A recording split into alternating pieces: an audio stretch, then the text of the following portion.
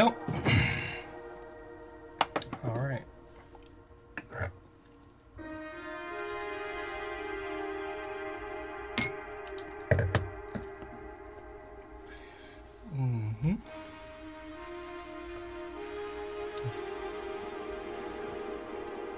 Andre again with his new era super chat. Thank you. He is waiting for that song to be released for sure.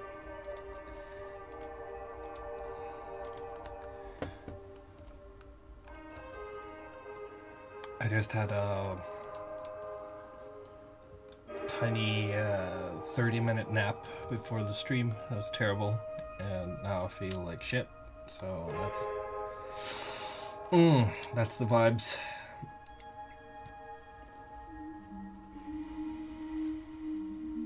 Yeah.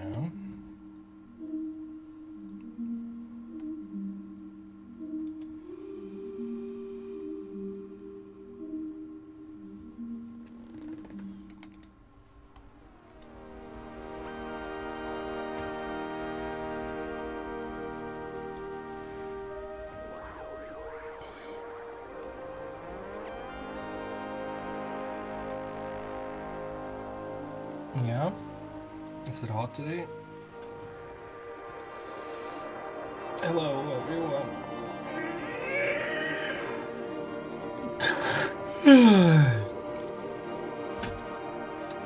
Yeah, I figured.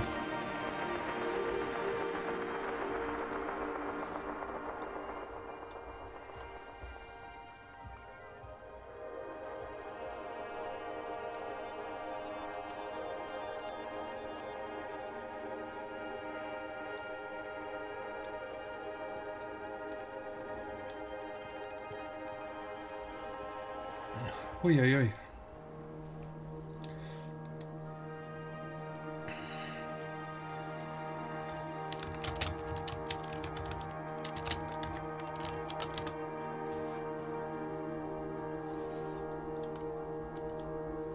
Oh, so yeah, what are we doing here?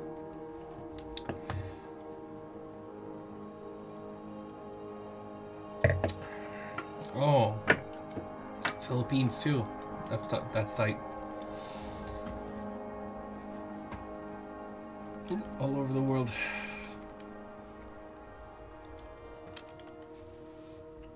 On this one.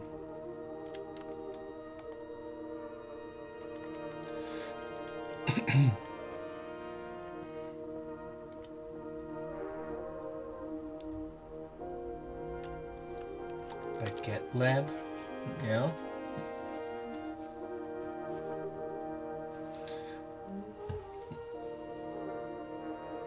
Best VST for master? I don't know.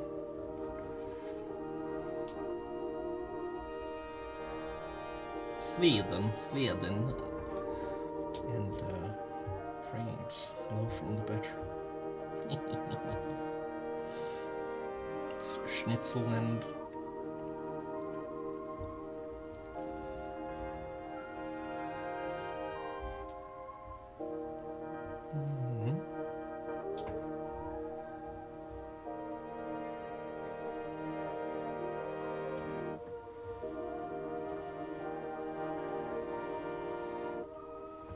Oh my god, this music is making me fucking fall asleep. There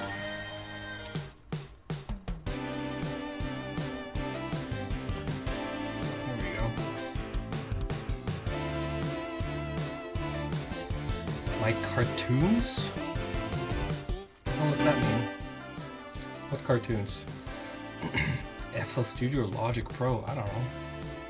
I don't use Logic.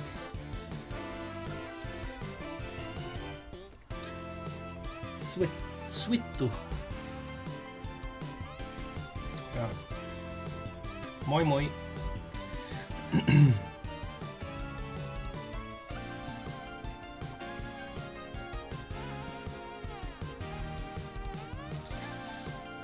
Yeah.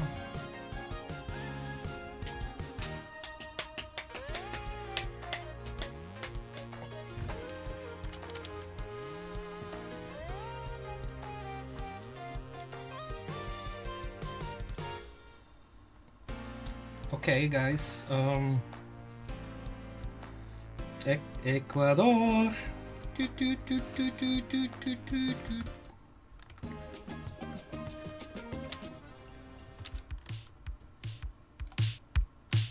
Hola. Blob cowboy thing that hosted a talk show in interview Brown Blob or something. I don't remember. I used to animate a little bit back in the day.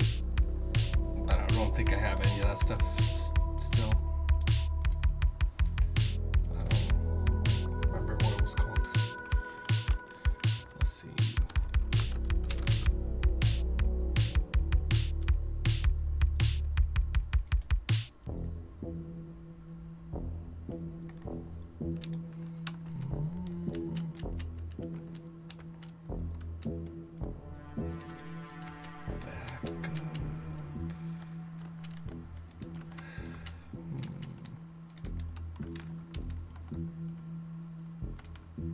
What's that called?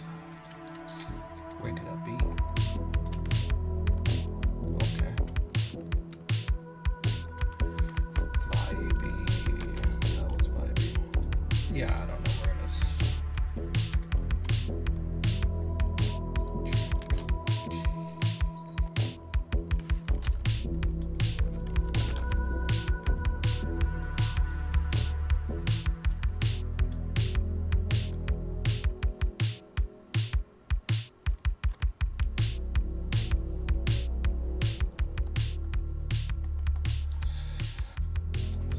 Used to animate in Flash.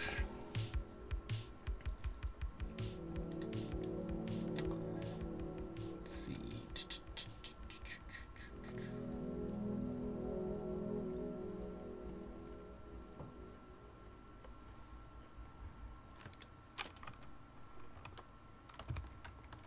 Oh, that was Vibey.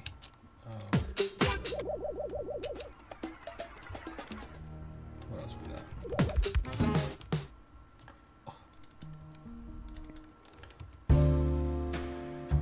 Oh. No sleepy stuff. Vibey stuff.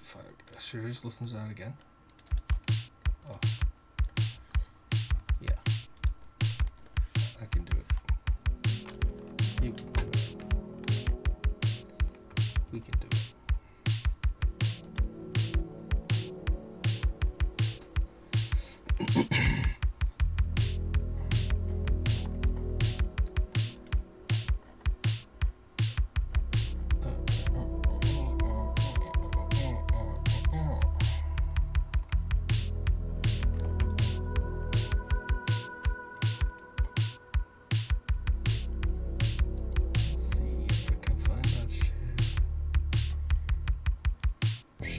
Okay, I think I found it.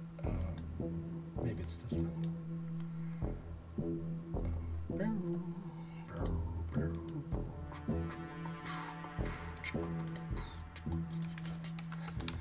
Star. Let me see. Okay. Size. What's this one called? Let's open it up, see if it still works, the animation.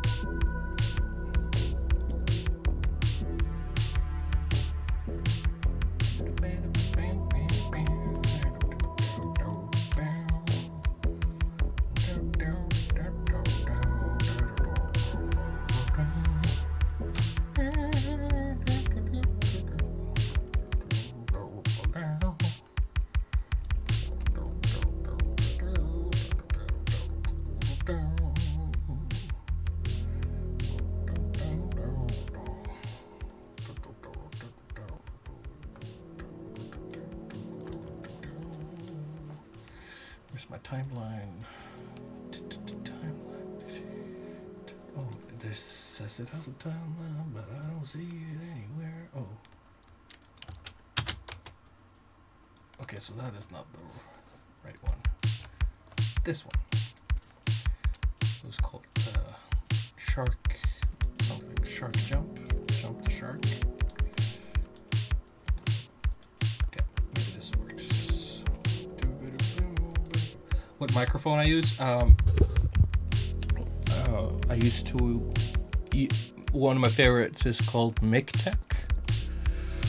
Of course, the Sony, legendary Sony microphone. I don't remember what it's called again, but fucking sound like. But right now I'm using Shure Studio mic. Yes, this is a Moog. This is a Moog synth. Okay, I'm gonna take a look at this animation, see if it works. Timeline, please. Okay, can I zoom out? Ladies and gentlemen, welcome. Okay, that works. But there's nothing visible. Oh, there it is. Oh yeah, it wasn't a brown blob, it was a poop. Was there different scenes in here? I just gotta figure out shit here. Oh yeah, there's several scenes. Okay, so let me share the screen. Desktop. Okay, fuck, how do I do this again? Oh, wrong. There we go. Okay. Yeah. Looks like an avocado. No, he is what is he again? He's a cactus. And he's hosting this good night talk show. And it's like a poop. That's the guest. Okay, I don't. It's very unfinished. So, let's see. What's going on here?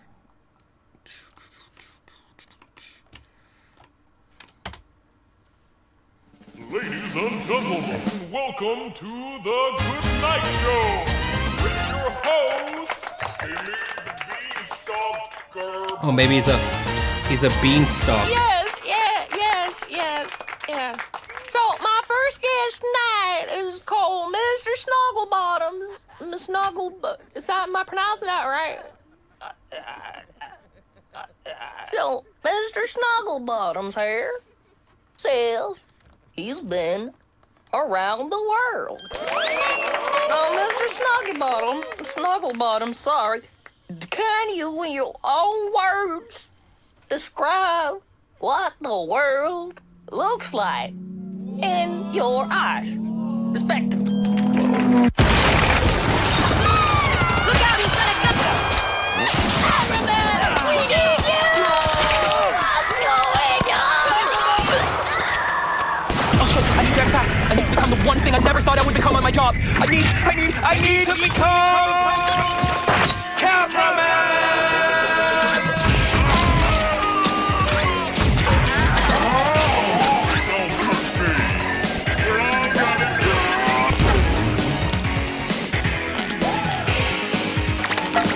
Okay. Wow, people poop a lot when they die. So, you have located Mr. Cameraman on the map. Photography, Mr. Cameraman, isn't real art.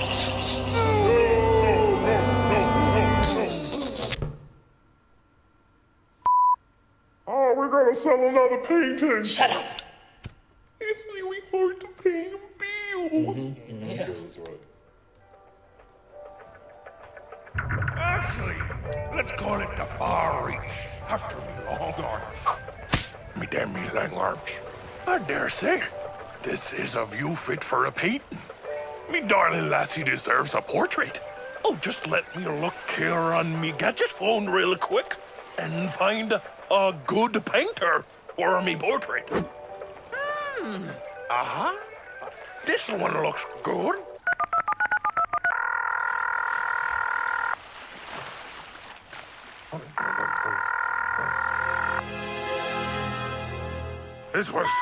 What is this? Huh? Oh, damn you, Jehovah, you took me leg. You ain't taking me lassie's portrait too.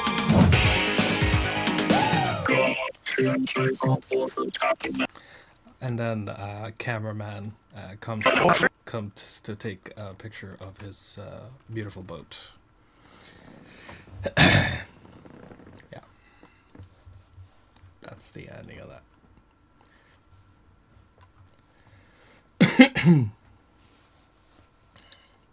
Yep, so.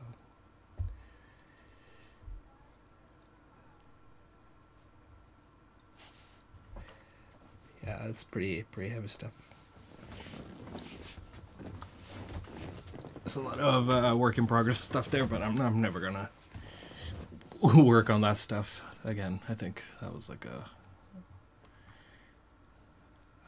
Josh can't do Sundays. He has to work on Sundays. So, thank you, Noah. It was a treat for us all. Damn you, long arms. Jehovah took my leg.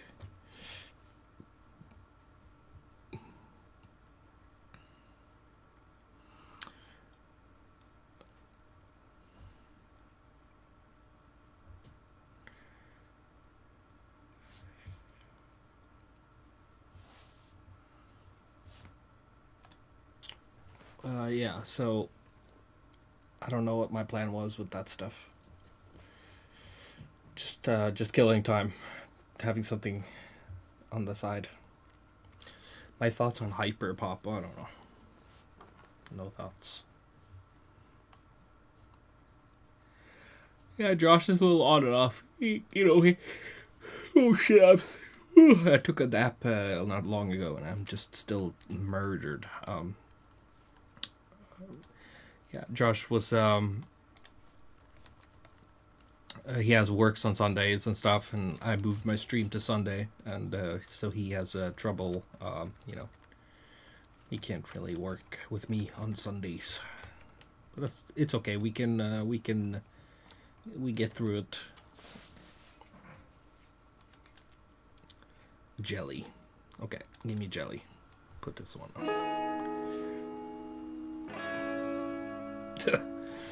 Thank you.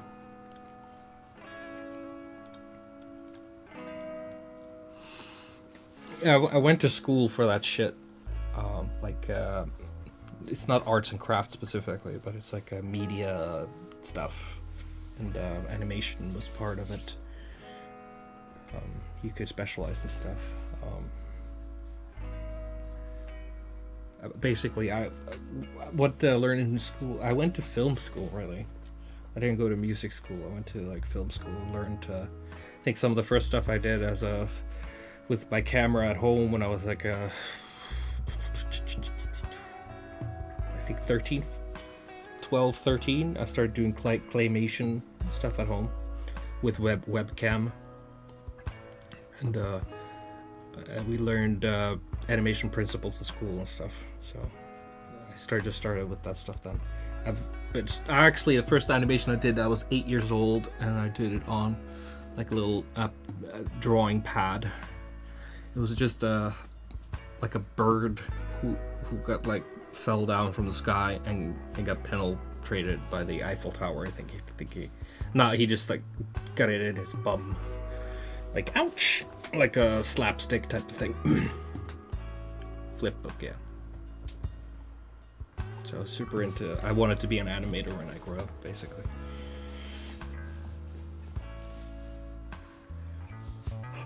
But it didn't pan out. I became a musician instead.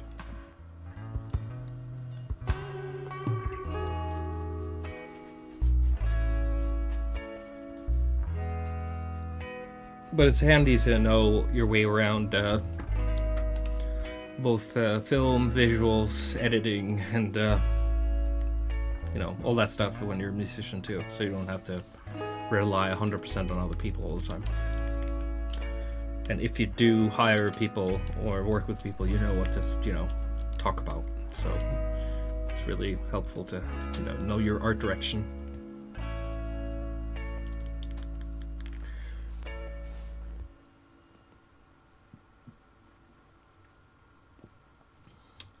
Yeah, the arcade song, I was paid to do that, so you can thank those people.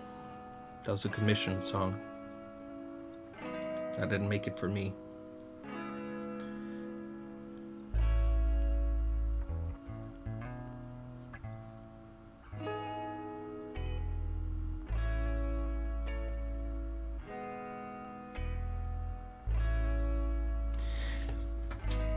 Animation is extremely time consuming, and you have to either have extreme motivation, time, or be paid to do it or something for it to be like some sort of thing. As a hobby, it is extremely time consuming. And you'd spend... depends on the quality. I think the animation that I made there that you guys saw, I spent a few weeks on that, and it still is very rough, and it's only like 2 minutes. And it's very cheap animation, like it doesn't look good, doesn't have fancy backgrounds, and you know.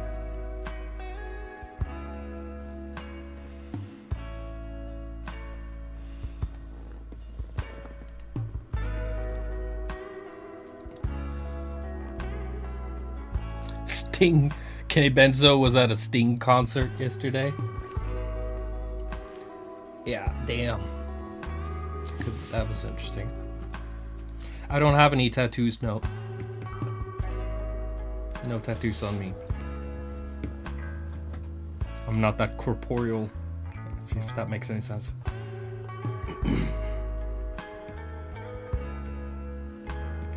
I also had a different drive when I was younger with everything. The older you get, more depressed and lifeless. I don't know. Depends on how successful you are. But there's a lot of disappointments and surprises in life that make you kind of lose your drive a little bit.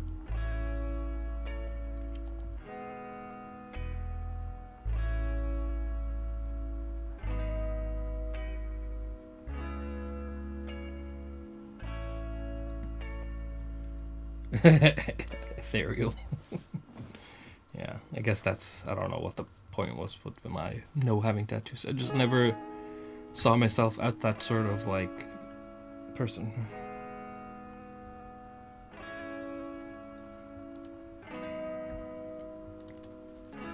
Yeah, no tattoos before your frontal lobe evolves, I guess is my wife's message. Oh, the song is so relaxing.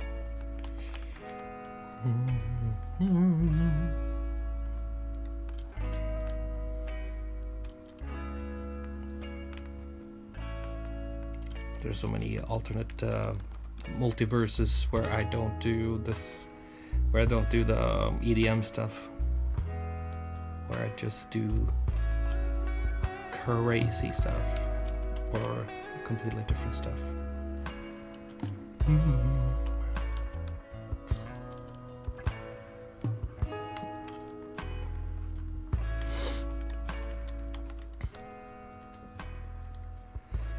Yeah, I don't know, Benzo, but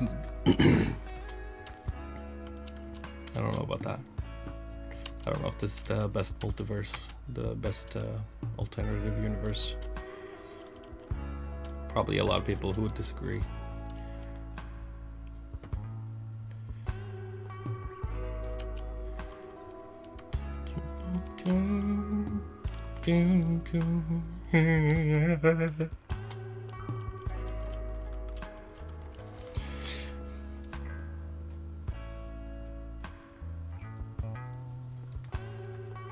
So, what kind of genres of music are you guys into that's not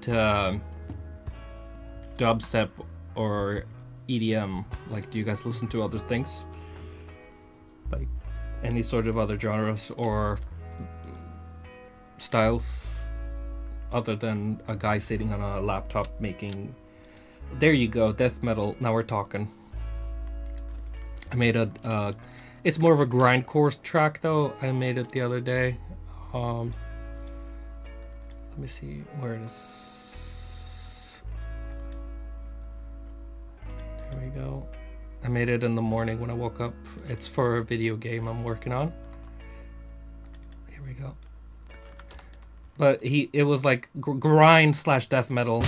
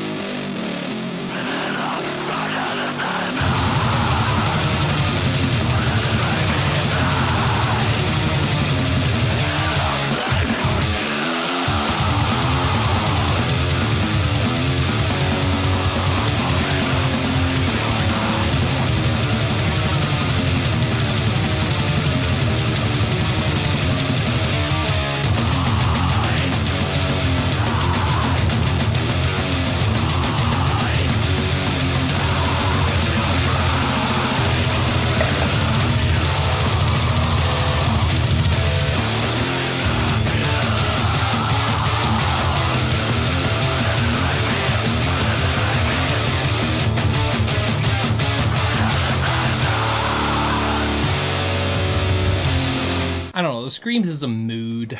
You know, it's just about getting it disgusting, I think. It's not really about any sort of like cohesive beauty or mathematical stuff, or it's really about that make it ugly, I think, a lot of the time. I don't know. The gent stuff. I don't have any proper gent music, but I have something.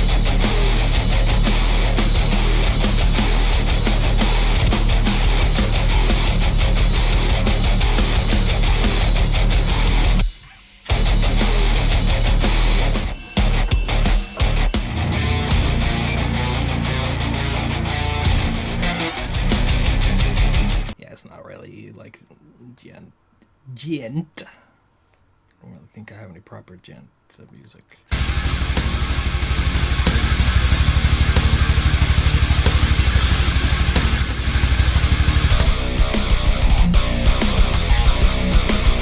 It's not deep enough.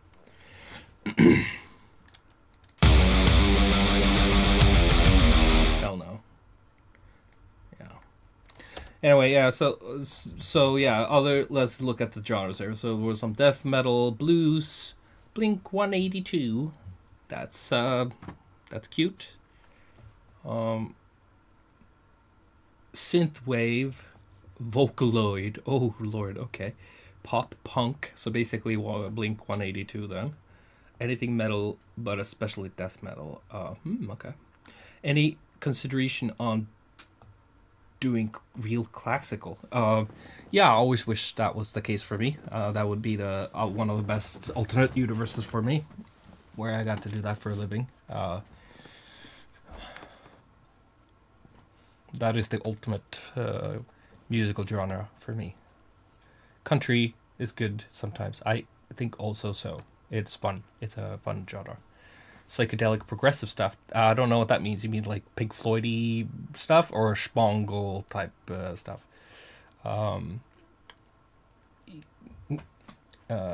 New classical.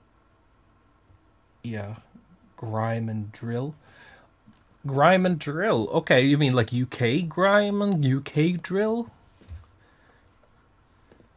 Man can go bands for bands. Like that sort of shit. Jam bands. Oh, did my camera just spot real quick? Did it?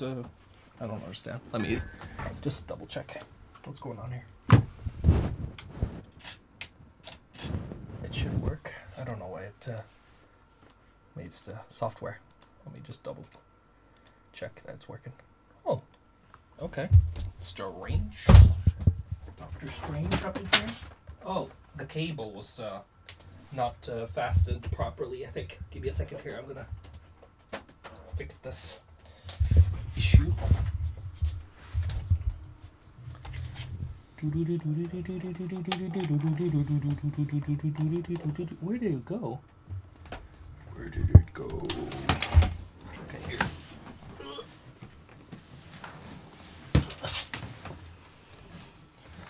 Please. Okay. So there we go.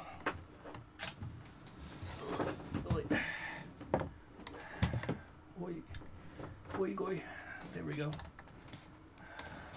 I think I got the situation fixed. Let's see. Yeah, there we go. Okay. This is the cable. Fell out of the camera. Okay, where are we at? Jazz, soul music, game soundtracks. Okay, I like that. Jazz. Instrumental metal. Yeah, I'm a big fan of that.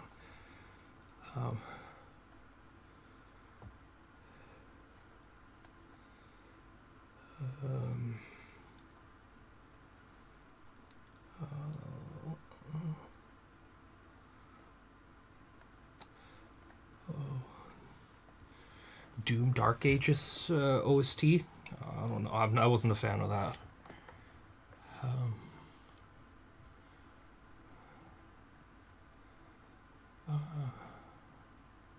I'm just reading comments to see what you guys are talking about. I don't know. I love He is Legend. Ever heard of them? No, I haven't. I don't know what that is.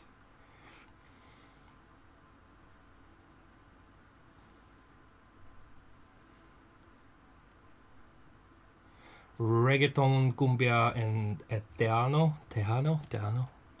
That sounds fun. I like those.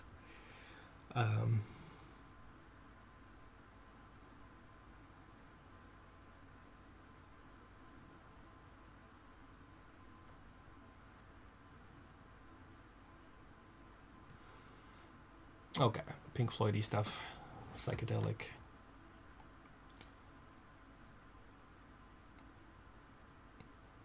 Have I ever tried to make Indian music? You mean like, are you talking traditional, like drum and chant, or are you talking about more like bhangra and like poppy stuff? Because yes, I've dabbled with it, but it's difficult to do it as a Westerner because I don't have that, context. So it just becomes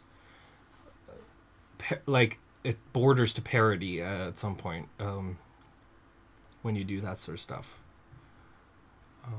And you don't really have a broad palette of it because, maybe to an untrained ear, a lot of it can sound very similar, and then, it's very difficult.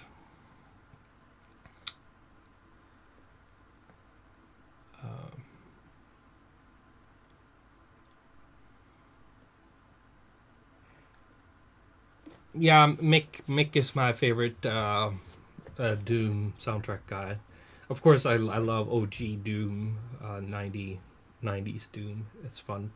Love that MIDI guitar stuff.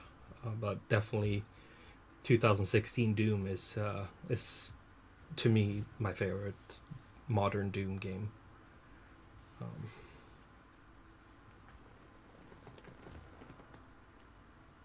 Oh, he is Legends Metal. Oh, I wouldn't know. Bollywood. Oh, Goa.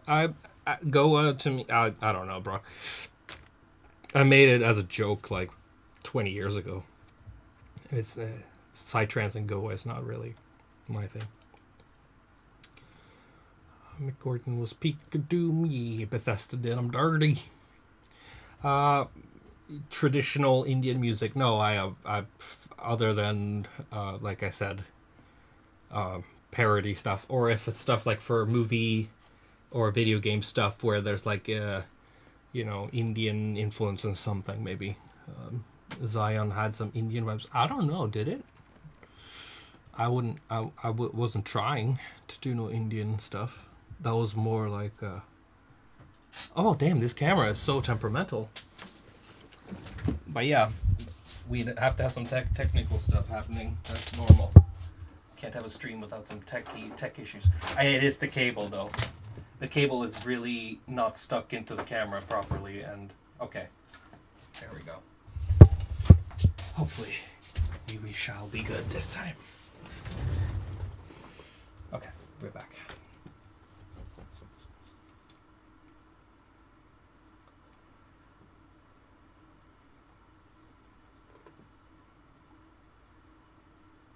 I sampled a lot of Ennio Morricone for Data Crash. A lot. I sampled tons of Ennio Morricone. And this is also some of the reasons I cannot release this stuff is because it has tons of samples.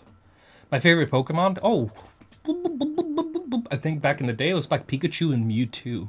Like super classic shit. Straight playbook type stuff. When I was 14, 15, I started getting into Pokemon. Like way too late when all the most like 8 to 10 year olds were into Pokemon. I got into Pokemon like when I was like super old. It was like 2002, I think. And then this is embarrassing, but I used to go steal embarrassing. I used to steal VHS tapes with the Pokemon episodes on them because I didn't have any money. But I really loved those that first season of and also the first Pokemon movie too. Super into that. It's like I was really into animation not the cringy, you know, that sort of shit, but I was into the more like serious, you know, sci-fi, hard animation. So I watched a lot of that stuff. But I would never really play. I had Pokemon Stadium on the 64, but it was kind of boring, and I never really played the cards or the games. It was more about like the animation and stuff for me.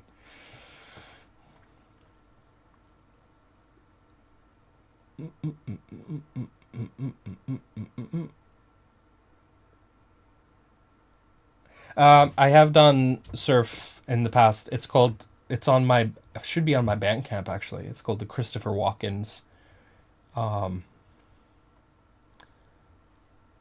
something. God damn it, my memory is just not existent. Is it Dead Surface Club? Yeah, that's what it's called. So yeah, it's on my Bandcamp, so you can, you know, buy it there if you want it. That is probably the first and last time I'll do surf music. It's just to get it out of my system, I think. Something like melodic progressive house. Okay. Dark folk. Guitar and voice kind of stripped down. Okay. I dig. I can feel that. Traditional Turkish music, yes. I do have like a vibe with like Turkish pop music and stuff from 50s and 60s and stuff like that, and arabesque type stuff. The traditional music that inspired a lot of the more modern stuff. But yeah, I took a dive into that, and I really like all that stuff. German Schlagers is I don't know if you're talking about Boney M and shit like that, maybe, or Alphaville, or Scorpions, but not like the 50+ crowd type stuff.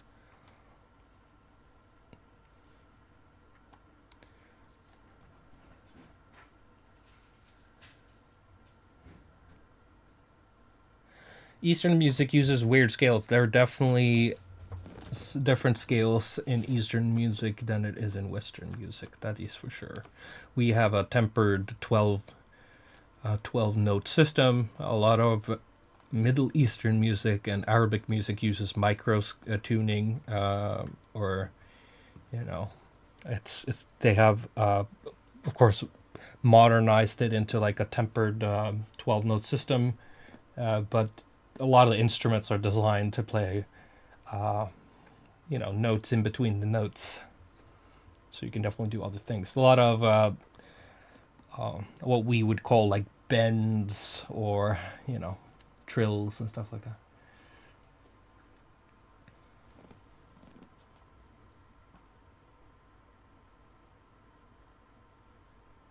Yeah, so Audrey, anime is very silly. A lot of this anime TV series shit is very, like, I vomit and cringe. Like, I get like convulsions when I see that stuff. When there's like cutesy, cartoony, like wobbly shit. So I really like more grounded, serious anime stuff. Or if it's fantasy, it has a serious tone. So some good recommendations for anime that for people who don't like that silly shit is Vampire Hunter D, Bloodlust, top tier shit. Ghost in the Shell, 1995 or 6, top tier shit. Metropolis, top tier shit. Ninja Scroll. Akira is okay, like it's a visual masterpiece, but the storytelling and the, you know, the cinema, like if it was like a film, I think it's a little, what's it called, fly on the wall. It feels like extremely slow paced, and it doesn't really catch a good arc for the characters and stuff. So, but but there are some really good anime movies out there that aren't just like big mechs or cute girls going to high school or and like whatever, wonky stuff. There are some more serious, dramatic stuff. You have also, what's it called?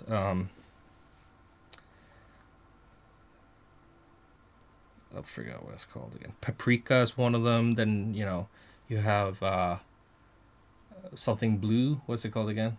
I don't know. Remember what it's called again. That's more drama. There's like this in between there. Like in between that cool serious stuff and that wonky shit, and that's like Cowboy Bebop. That's like right on the edge there. But I kind of enjoy that show though, and that world. It's kind of I fucks with it. Nightcore. Is it nightcore? You mean just sped up regular music? Because I really think those things are sacrilegious, slowed down with reverb type shit. Some people like anime that makes you cringe a little bit. That's totally fine. Yeah, the Cornfields EP from Christopher Walken is not on Bandcamp. It's like, I don't know. I just moved on. I'm a fleet of fancy type of person. Krang was great. You're definitely like a UK guy. You say you like UK drill and you're like all up in that drum and bass. Kenny Benso. I think you took that name from my old drug dealer in vain. He would listen only to 50 Cent and Eminem.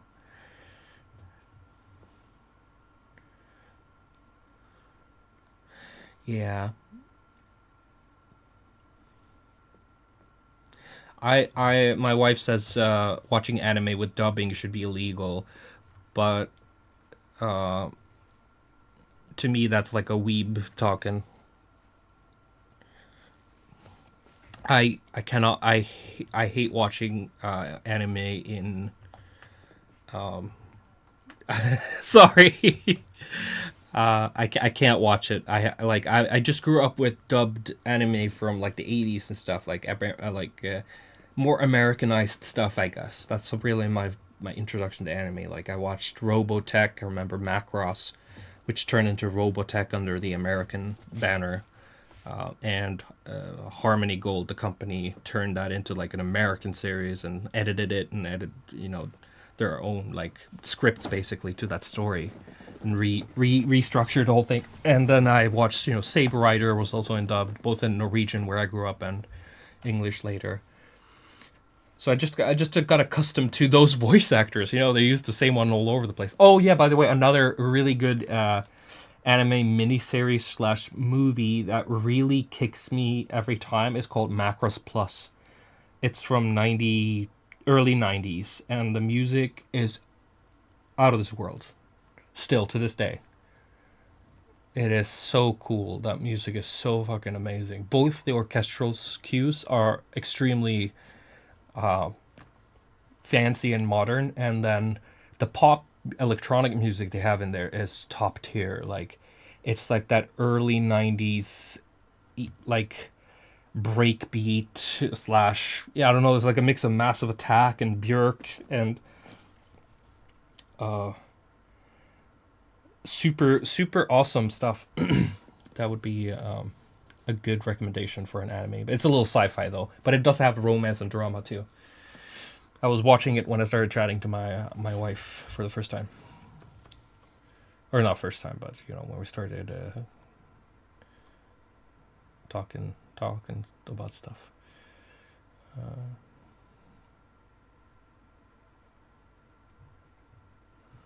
I sing a lot on my music, so yes, I'm gonna sing more.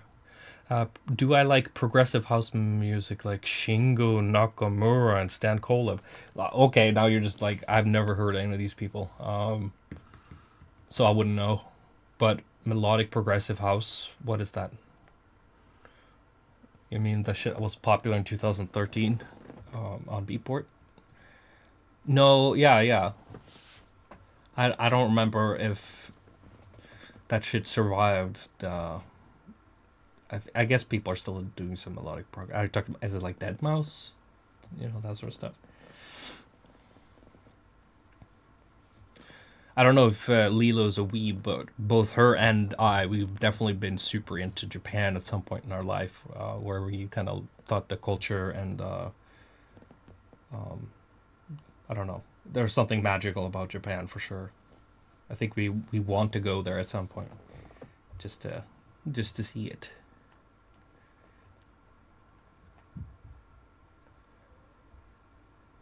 People who dislike dubs just hate fun. Dubs... You mean dubstep? Oh, dubs! Oh, it's just, my brain is not on. Dubs in anime, yeah. Yeah, no, dub in real movies is that's totally illegal. But, you know, a lot of countries do that. There's another one called voiceover where it's worse than dubs. They have the regular language in the background. They just lower it down, and then there's one old guy talking, voices all the characters, almost like a audiobook. That I've seen a lot going around.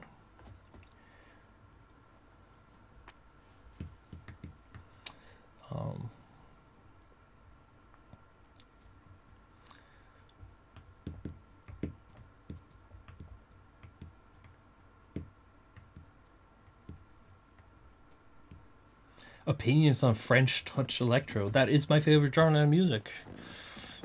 So I don't know what my opinion would be on it, other than it's the best around. No. On Unideep. Oh, I don't think that's my type of stuff, to be honest. I'm pretty sure that's like not up my alley. I don't like minimalism in general, or vague, or slow. I don't know. Especially with electronic music, I feel like either you shit or get off the pot type situation. So if it's like really taking its time and just being atmospheric and shit, I'm like, yo, bro, I'm not in the spa right now. Turn it off. Have you ever listened to Nujabes? No, Nujabes. I don't know what that is. Melodic house, silk music stuff. Yes, I'm pretty sure that's not for me. Can we hear French touch electro? Never heard about that. Okay, yeah, I have some stuff. Let me put some on. I'll show you what French. It's a little. It's basically a movement of house. Started with like house DJs with the filter house, basically playing disco records, chopping and sampling and looping small parts of disco records to hook like a hooky part. And you can hear this on Discovery by Daft Punk a lot, like the roots of that movement. With a lot of their stuff there. It's very classic, like filter house / French touch. And then you have people like Sebastian and Mr. Flash and Mr. Wazo and stuff like that, where they take samples and use them in a more aggressive way to make a more almost like metal or rock inspired stuff, where they overcompress drums, make them really punchy, and kind of make like a almost, I feel like a lot of the stuff could almost be like almost cyberpunk vibey too. So it has a broad reach as a genre. But when I started my career as a musician, my first project was like a French touch inspired project, and it encompasses short samples and aggressive production, and then more and more over time, they just want to sound like a 70s band. And with Daft Punk, it was a little bit like their first album was basically chopping and being aggressive and making like weird beats out of samples. The second one was like polished version of that, and then more and more they started sounding more like a band in a way, where except for the Tron soundtrack, of course, it was more classic production stuff. But the last album they did was very basically a band, rock band from early like 1980, 1979 type shit. But to me, it doesn't. The production on that album was way too polished and glossy to sound like something from that era. Okay, I'm gonna try to see if I can find some good French touch stuff that I've produced.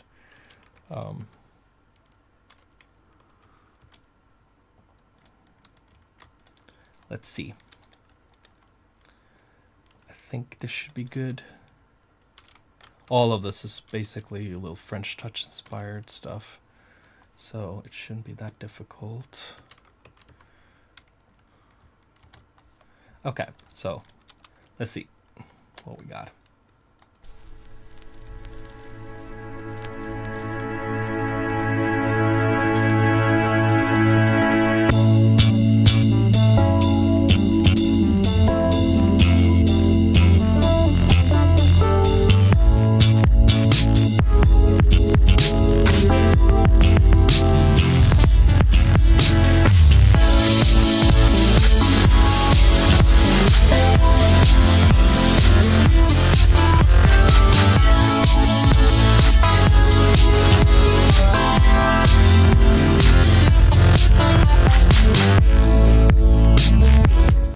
That sort of stuff, but also this sort of stuff too.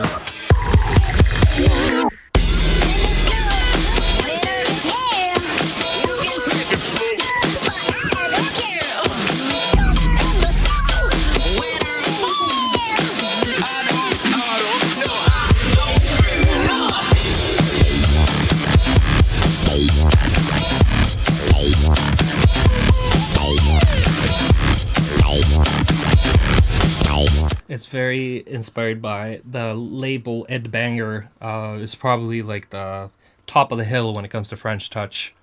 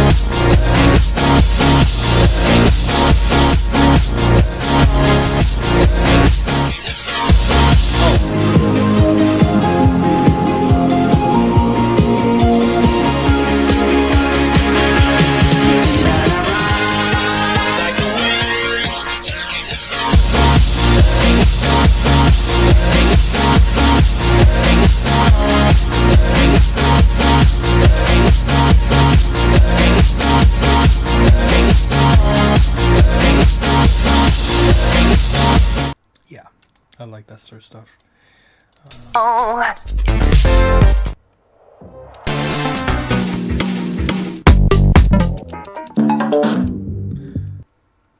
think, yeah, okay.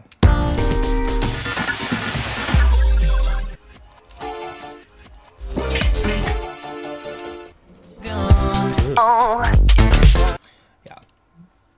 Basically, you get the drift. You get the message.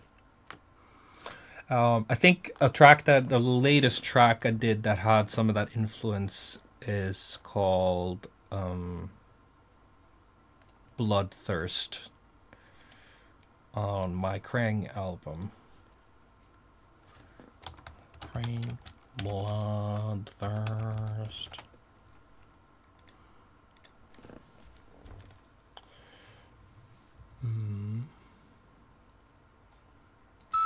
Oh, there it was.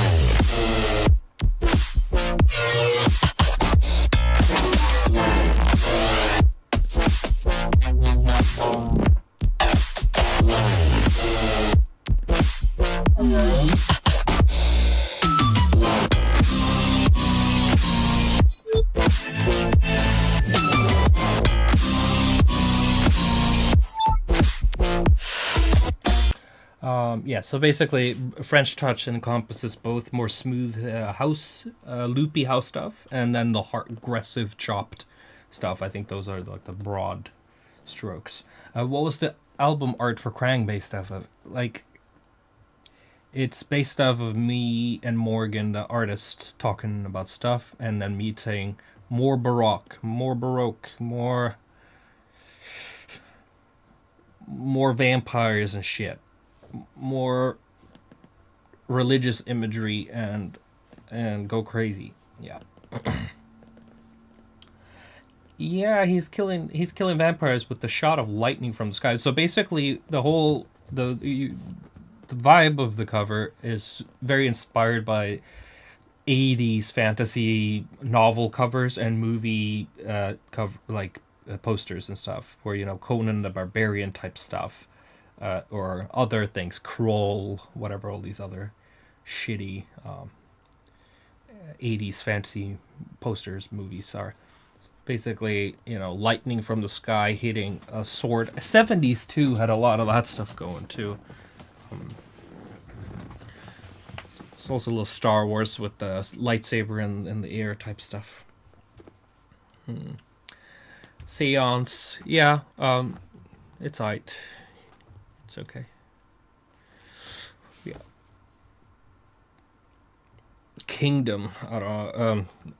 Inspiration for Kingdom is a band called actually any Finnish metal band from the mid 90s. That is the inspiration for Kingdom. Like Nightwish, Children of Bodom, Tarot type stuff. Power metal, basically. That's the inspiration for Kingdom.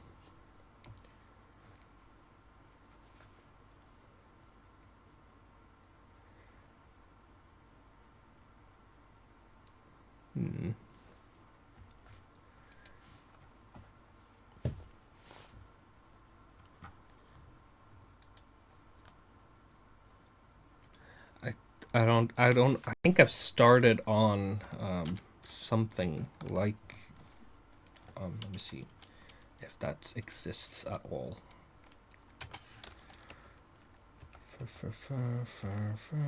Is it this one? Touch test? Because I made like a French Touch sample kit a few months ago, and let's see.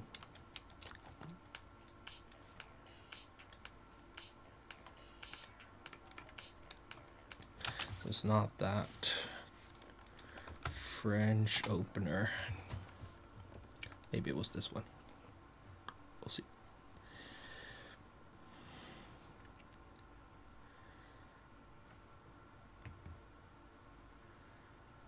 Let us see what's going on here.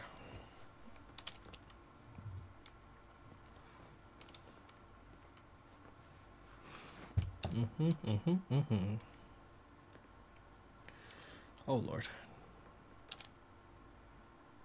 CPU not happy. Oh lord, it's like Solitaire on Windows 98.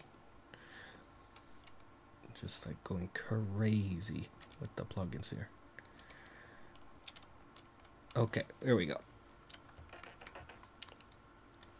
And then I have to FL Studio ASIO.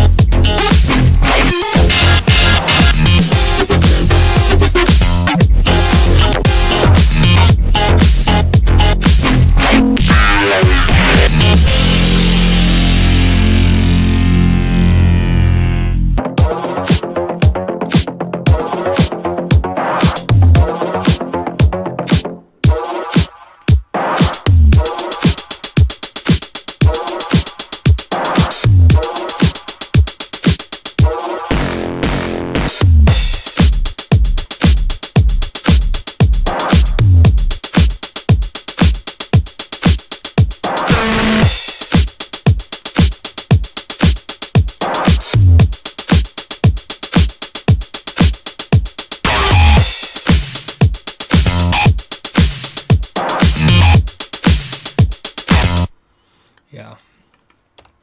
So yeah, this is the sort of stuff I like. It's very aggressive, overcompressed, and then it has this like late 70s analog vibe to the whole shtick, except for the acid house.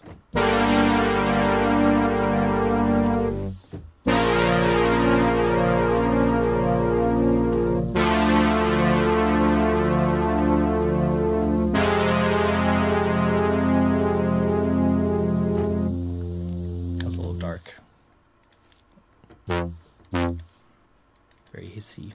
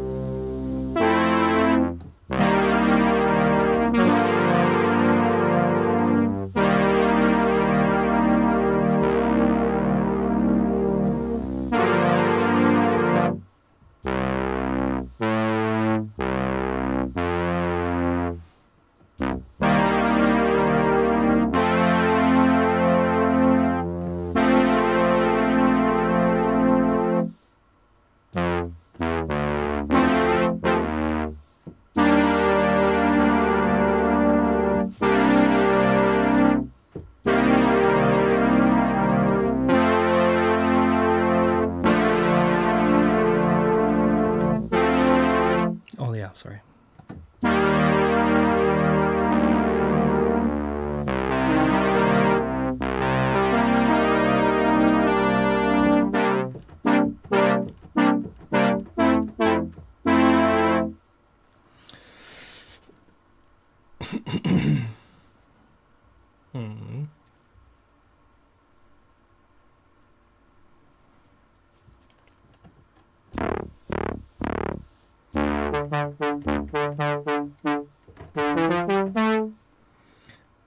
Thank you for the super chat. Where?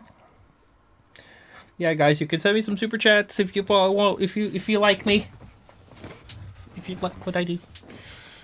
Support your local autistic EDM producer. Okay, so what I could do here is just delete everything, right? Oh, except for the sidechains thing. I kind of want to keep that because that can be handy. But basically, everything's like pre-made for me here, so I can like make something new with this sound kit. So.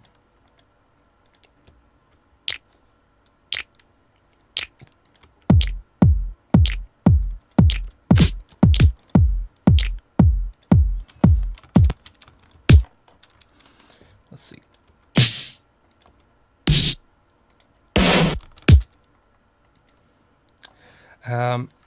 Is this Lindrum hi-hat thing here somewhere? It should be. There.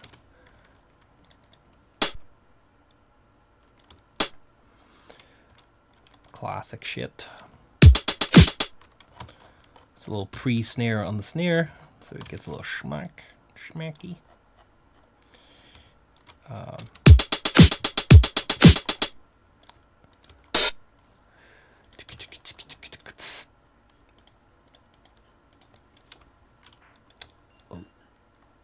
Little drum baby.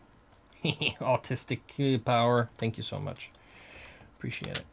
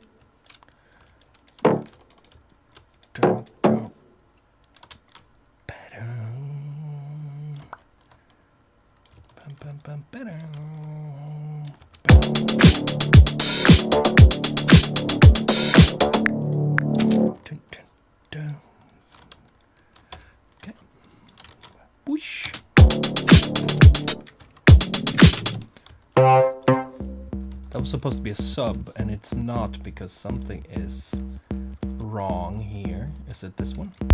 There.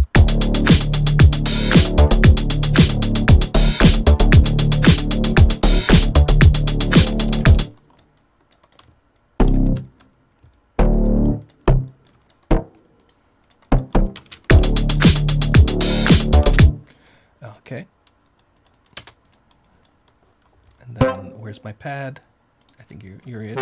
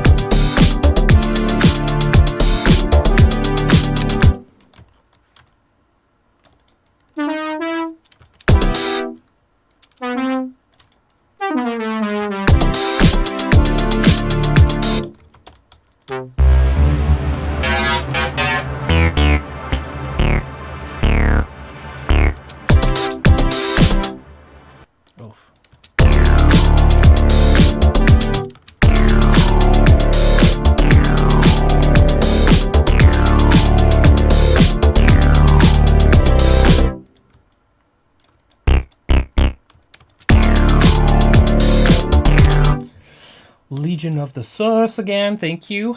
Enjoying these streams every week. Lots of love from the Netherlands. Thank you so much. Appreciate it. Lots of love to you guys too. Danny, DR as well from the Netherlands. It's all good.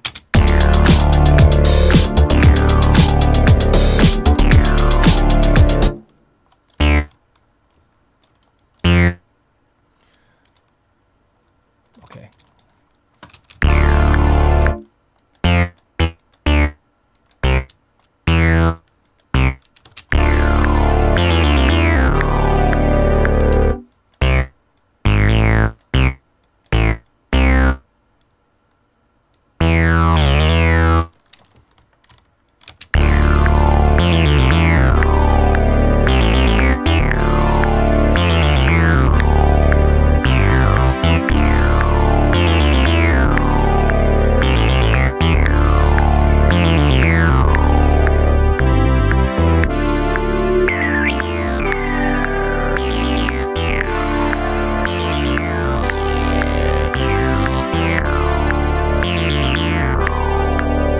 Oh, they're stuck plugged in, okay.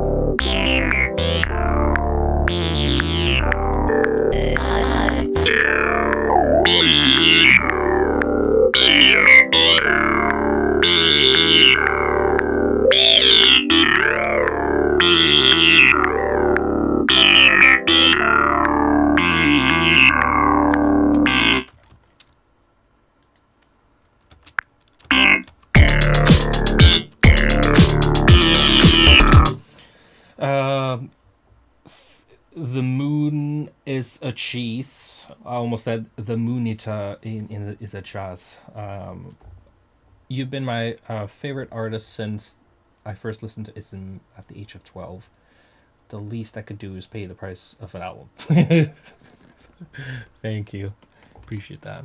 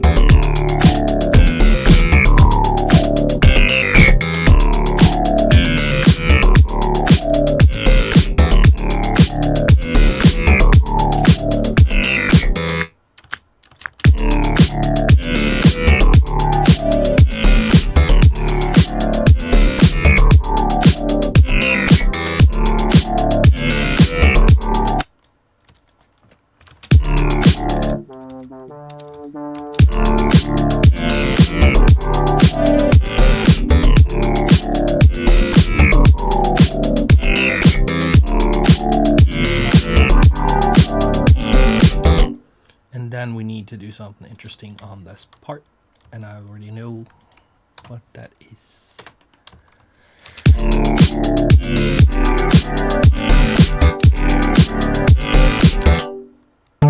It's very cliche, but that's what it calls for.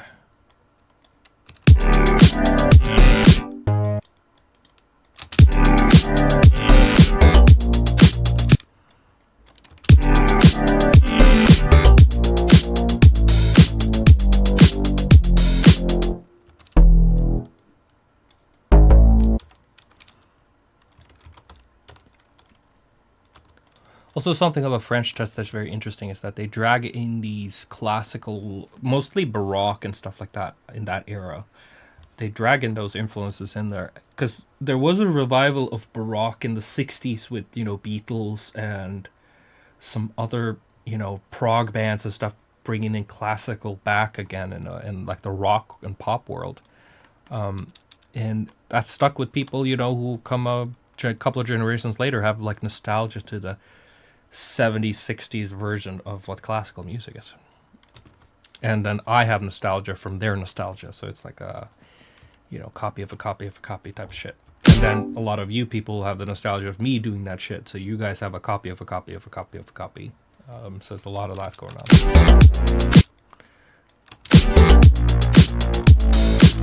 Okay, pad later. What am I doing? This one first.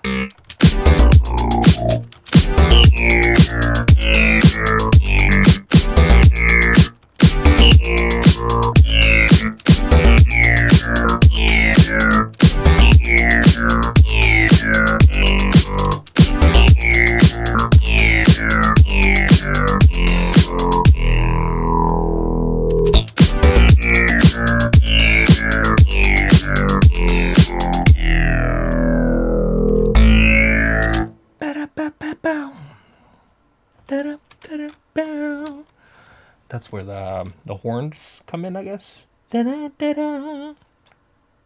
Wish I had a sampled horn for that part, but we don't. So let's just fuck it, performance. I don't need to get fancy with this.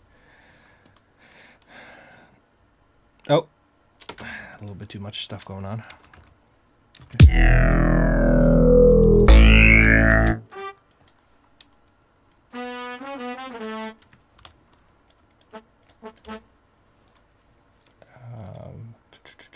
Either vintage, maybe.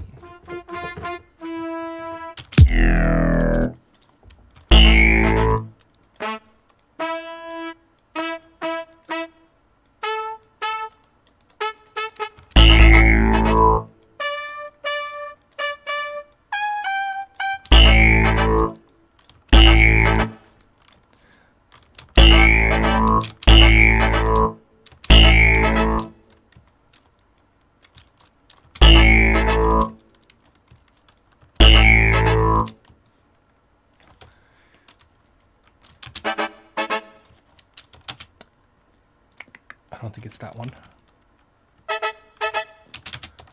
Trumpets, definitely. I don't know about the saxophones, though. We'll see. 60s horns? No, maybe not. 70s horns? Maybe. Okay, that's what we want. And now I want to, like, make it sound like shit. So basically take away all the... Oh, I hate doing that. Channel is taken, my friend. Put it over somewhere else. So there we go.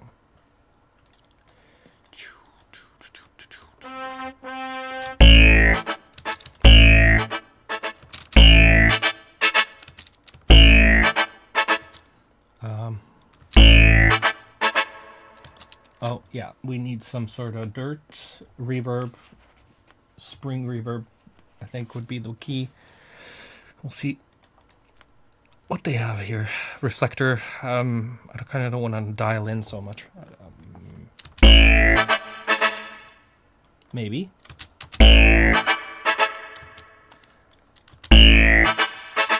Nope. Nope. Maybe a plate. That gold short sounded really good.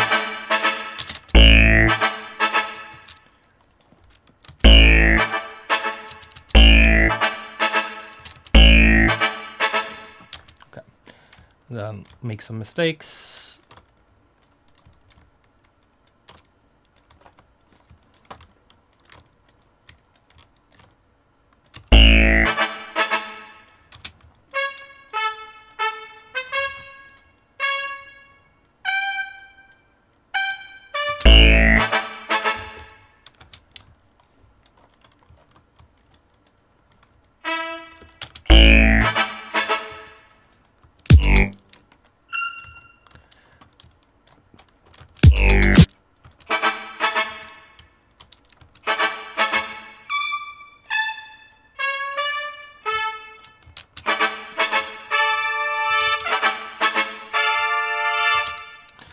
Yeah, one of my favorite soundtracks to like any TV show or movie or whatever is Thundercats. It has this. It's like a mix of classical, funk, and disco, and rock, and it's like this perfect late '70s, early '80s vibe, and the Panthro theme is everything on that. Shit, I can't play it on stream, but I've actually made a remix of that track. You guys can listen to it on YouTube, Panthro Thundercats, but do it afterwards because we're busy here now.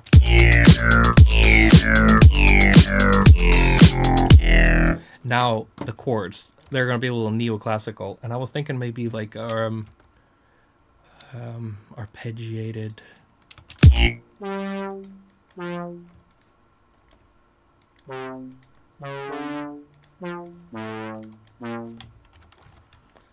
Like this.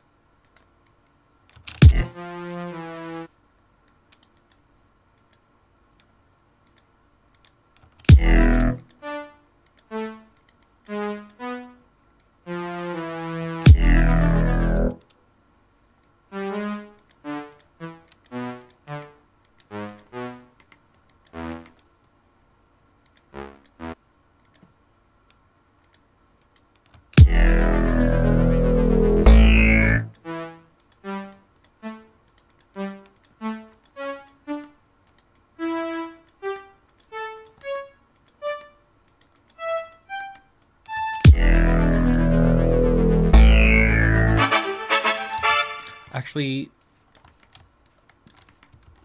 straighter. The thing when you do upwards arpeggios and you keep it straight chord, like instead of doing this, adding that extra, what's it called, the 7, I think. You have more runway before you reach the top here. And when you just go straight, you run out of space quicker, you go to the top quicker.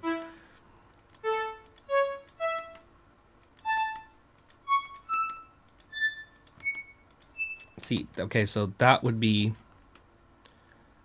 if we go straight, and then if we went not straight, it would be same.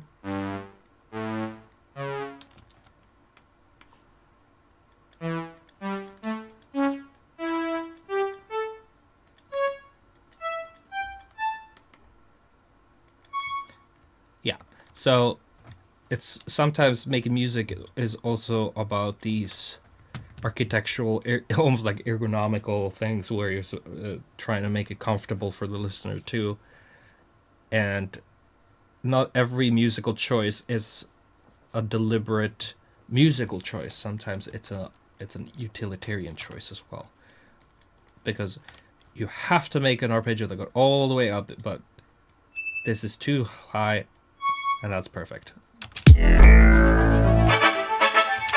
You could do both, but it's not gonna sound great.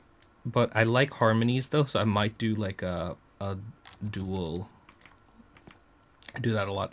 And instead of doing all of these, I know that what I need is an A. So I'll just take it from A and basically take it down there and it'll match perfectly. And I could do the same over again too by, if that was an A, then I need, oh Jesus, this is not the right one. That's the old one. Lord, I hate this. No, it wasn't such a time saver after all, huh? I should have had that in the clipboard. Anyway, so we need an E now. Or do we? Is it an E that we need? Yeah, it is an E. So that would be that one, I think.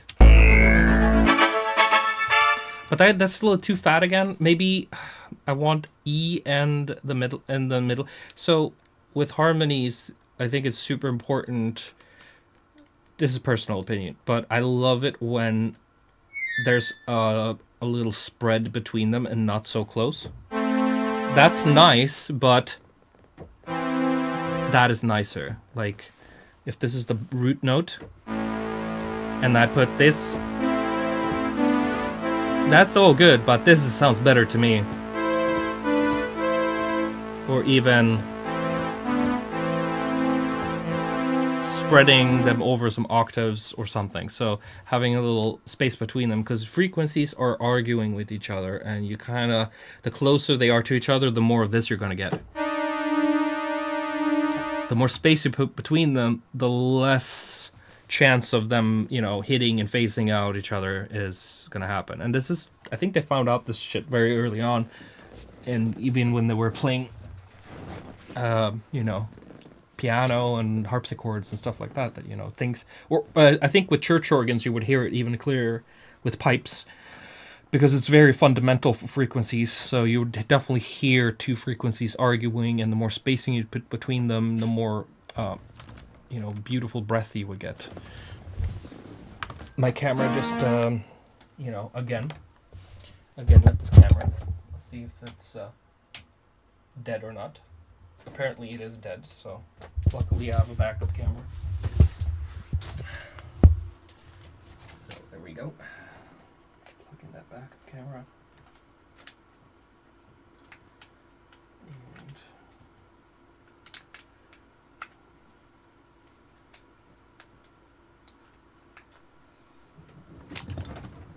And okay, that was that, and now we need to switch.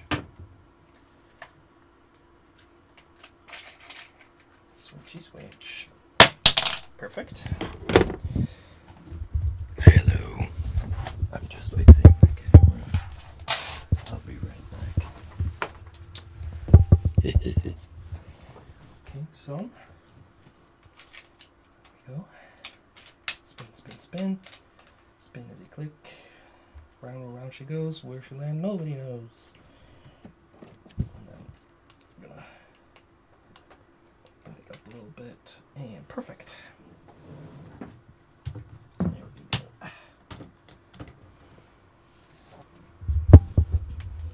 Hello.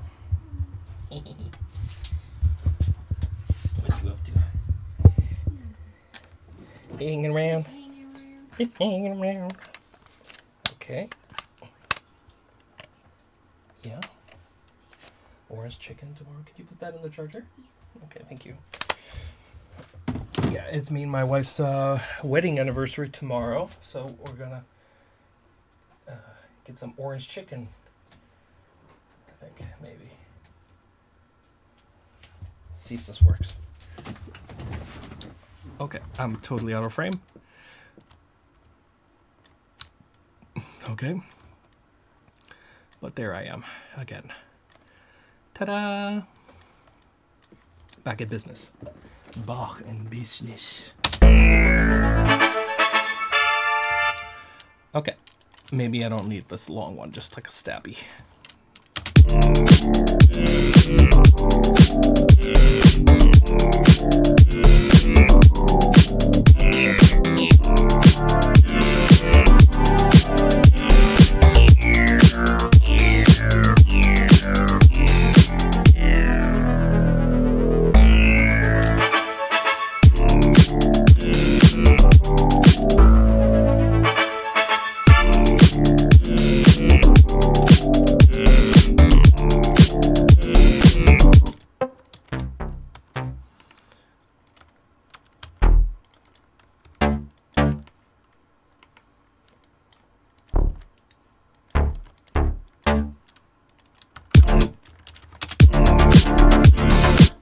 Italo Disco.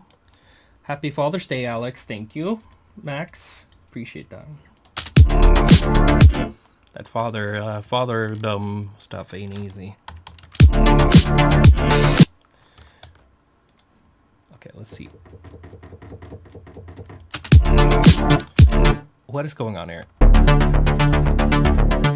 Oh, is there already a...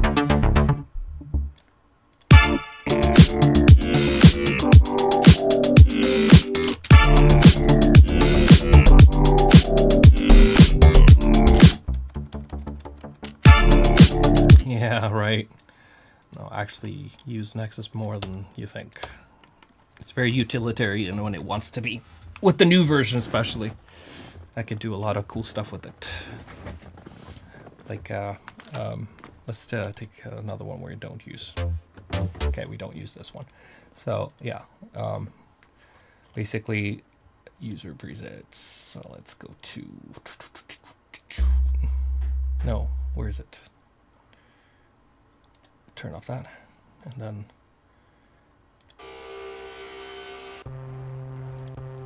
Yeah. Making your own sound from scratch and stuff is really cool. You can really have a lot of fun with these oscillators and stuff.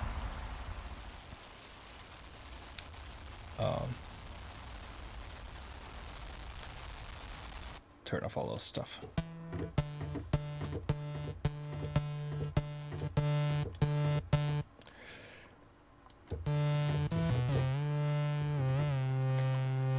Because also the effect rack they provide here is extremely intense. Like there's a lot of good stuff here. Turn off.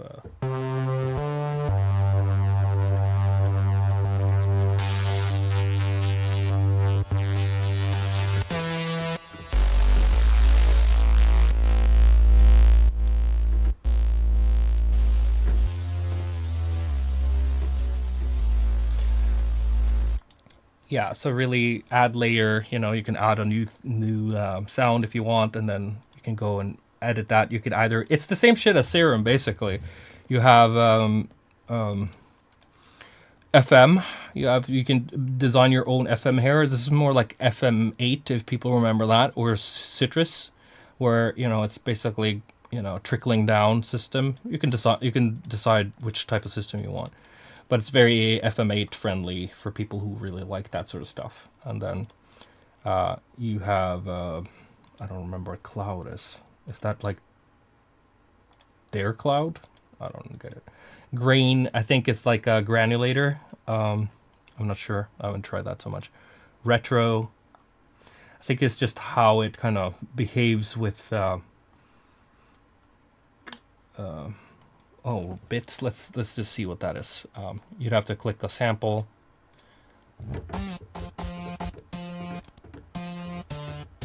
Let's turn off the effect here so we can hear. So, what is this doing?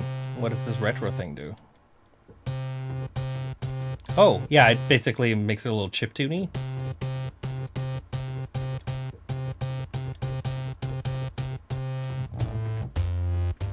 Turn off this.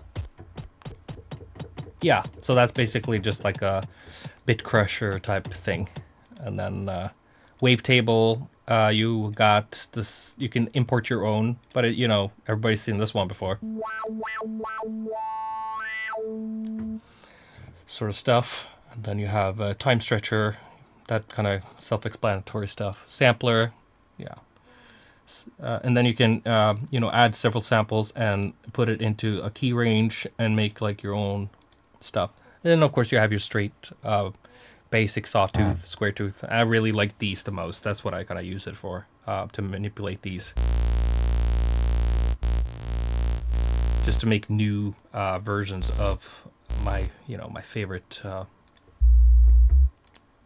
simple sawtooth stuff.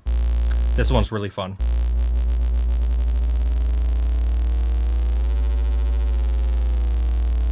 Can make some really cool Reese drum and bass stuff with this. So if you add some effects on this, let's see. Can I add some effects?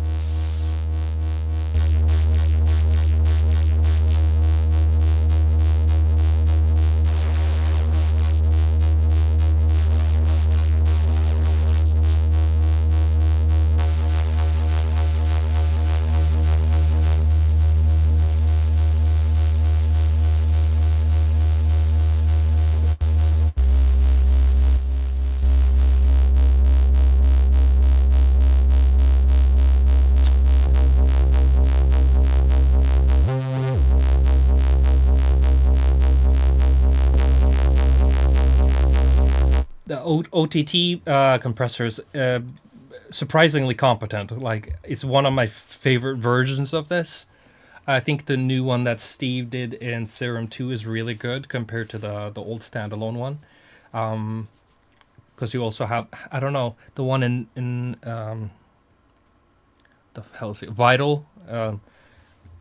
I don't know, it doesn't sound right. There's something about it. I don't know what it is. But the split thing is super important to me, and I think that's what's in the Serum 2 version, is that you can split the frequencies, the low and high split.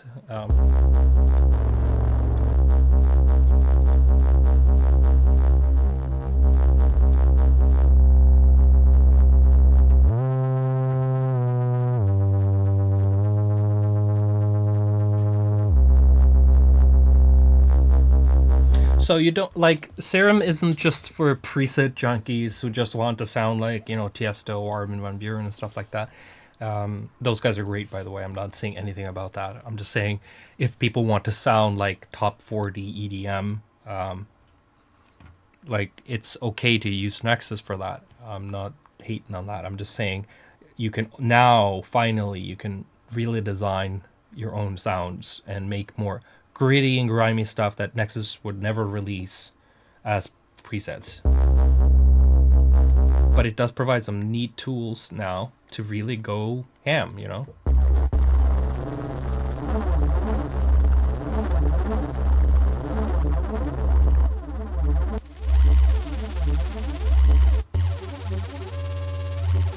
And yes, there are stuff in here I can't do conventionally in other places.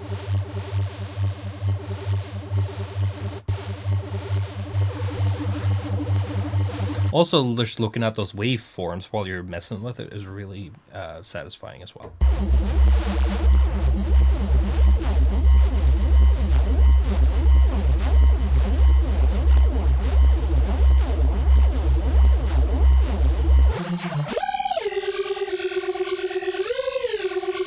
Yeah, this should be like a drum and bass tool.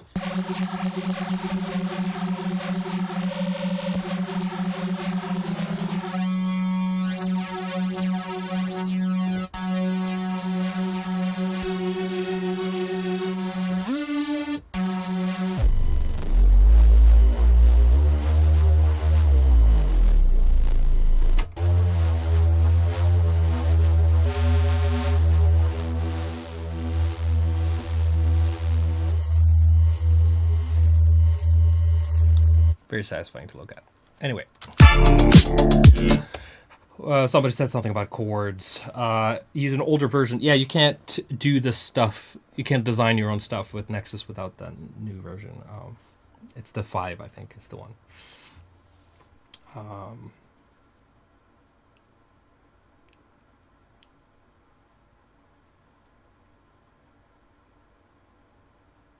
Can you show us how you make chords? So you don't just make chords, like you can, but chords is a personal expression. It's a language, and like melody and drum pattern styles. Of course, drum pattern a little bit more. If you want to be very personal, it's gonna sound like something, you know, people can't move to. So drums are really about, you know, simple stuff. But when it comes to chords, the melody, it's an expression. And you can learn basics, but how you design chord structures. If you want to sound like AI-generated basic advertisement on YouTube slop, then sure, I can show you how to make chords. But you can definitely, you need to find your own language with that stuff. I have a very specific system in my head of how I see chords and how they feel to me. And that is not something I would want to impart on anybody. Like, I don't want to teach you how to be me. Like, what the fuck's that all about? Like, that's just stupid. You got to find your inspiration and learn your stuff and figure out what you want to do with your music if you want to do chords and stuff. I'm not a high school teacher. I'm not going to sit here and teach people how to do a C major, C minor type thing. Like, that's, I don't know. It just doesn't sound right. be I'm not a music teacher. C major, C minor, minor, major, minor, A minor, A major. You gotta listen to music that you think is cool, figure out kind of what those vibes give you. I was very lucky to find a bunch of different music spread across genres that used very similar chord styles, and they overlapped like those, those circles you see on those diagrams, where in the middle there was like, that's my taste, but that's that band, that's that trance artist, that's that drum and bass thing, that's that fucking rock thing, and you just in the middle there was like, oh, there's a little space there where I feel they all come together musically, and that is what I like, and that's my style. So that's where I kind of caught it, but I listened a lot and I figured it out, and I found what I liked. So chord styles or music styles, it's about your taste. It's not about what you learn, it's about your taste. Your taste is the most powerful tool against the machines. You know.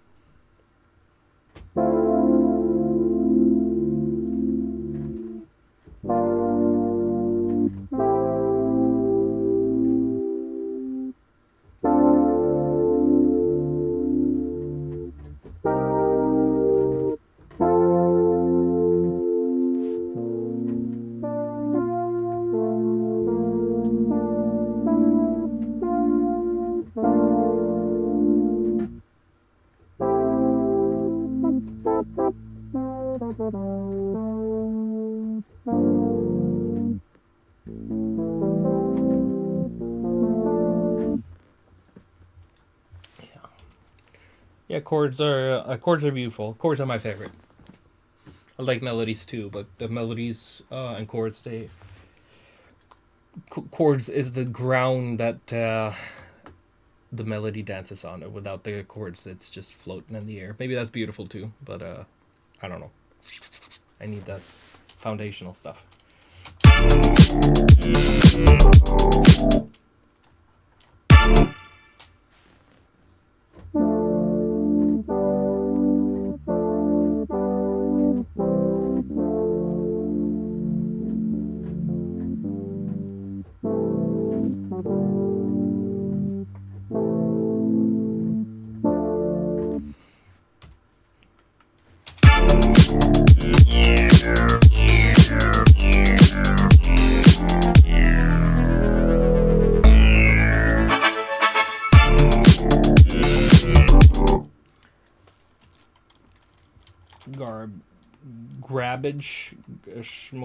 Grabbage. I was supposed to write garbage, but it caught me a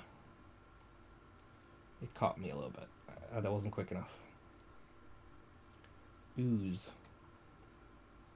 There's always tracks I don't remember making. I see this list and I go like, ooze, what the hell is that? That's from May 1st. I don't remember that. That sounds suspect.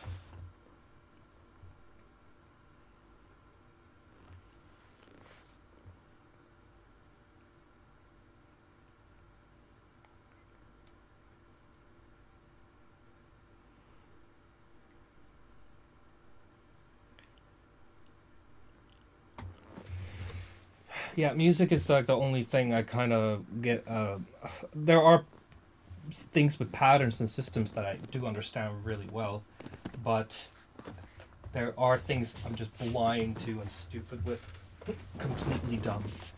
But music is just so easy and visual for me. Like it's just makes sense, completely sense. So it's very easy to grasp new things within music. But again, the reason I'm not doing crazy jazz stuff and all that stuff is because it isn't really that appealing to me. I think as my musical tastes were created in my childhood and I wasn't exposed to that sort of stuff. The first music I was exposed to was like anime intro music. And my sister's trance CDs. And my sister's CD collection basically created my music taste. My big sister, my older sister, she was like out, partying with you know, the other teenagers and shit, and you know, I would go through her CD collection, steal shit, and you know, Prodigy, Fat of the Land, and a lot of Tiesto's mixes and stuff like that was like in her room, and I would take those and steal them. My first CD was a trance CD, so that's kind of what kind of, and all those genres are made very like chords, and the musicality is extremely basic stuff. The emotional content's extremely like strong, but the musical language is very, like, I wouldn't say weak, but it's definitely not in focus. So the reason I'm not making like whoopity doopy crazy acid jazz stuff is because even though it's understandable to me, it's not very palatable to me, right? And I have tried many times to dabble with different types of jazz and more interesting genres. Chase Dagger, would you ever do a mashup remix of Cryptograph? No. Why would I do that? Are you asking me to do that now? Oh, I don't know. That doesn't sound like palatable choices to me. Where is that one? There's some stuff here. This is some jazzy stuff I made, and it's more about like, I think the jazz stuff that I tend to lean towards is very solid stuff, not so crazy. Almost like fusion jazz or Latin jazz, stuff like that.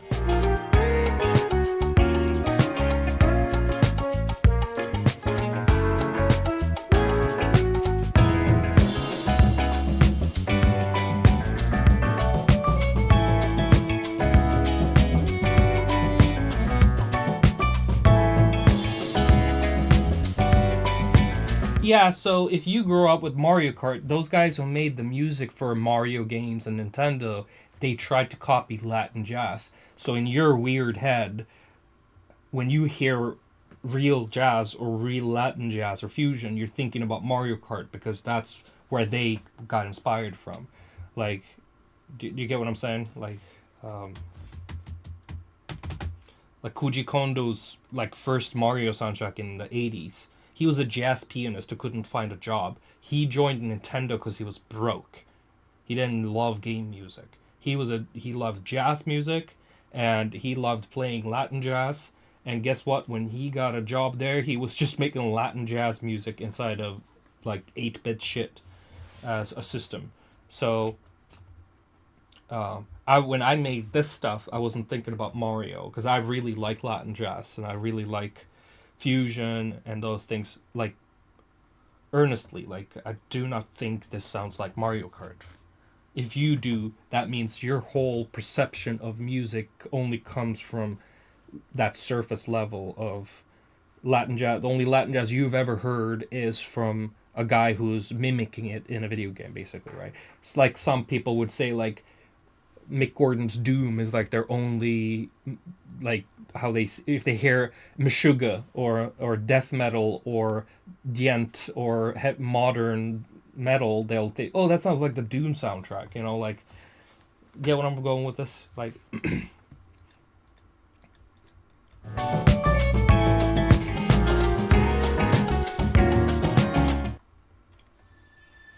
a lot of, like, it's either The Sims or Mario Kart. Like, people like, oh, that sounds like The Sims. Yeah, because the guy was a jazz pianist who made the soundtrack for that. So it's pretty obvious stuff.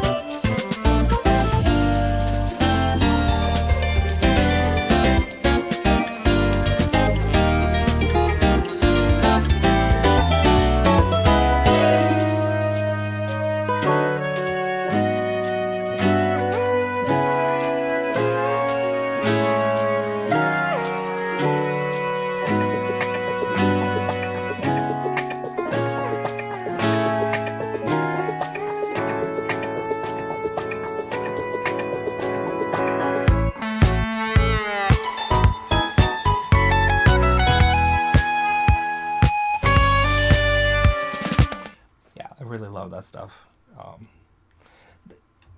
I tried to make something that was like really over the top, unplayable, basically. See if I could do something that was basically purely unplayable jazz music. So it starts very like pretentious jazz piece, and then it just tries to go off the hinges as much as possible.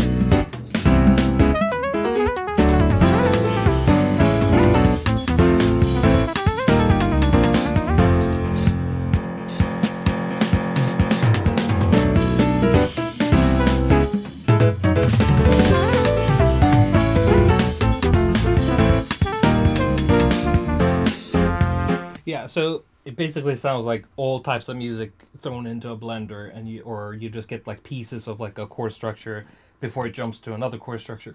And I think some of the jazz stuff that I like is a little bit like that too. But this one was on purpose trying to make things abstract, but within the form, so it doesn't become just noise, right? Because a lot of this jazz is kind of like messy, free jazz and stuff like that.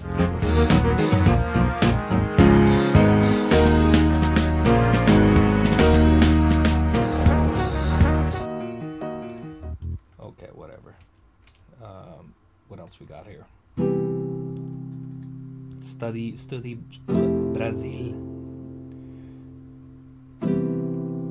It's more like classical Brazilian type of bossa nova, I think.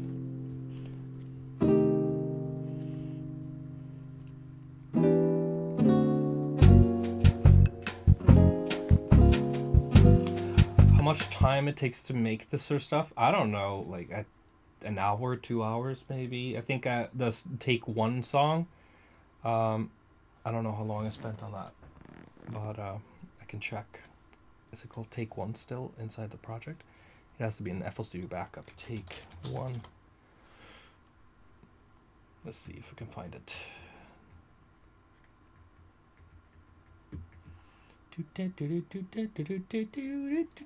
Also, guys, if you want to support and stuff, I do have a PayPal link. You can send directly donations to Savant right here.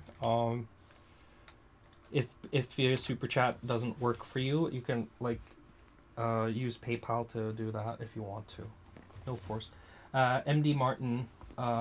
Thank you for years of inspirative music and blessing your fans with these streams. Thank you for super chatting me. Pin the message. Yeah, okay. I can do that? I didn't know. Okay. There we go. Thank you. Okay. I was trying to find this Take One track. It should be Study Brazil. It should be in the same folder, maybe. Study Brazil? Or Brazil? What happens if I search that? Study Brazil. Okay, it should be around here. Secular. Why is it? Okay. Is there another track here? Jazz. Let's just search for jazz, maybe. Let me see. Jazz. Oh my god, that was a terrible idea. Oh my god, jams. Oh lord, jazz. I don't think that it's called jazz, but nope, that's not correct. Over jazz. I don't think it's called over jazz either, to be honest with you. Like, I don't have these plugins anymore. It's all gone. Oh lord. When you move your computer and all your plugins are just disappears. Okay, so I don't have any more of these plugins, so let's just see what happens. FL keys. Oh.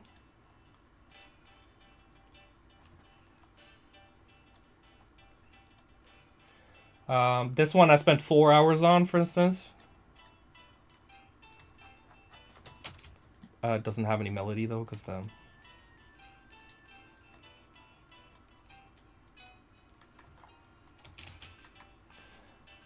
Yeah, fuck, that sounds like horrible. Sorry, guys. I don't know where this... I think I called it One Take Later, and it's called something else inside of the software. Anyway, fuck it. We were trying to listen to Study Brazil. Study Brazil. Oh, I'm so sorry. Yeah, no, I had the wrong sound card on, but don't worry, you didn't miss anything. It was just garbage anyway. This is it's just called a study because I'm just, you know, getting familiar with nylon guitar, Brazilian jazz music, bossa nova, basically.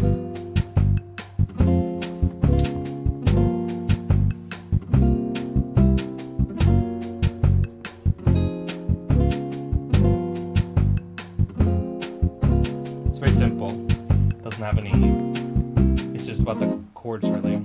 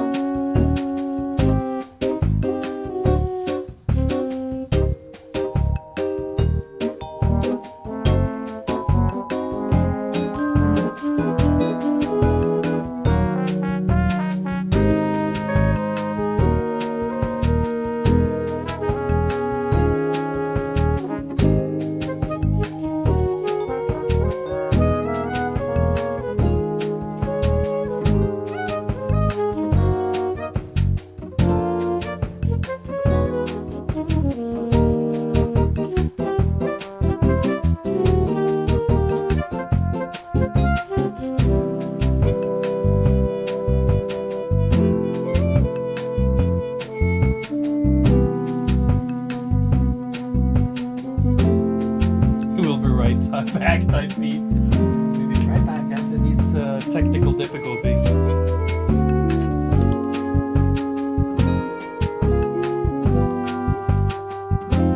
I think this is mostly Contact. I'm not using any good, amazing plugins for this stuff. When I do this sort of stuff, it's more compositional than it is production. Like, I'm not doing this for this to sound good.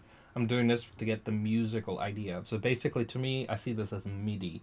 It is just notes, sheet music. It's not really about the sound quality. It's about the content musically. I had a plan to put together, when I lived in LA, to put together a little jazz band to record these and produce like an album with these songs. I was too drugged out in my mind and depressed to get my ass off the thing. Plus, my money was disappearing. I quit touring. Savant went into trash can. You know, you can't survive forever living in LA if you don't try to work to make money. You can't just do whatever you want all the time.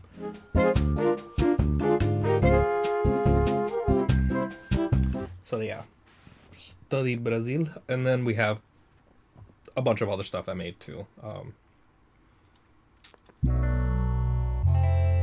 Some more soul stuff, I guess. Hip hop soul.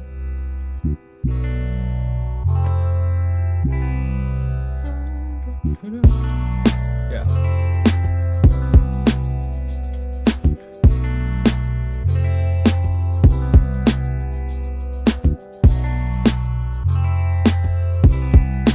And this was also very similar.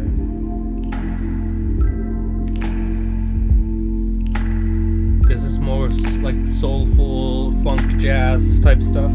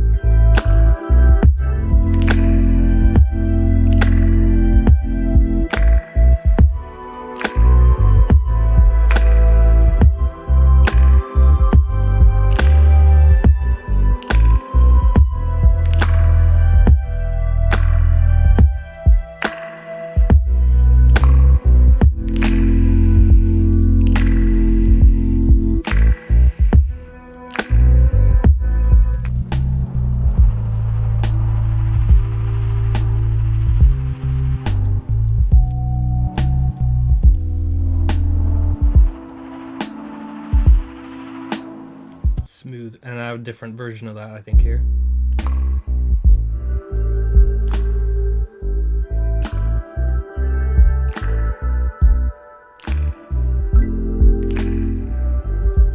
Yeah, it's pretty basic.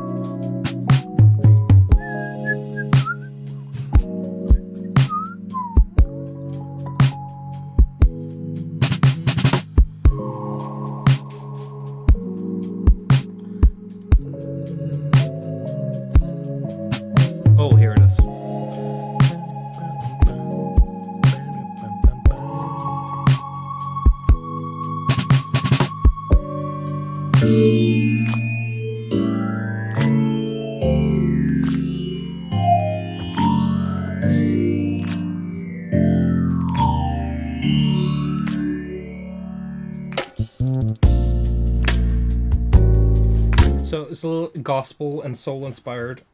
Iota is nothing you need to worry about. You just forget you saw that name.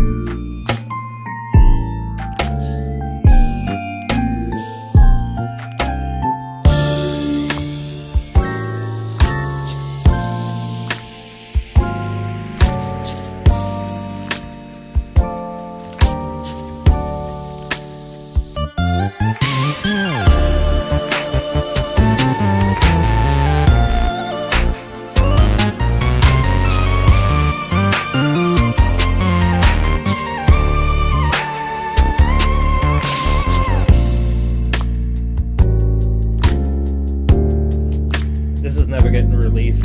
We're lucky to hear this. I would never show this thing. Getting buried in the deep.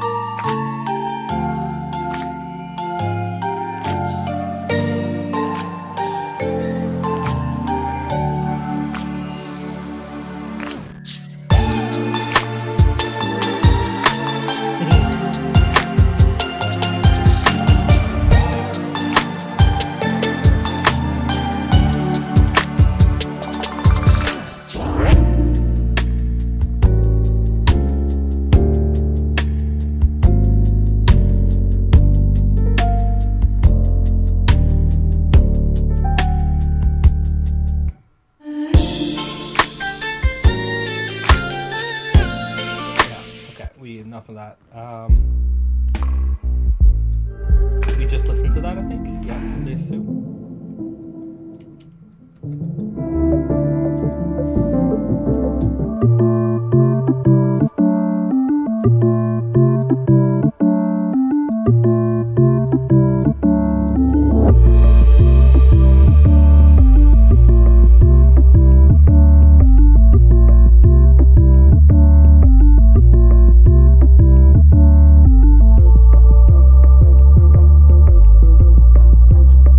Wait a second.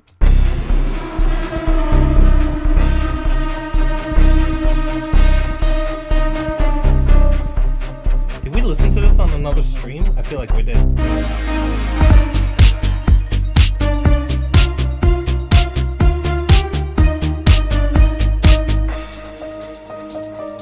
Yeah, we did. We listened to it on another stream, so screw that.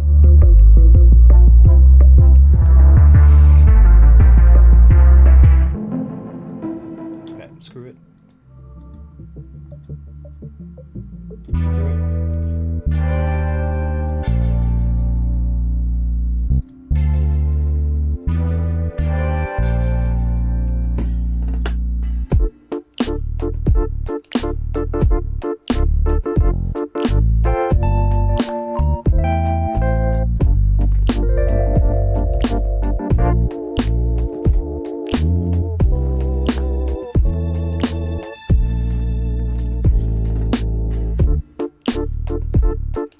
Can you make a jazz beat from scratch? Yes. Like a lot of jazz stuff I made, not everything is great. Jazz is a different compositional beast than most other things. It's way more about the keys than it is about the sound.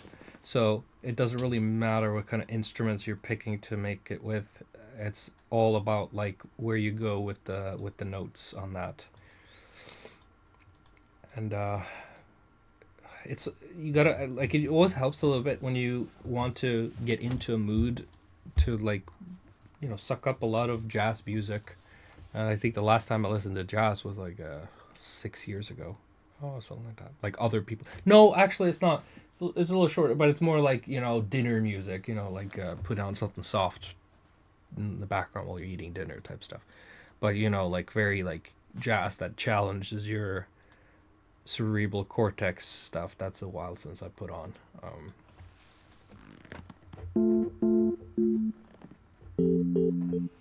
Yeah. So you just want to like start with the weirdest chords.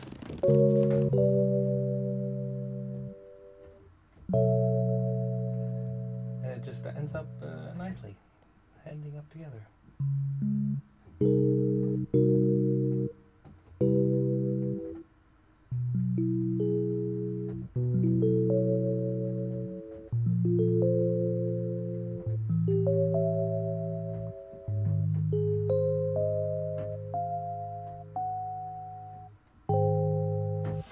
Yeah, so sometimes when I'm trying to make something like this, I'll be just putting on record, for instance, with my MIDI, and then just like jamming a little bit, like.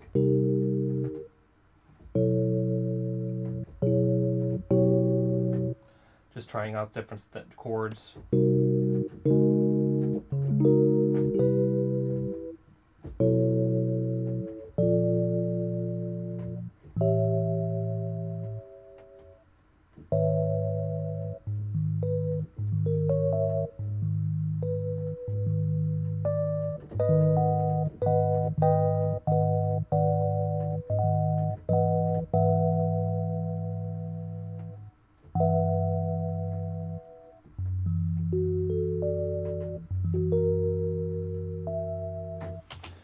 And then trying to go through it. So this is garbage, right? I think the first note is garbage. And then we go from here. And then maybe I'll grid it a little bit. Because I'm just jamming, right? I don't have any drums on or anything. I'm just trying to find out some beautiful chords. And then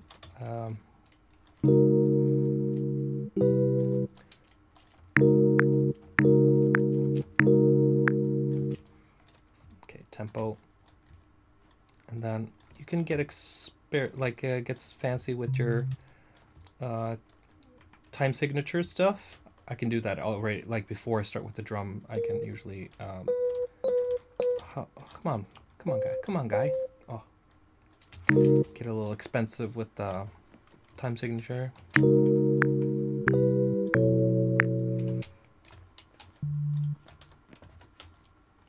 So you got to know a little bit about drumming and time signatures to be able to get that right. But everything's intervals and patterns. Not everything's 1, 2, 3, 4. Sometimes things are 1, 2, 3, 1, 2, 3. Sometimes things are 1, 2, 3, 4, 5. 1, 2, 3, 4, 5. You know, stuff like that. So as long as you start thinking outside of those 1, 2, 3, 4 boxes, then you're gonna be fine. And don't be a slave to the grid here. It's not there to guide you. It's just in the way if you're trying to make jazz. These don't mean nothing. They're like cars outside your window. They're not your life, you know.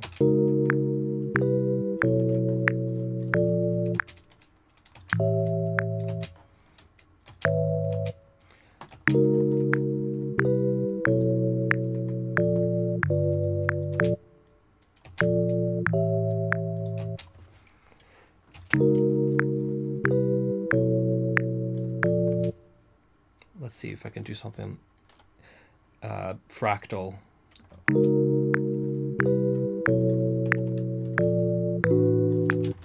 don't think so. This kind of sound like dog shit, maybe.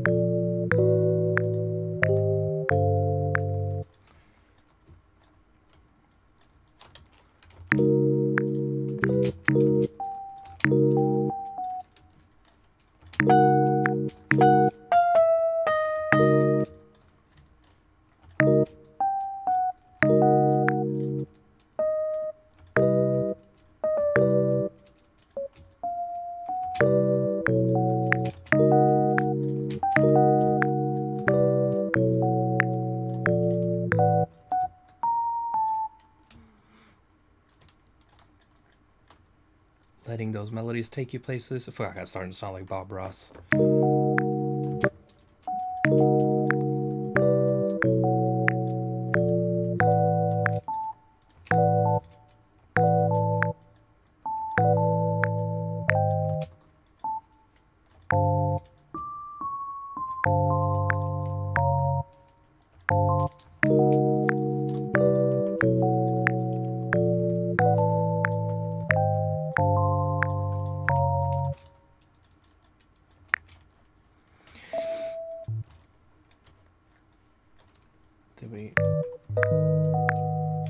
this was just junk. Oh, except for this last chord, this one.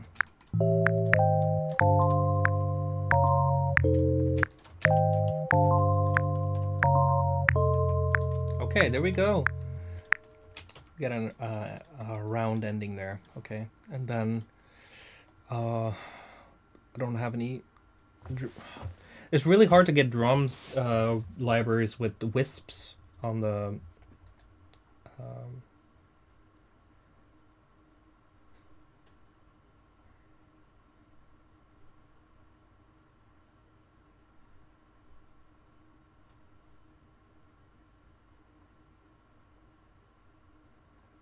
God, I'm trying to read the chat. I don't understand what you're talking about here. Okay, I don't understand any of the conversations that's going on here. I want something with wisps, and I think that was... Oh, the Contact 7. I don't like the layout here. I'm so used to the whatever Contact 5, 6, or whatever this is, where you have the overview here. The wisps are either in... I think it is in Vintage. Is it in the Ivory? Ebony and Ivory. Very subtle. Extremely subtle name for drum kits. Vintage drum kits. I think it's here. Yeah. Of course, it's the Ivory drum kit with the wisps. Look at, let's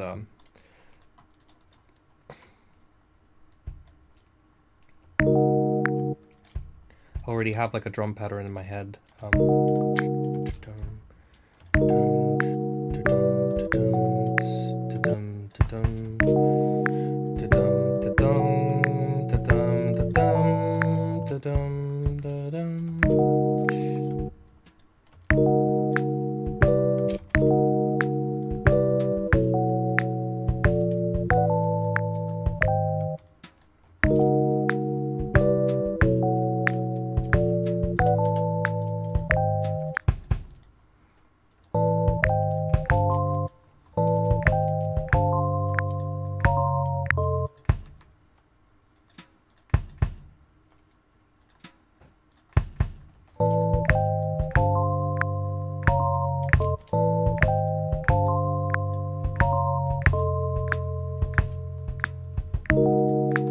Yeah, I can't start. It's not a loop. We're not making a loop. It needs to go somewhere else after this.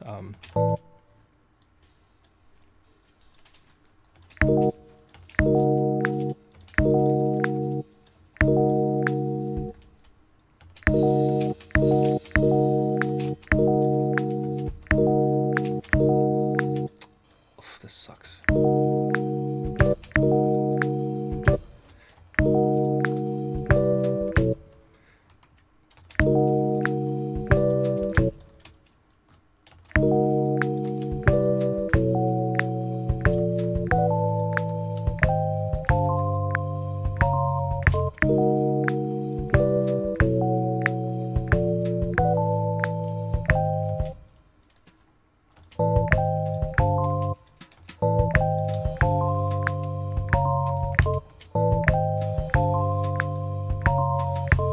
Nope.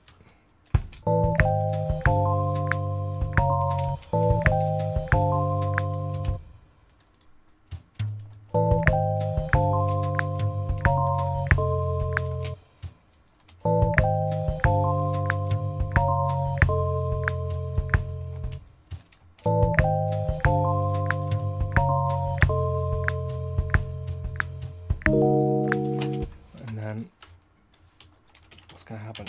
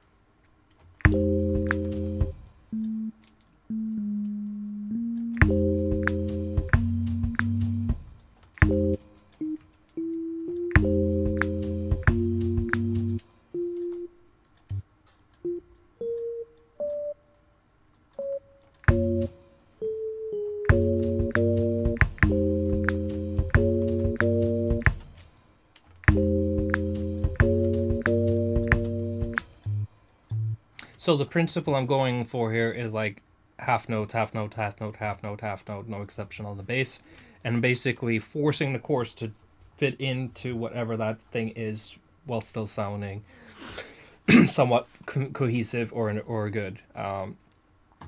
And on the second turn, I'm doing the opposite, where I'm going up, and I want it to sound cohesive, but going upwards on half notes, with the wonky time signature, but still letting it rest on a 4-bar structure, even though it's like a 3-beat pattern. Like 1, 2, 3, 1, 2, 3, 1, 2, 3, 1, 2, 3, 1, 2, 3, 4, then 1, 2, 3, 1, 2, 3, down, down, down. You know, that sort of stuff. 1, 2, 2. Actually, it was kind of nice with the little clacky metronome. Let's see if that. Ooh.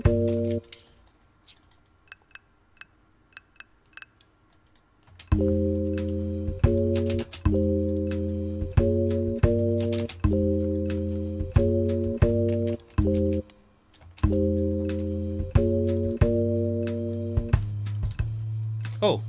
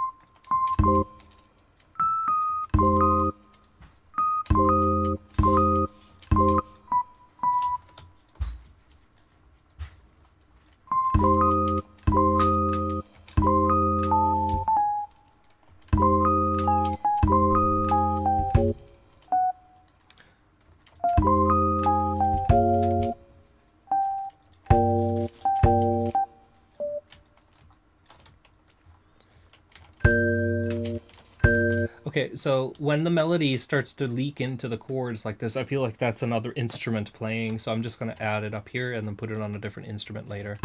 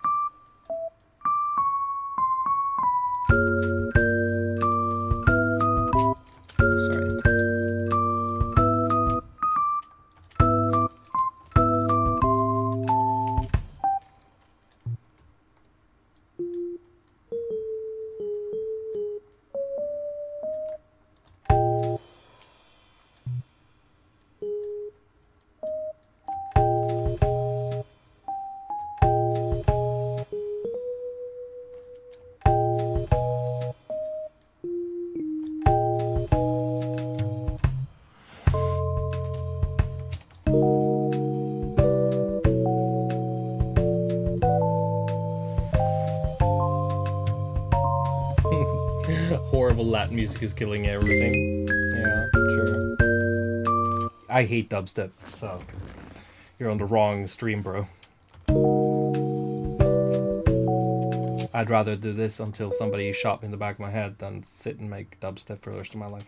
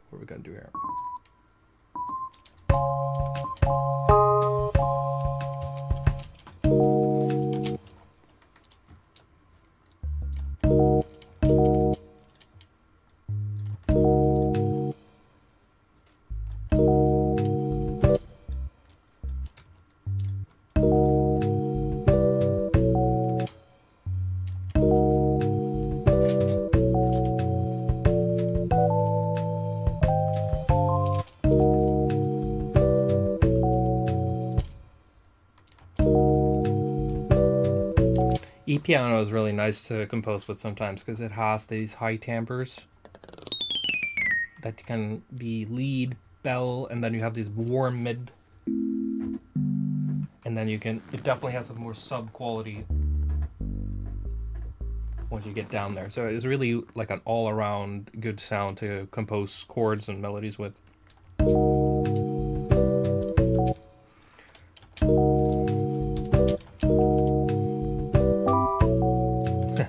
No.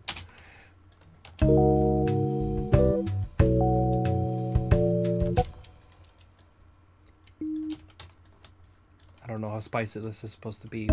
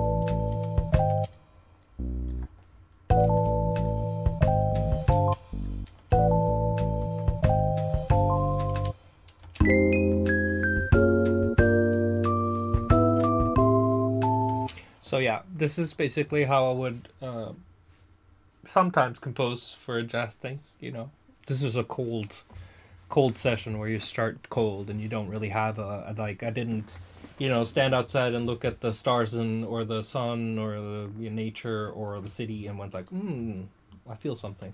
This is basically like, okay, boom, boom, boom, boom, first thing that comes when I push down the keys, kind of thing.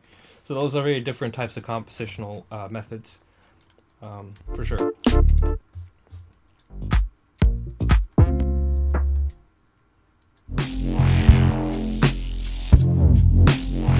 What's this stuff? Oh, it's the same. We heard this earlier, but this is with more stuff.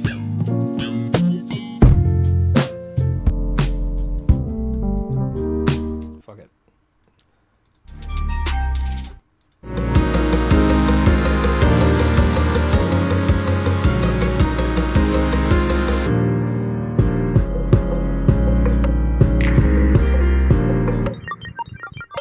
I think I made this around the time that I made the Vibes album, I think. I was in that mood around that time, I think, with that...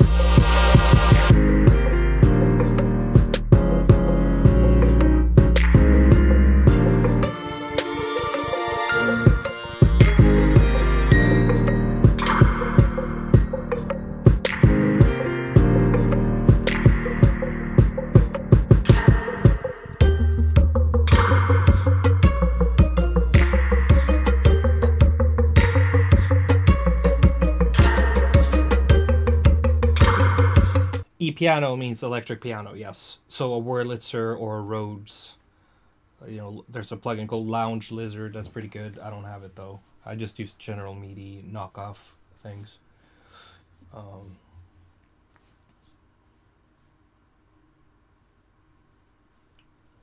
I'm just trying to read some comments.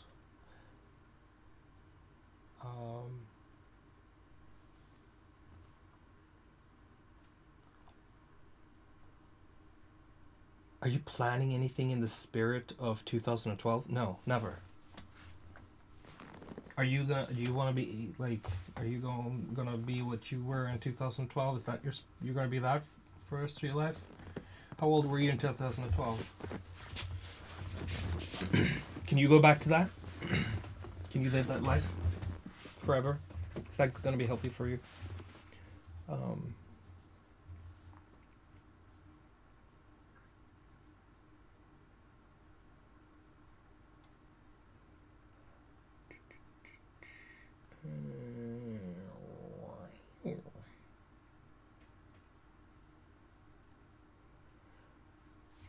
The Savant wiki electronic EDM experimental dubstep complex, yeah, written by a fan in 2013, no doubt.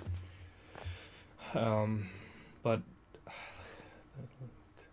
you know, those Wikipedia is very strict on updating and or like changing stuff sometimes, so it's difficult to kind of add and. Yeah, it's rough. Flow not. It's rough. You gotta become a robot at production and then get back at being a curious idiot to actually make good stuff. It is extremely tedious to get so hyped on some things you did as a goof, and then now it's your life, and then the stuff that you're really passionate about or want to do as a person is stuff that isn't that. So you kind of like follow the grind a little bit, and the reason I kind of like fell out of Savant in the first place in 2018 was because of this grind of always feeling like I have to do the same type of thing because of these idiots that say oh, I want you to sound more like 2012, and it nearly killed me.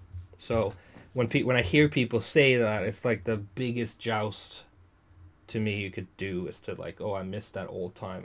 I'm just gonna say fuck you, you know, go fuck off, you know, jump off the street. If I do anything remotely that vibe, it's because I want to do that, and not because a gang of people who had their prepubescent best time of their life living in their mom's house at 13 years old, and nothing was wrong in the world, and now that generation grows up, finds out the world's a shitty place, and they're just digging into nostalgia to feel safe because the real world's too tough to handle. I get it. I wish I was 13 years old again as well, but I definitely wasn't making 2012 shit when I was 13.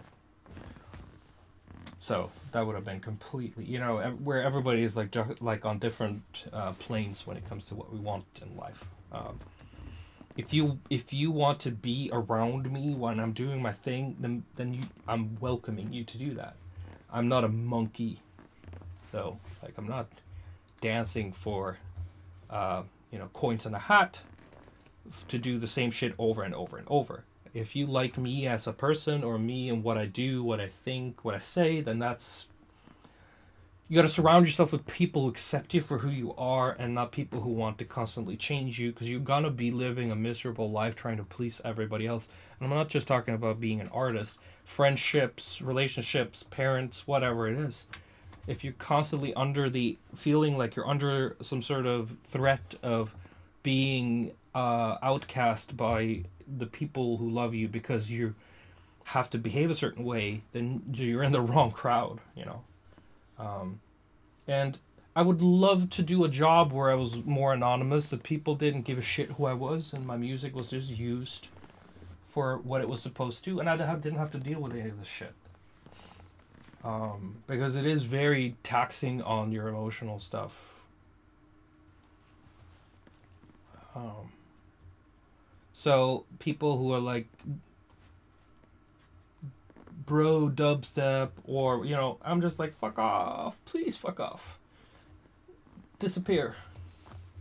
If I do dubstep, it's because I want to. It's not because you're screaming it from the stadium with the hot dog in your mouth going, oh, do it, bro, come on. Like, you know what I'm saying? Like, this isn't football, you know. It is I'm doing art here, and you're screaming on the sideline like, I did it, and it's just so embarrassing. Don't do that to yourself. Please have more dignity.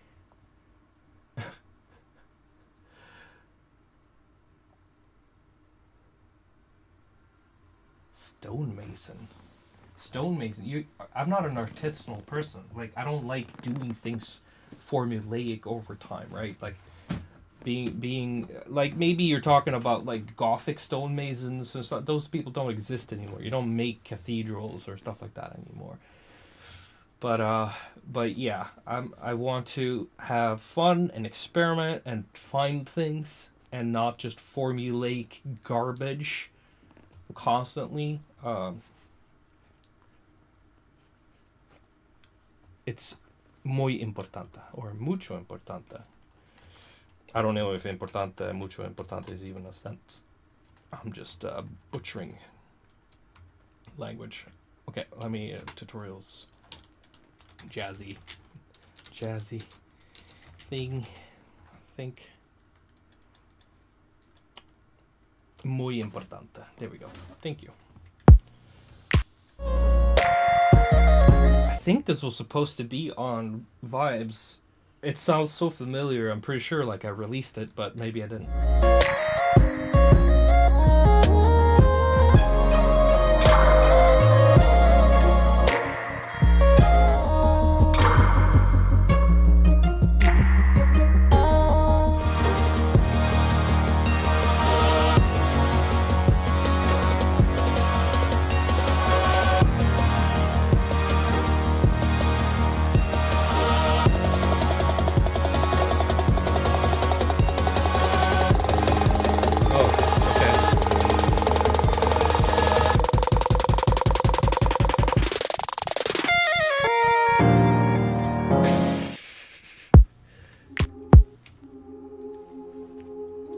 Something I sang with my voice, I think 4 years ago. I really like this one. Turn off the sound levels.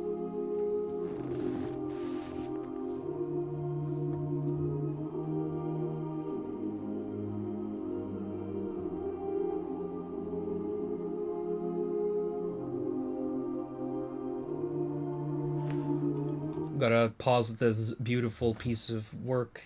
I gotta answer this person. Would you make music today? I love a lot of the party music you made, dude. Stars and Stripes, Black Swan, Blue Magic. Yes, I would do, because I got paid to do those things. So when they pay me, let's say, 10 grand, I'm gonna do whatever you fucking want me to make. Like, and I'll be happy about it. Like, I don't give a shit. So those party songs are all like commissioned work, and I would love to do more of it. Like, so if I get paid 10K to do something, Jesus Christ, I'm just gonna be like, wee, yo, bro, you want dubstep? I'll make you 2012 dubstep. So yeah, if you're that insane and that rich, you're welcome to send me or my management an email saying, hey, I want you to make a 2012 thing for me, and here is 20K, make me 2 songs. Go, please do that. It'd be more, it'd be like 5 to 10K per track. It's not, so Alchemist 2 is already released, by the way. I think, yeah, Wario 2 maybe.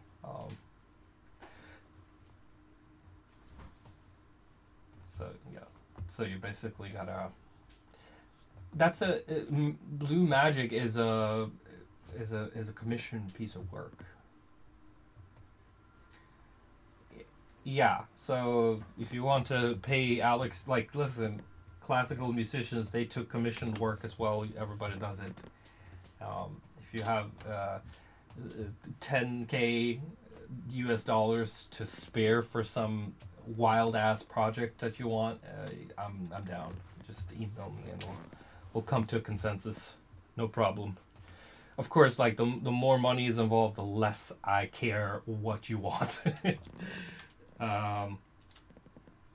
Like if it was just 2K, I'd be like, okay, but I gotta do it my way. When it starts to hit over 5 to 10, it's like, oh, okay, you know, you're the boss.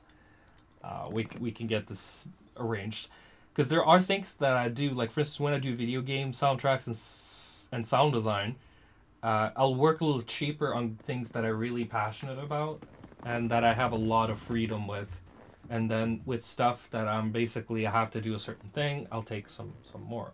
That's basically how I work, or I think most creatives.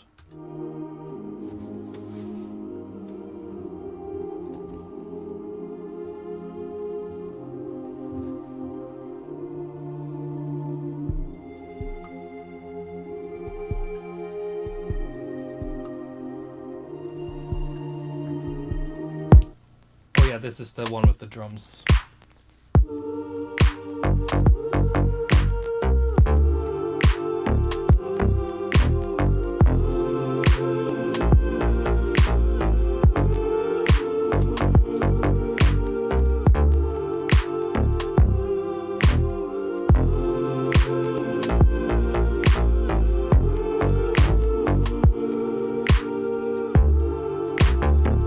Oh yeah, now my wife is getting into piracy territory here. Hey! Get out of the chat with this shit. Get out of here with this piracy talk. This, was it a double agent? No. He wants to be a spy around here, stealing the music. Okay, what else we got here? Up.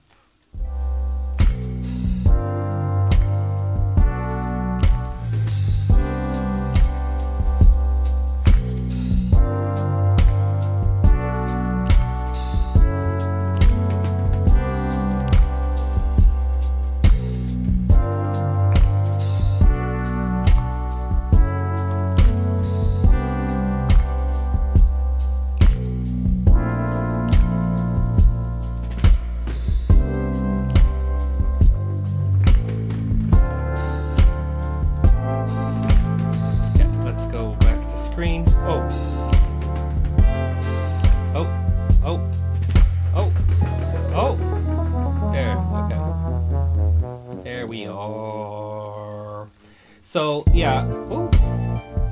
Ooh, okay.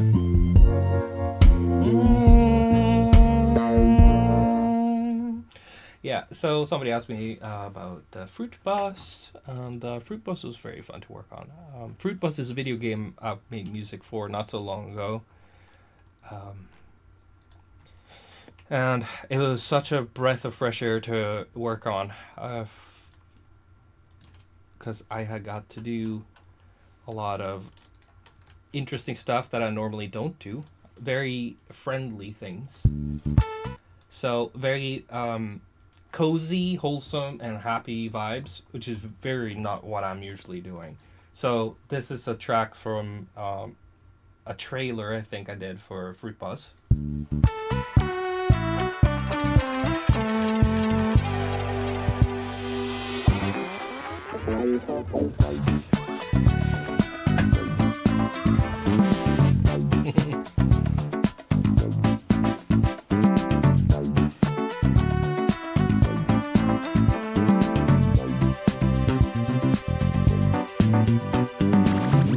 I played the game while I was composing for it. Like the whole period I was composing for it, I was playing the whole game. Like, so I played the whole thing. So.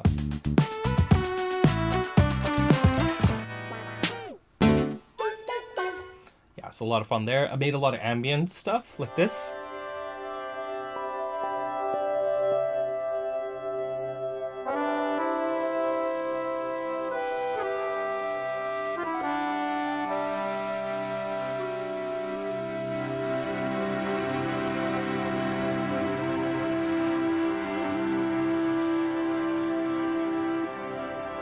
So that stuff is really a breath. Like, you could test yourself as a musician and producer when you get to do stuff that's a little bit out of your comfort zone. Here's some other cool stuff I made. It's I love doing these emotional, sentimental, melancholic type things. here's like a goodbye theme, and just want to make something that kind of makes me like want to cry, kind of basically.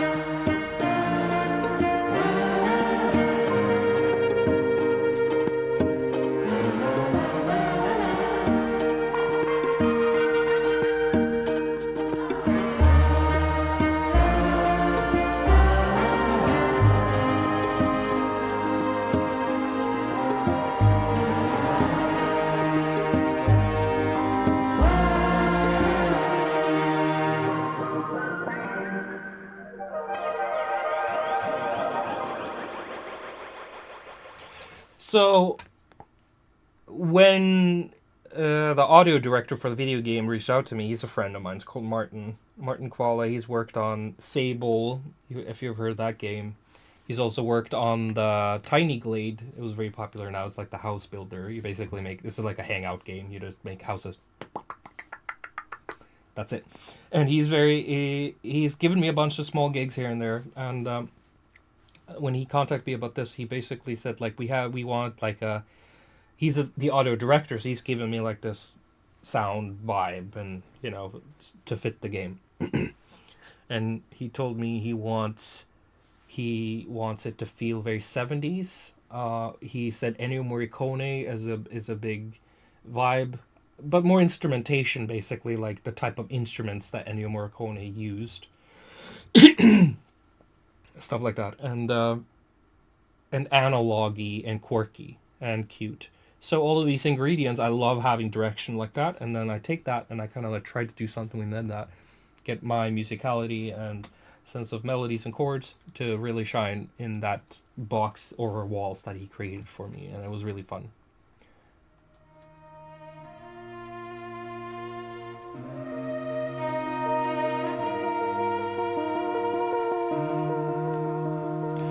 I didn't say it was supposed to be Italo-Western. I said the instrumentation, the instruments choices, not the genre or the arrangement.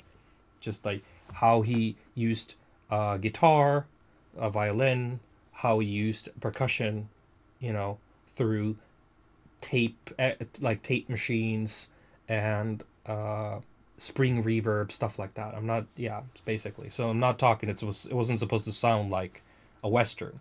Just like Ennio Morricone had a great sensibility of how to use instruments and what type of instruments to use.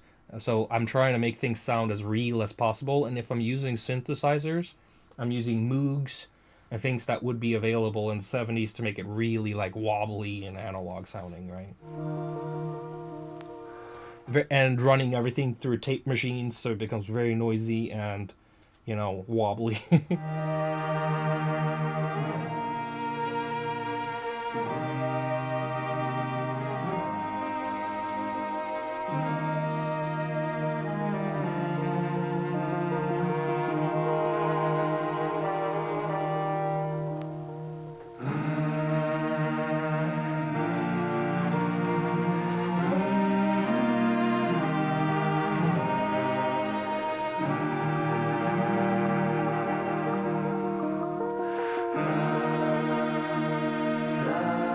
Yeah.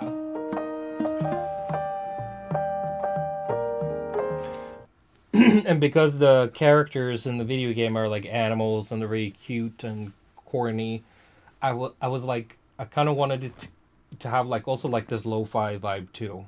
So I added a little bit like a lo-fi hip-hop type of vibe to it as well. Yeah, that the choir is me singing.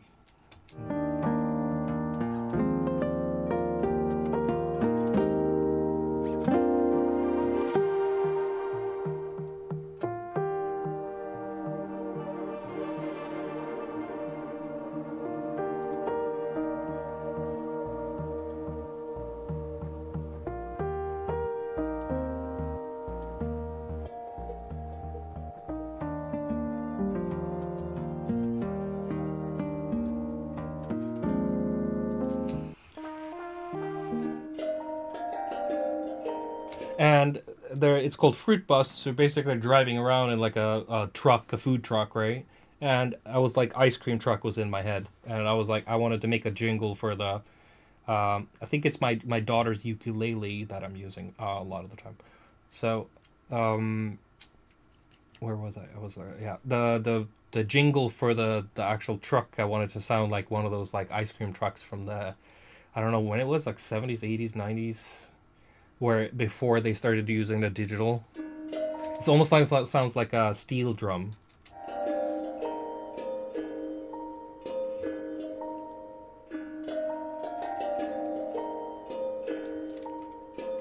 Yeah. What else we got here?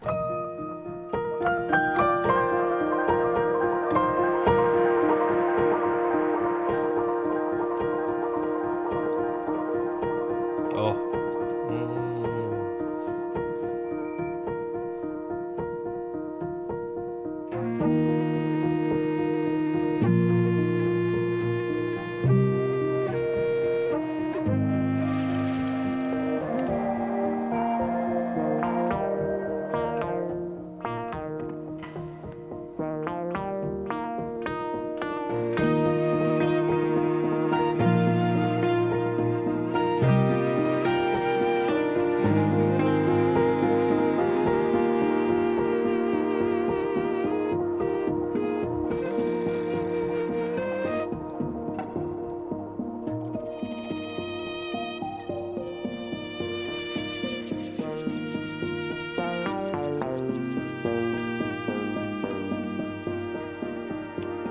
I don't know where this is playing in the game, to be honest. I don't know where they used it. Maybe it's an alternate version of another song. But it's on the soundtrack, so if you go on Steam, you can buy the soundtrack there.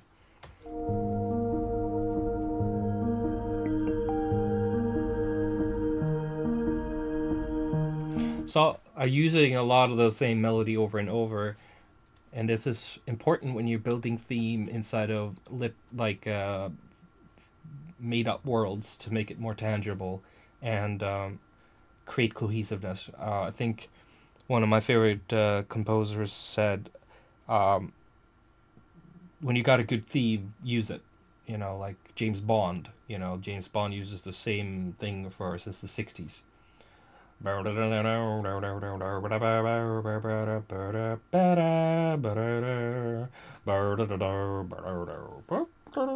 know, so once you have a good theme, you find ways to kind of work around it, use it over and over, build that theme around.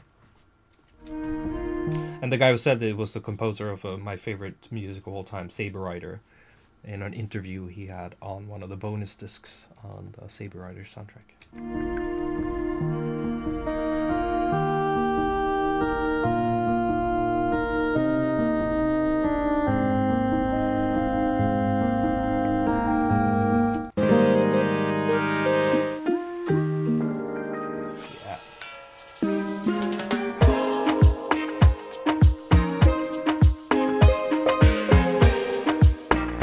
On the ball, Shaggy. It's Shaggy. Shaggy and Sean Paul on the same track. That's what I wanted with this one.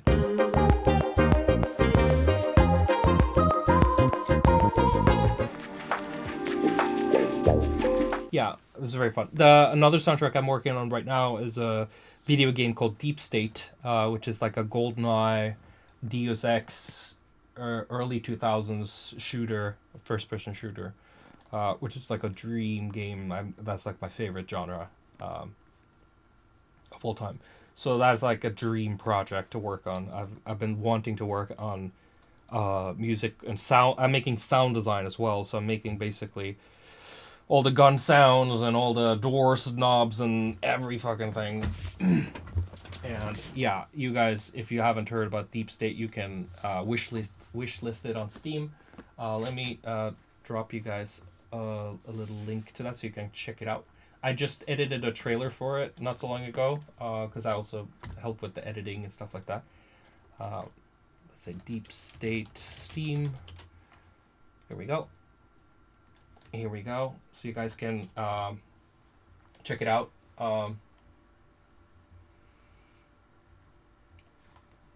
that's a project I'm making music for.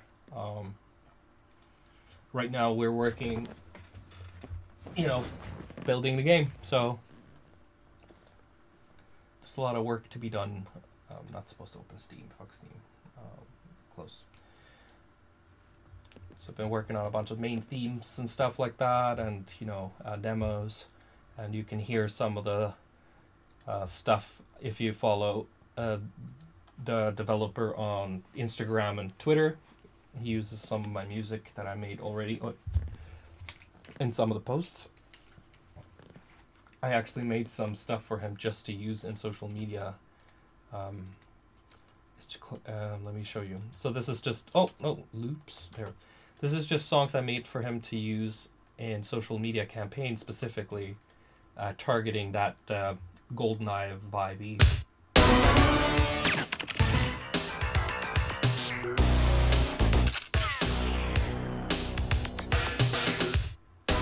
Yeah, there's a Discord for Deep State as well. So if you want to be part of the pay attention to the development and be part of testing, maybe stuff like that, you can join the Deep State Discord server.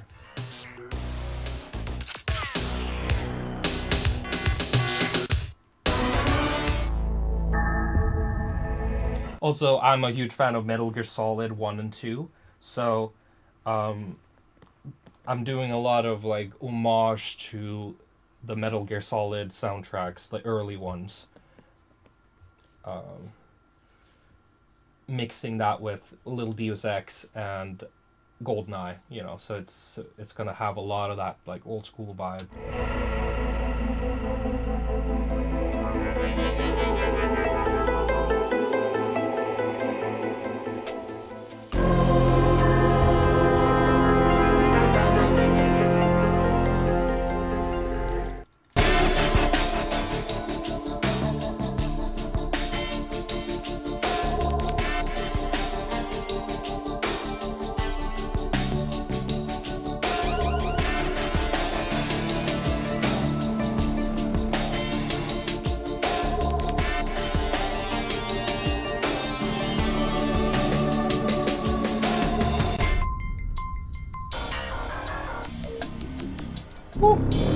I love this shit. This is my jam.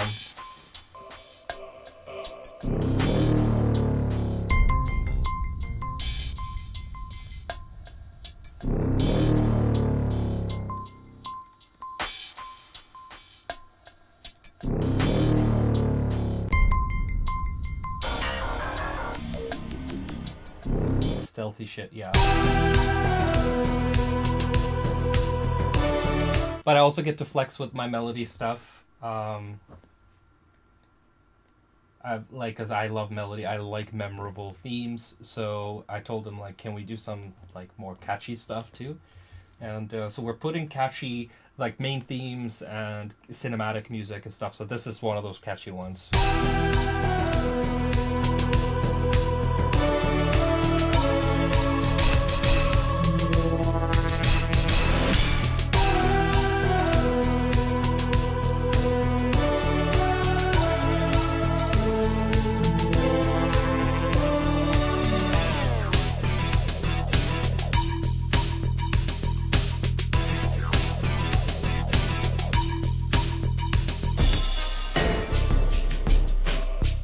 A lot of GoldenEye vibey stuff too. I can't show too much just yet. I have to kind of get a little bit of a heads up from the director what I'm allowed to show. But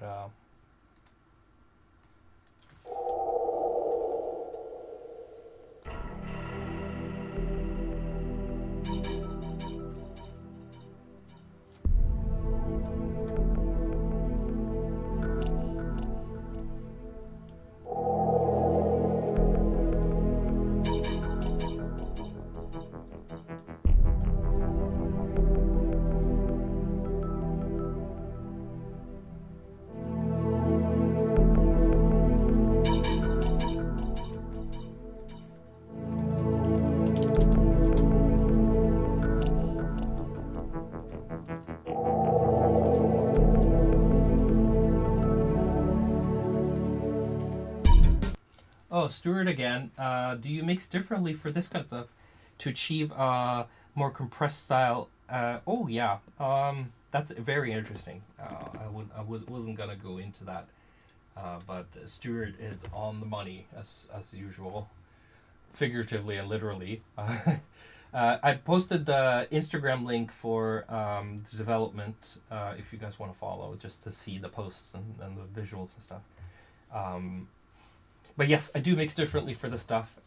It's a intricate and backwards idiot process, and this is what I like doing.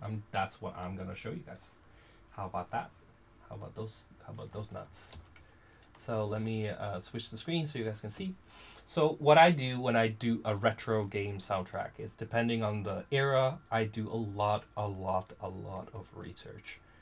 Especially since this was a late 90s, early 2000s era thing, I did a big lot. Of course, you listen to the stuff from that time, or you remember it, all that stuff. But I know a lot already about how they used to do that, because it's been a passion of mine to figure out. So I know how they used to make music for Nintendo 64, Super Nintendo. Like, I know how they did that. And now in the modern times, we're here with all these fancy plugins and all that stuff. How do you avoid sounding too modern or too plastic when you're trying to sound like an old school thing? So first thing is first, they use the commercially available stuff at the time, right? So either it is keyboards, workstations, or drum machines from that era, even or before, but nothing after. So what I noticed is that the Eric Serra, the guy who made the GoldenEye movie, he used a lot of EMU percussion. And if you guys have heard, let me see, Temb. Temb. Here. I think that's the one. Try it. Okay. So that just sounds like a regular tambourine, right? But it's really this sound.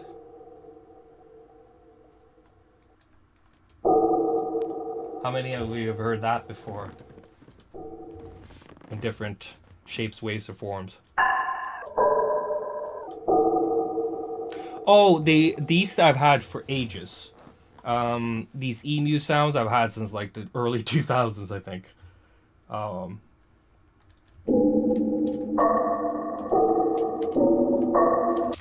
So yeah, so you just gotta learn how they do it, and then try to recreate some of that stuff. So basically, I do have these drum machines and sample packs and all that stuff they used to have. I know they used Korg products. I know they used Roland products, specifically the JV1080 here. This one's used in a lot of video games, Final Fantasy, all kinds of stuff. Trackers is more, when you're talking about trackers, we're getting more into like early Super Nintendo and 8-bit era. I'm talking specifically about like more PlayStation 1, Nintendo 64, and PC games. Like late 90s stuff. That's what I'm talking about right now. We're not going through every technique in, memory. Okay, so how I make this is that, I do something called sound fonts. Sound fonts is basically, I make a sound, I render it out, and then I sample it. And by doing that, you don't sound too good. It will sound okay. These are FM sounds that I have made.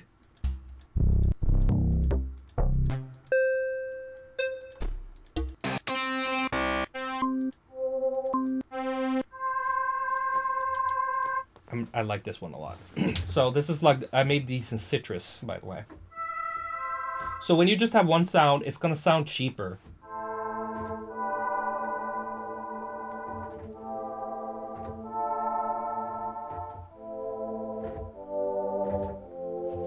And a really good way to get things sounding terrible is to render them out at a higher pitch, and okay, let me express this more clearly. So I have an orchestra sound here. Where's the orchestra sound? So the reason it sounds so bright is that if you've ever played with a ROM before, like a Nintendo 64 ROM, or a rip of a game, and extracted the audio from that, you're gonna notice that everything is very high pitched, like this, and that is because they want to save space on these cartridges. The higher pitch a thing has, the less space it's gonna take. The shorter it is, the less space it's gonna take. So basically, it's high pitched so that you pitch it down later inside the engine, the music program inside of the game, right? So it loses fidelity because as soon as you start pitching things up, the sample rate, it cuts out pieces, and also your high end, which is this beauty. See, there's no high end here because this bad boy was rendered at peak capacity. So when you start bringing this down, there's nothing there. There's no information there. It is capped off. So it will naturally give you this crunched bad sound because you pitched it up, you rendered it out, and you imported it again. And did my camera take a break? That's okay. I'm in the flow here, so we'll change it later. This is a glockenspiel, and this has been pitched up, and you pitch it down to its original note. Let's just look at the spectrogram here.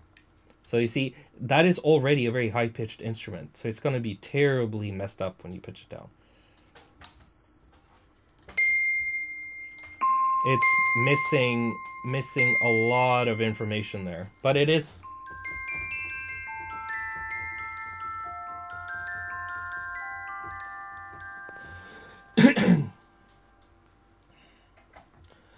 They do a clever thing. Like, there are instruments that are still bright and up there, but in general, a lot of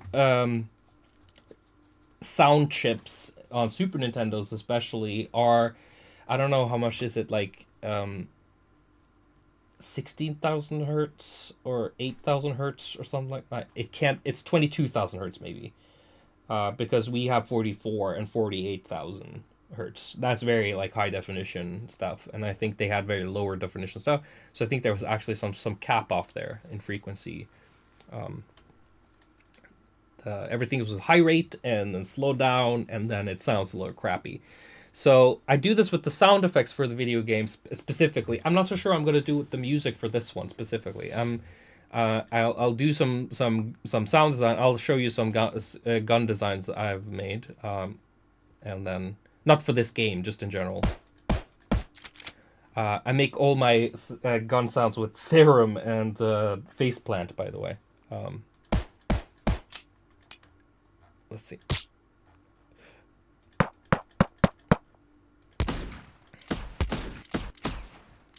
Okay, let's do this one.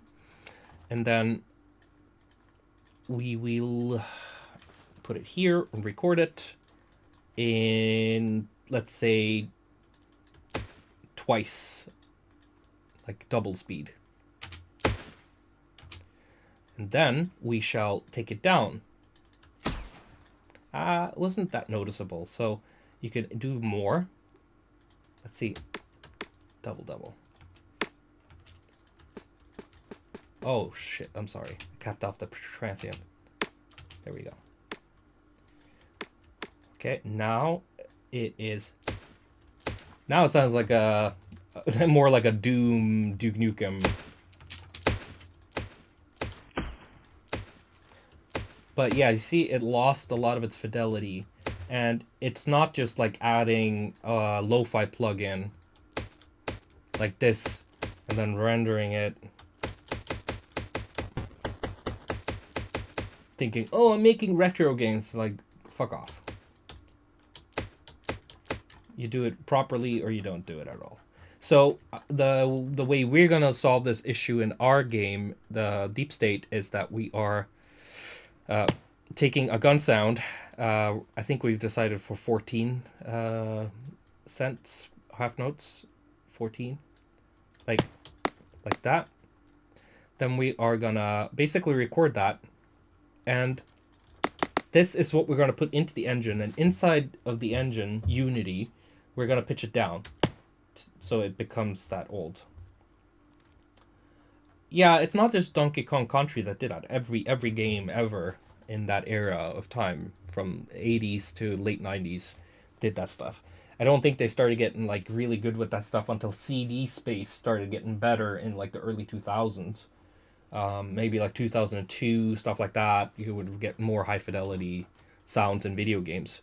Fuck, I remember playing like Men in Black, the video game. I don't remember when it came out. Was it like 98, 99? And the sounds were so goddamn crunched. It was like they had to have like 1,800,000 lines of dialogue in all types of languages by different voice actors, and they didn't have the space on the disc to do that, so they just like sped it all up, and got stinky. But yeah, that's the process of like the sound quality. But yeah, making those sounds, like either you use these sound banks of these old systems, but if it's an audio CD thing like PlayStation 2, PC, then you can make a regular song and produce it the same way. But if you're making something for the N64, sometimes the PlayStation 1, 2, and Super Nintendo, you definitely have to sample and not use... You have to make loop points, and you can't use this whole fancy plugin thing. You have to work with almost like a tracker to do that. Or a MIDI software that only works with like simple sound fonts. But yeah, here I made a bunch of sounds for this project.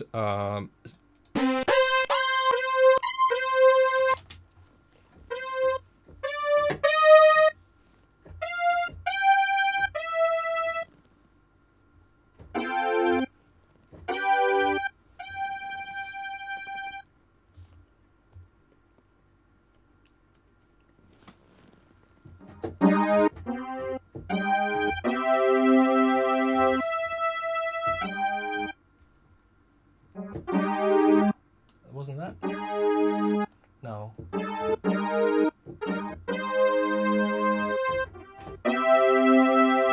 Oh yeah. Bang, bang. Bang, bang, bang.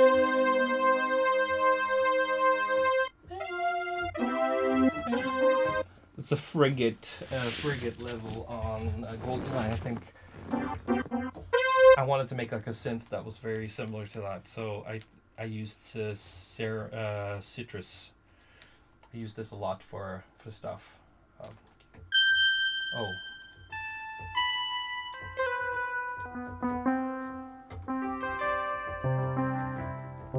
God, I spent way longer on that piano than I should.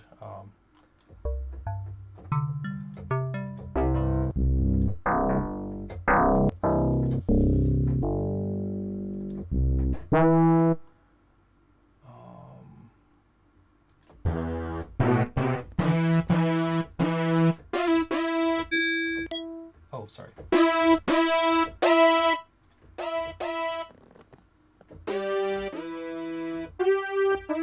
There's that sound, I think. Yeah, here's the original.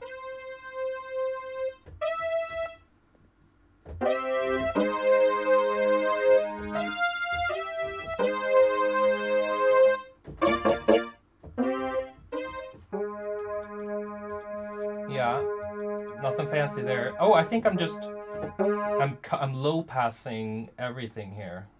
All of these.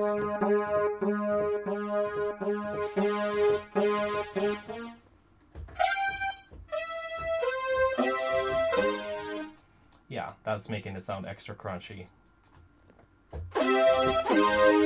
Making that slide. But yeah, it's not just GoldenEye for me too. Perfect Dark was also a really big influence on this whole shebang. And yeah, making oh. Beautiful. Taking these old sound banks and rendering out just a few samples so that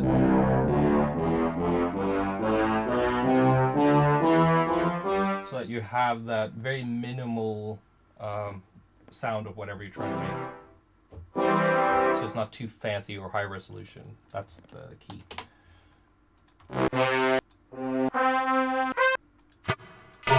Oh, I love this.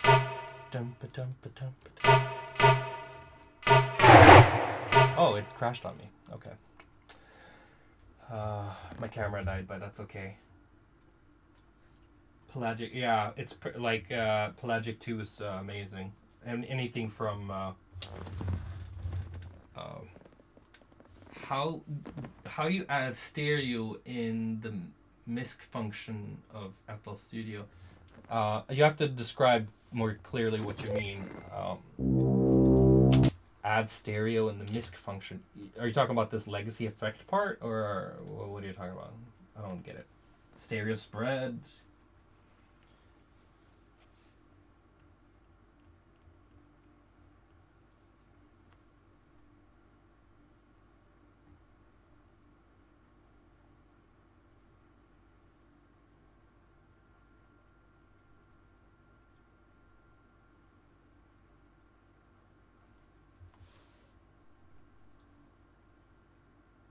In the tabs, miscellaneous tabs. What?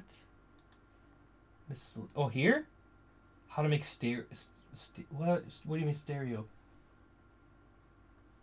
Oh, now I'm super confused. What you're trying to say?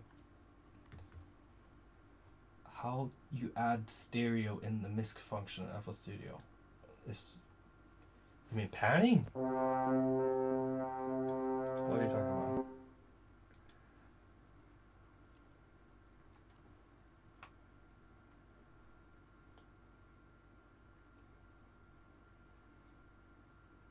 Yeah, the Manhattan. I played in Manhattan. I don't even remember.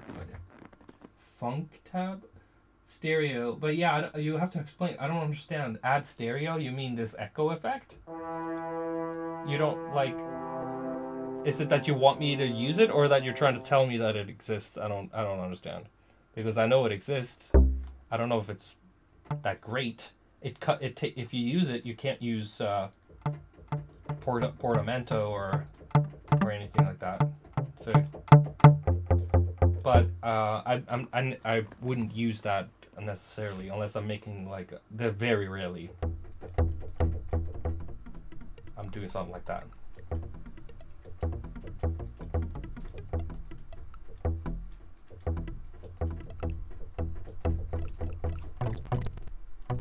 Oh yeah, but it's not something I would do a lot. Is it good to use? I don't know. Is it? You tell me. You want your shit to sound like this?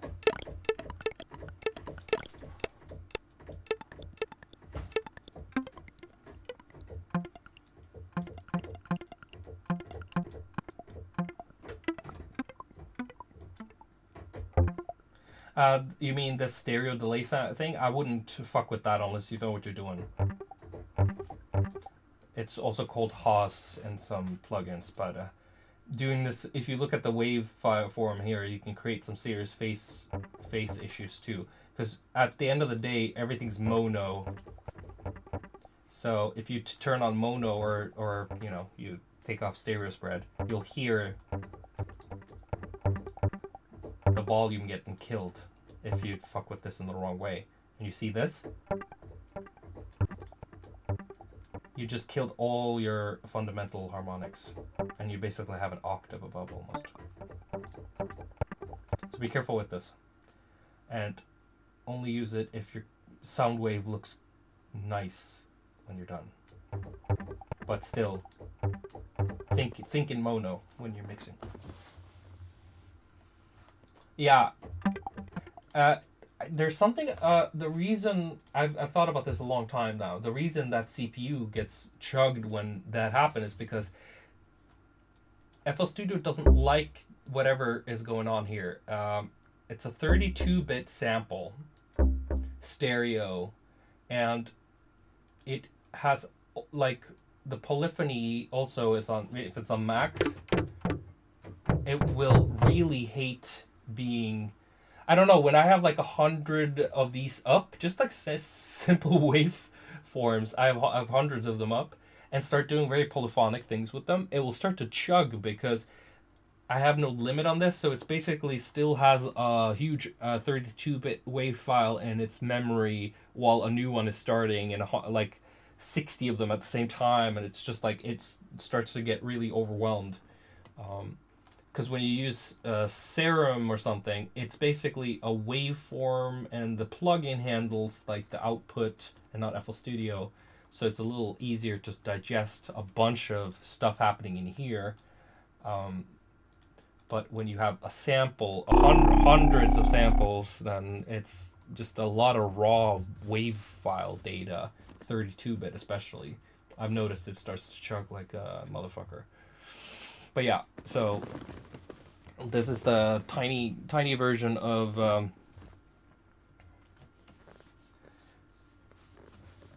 how to create retro game soundtrack stuff. By the way. FL Studio is temperamental, but you know, I'd take that over like a random Ableton crash any day. Yeah, these streams are very eclectic, if you want to call it that. It's a little bit of everything, and it's not gonna. I'm not a very one line kind of guy when it comes to music. Music is extremely broad, and you have to respect all of the paths with it. I'm just going to get the battery for my camera. I'll be right back.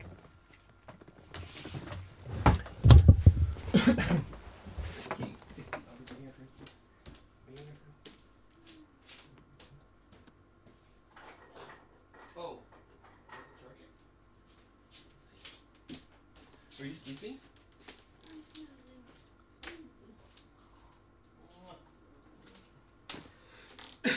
Okay, let's see. Battery. Let's plug in the battery. Put on some Music. Let's see. Do I have some stuff I can put on that's not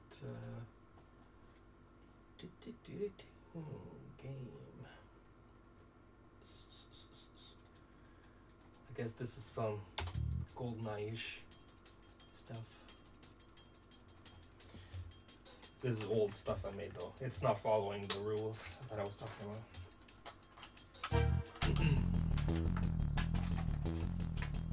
Okay, plugged it in. Cable.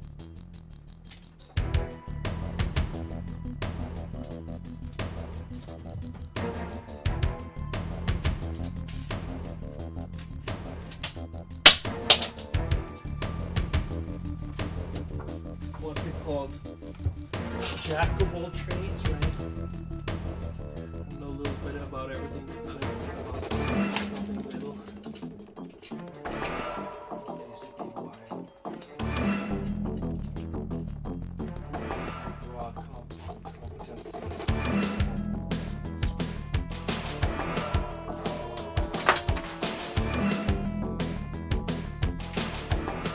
My specialty is to be very journalistic. Definitely not die on no dubstep hill, that's for sure. I'd rather kill myself first. So, let's see if this works. That's good, that's good. Yeah, right? Yeah, right? Okay, autofocus on this. Should be good. Okay, I think we're good. Okay. Oh.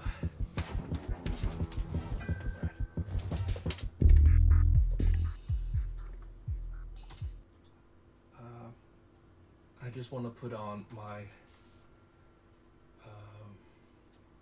I really like the Metal Gear Solid stuff, though. So I made a lot of that sort of music. It's is it Sneak? What is this? Not this one.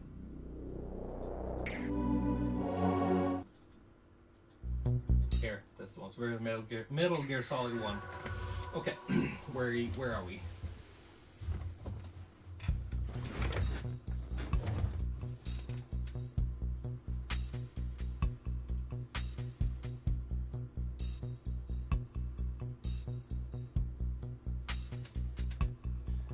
Just reading. Oh, sorry. Let's get back to the chat window. There we go. Great.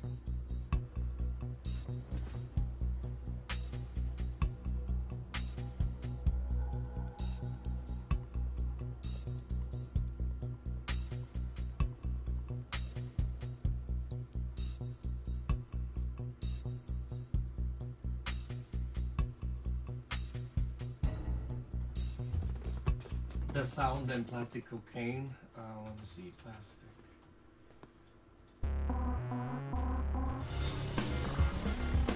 I think it's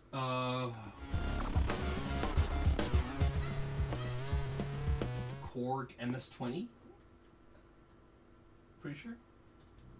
Could be wrong.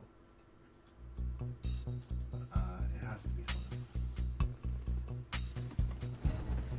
It's either that or some like analog simulation emulation plugin, like a modular emulation type thing.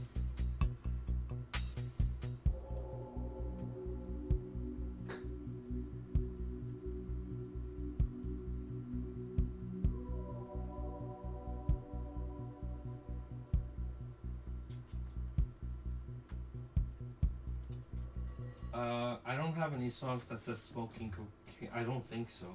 I can't remember a Jester song now. Oh, that's not a new album folder. I'm so sorry to disappoint you. Every album I do is called New Savant album. I don't know. Where's it called? Where's it? New Savant. We literally it's the jazz stuff. Pranks on you, motherfucker. It's the jazz stuff that we listen to. New Savant. It's basically all the jazz and soul stuff. So, yeah, jokes on you. Made in 2020. Yep. Listen to this stuff.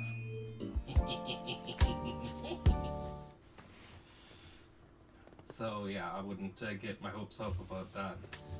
Something from 2020 with a random name.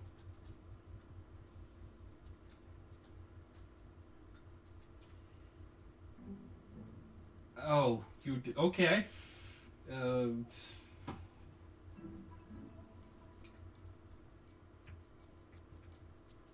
Ritual. What the lyrics are? Ritual. Is the lyrics in that? I wouldn't know. I don't think so.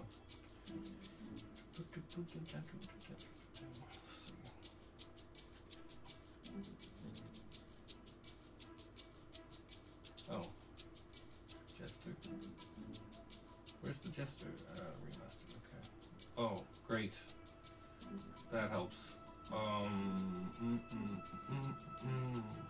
There we go.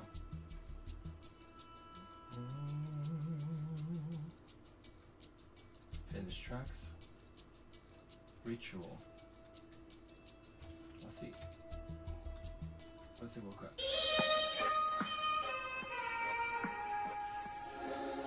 It's just like Zulu chants from Africa, dude. Like, there's no, like, English words there.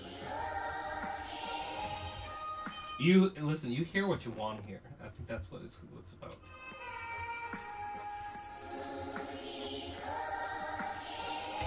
I kind of hear it too now that you're saying it, but it is not what they're saying.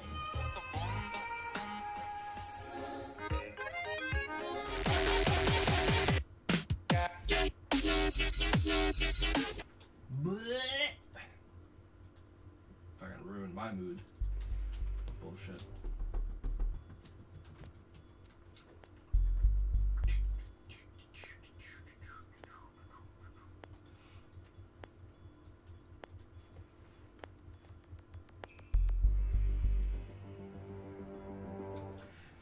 Yeah, never meet your heroes, man.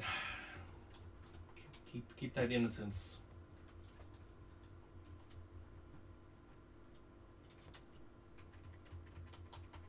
Super maybe. What's in the super maybe gesture folder? Ooh. Always good when a song starts with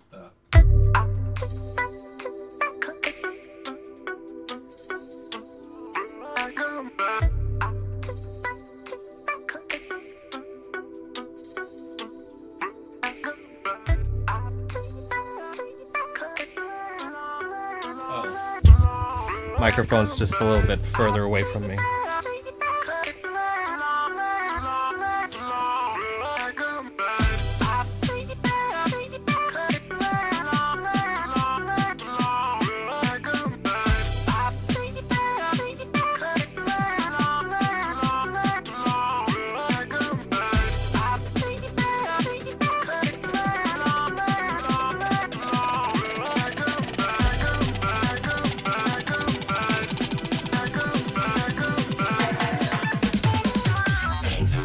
Oh, terrible.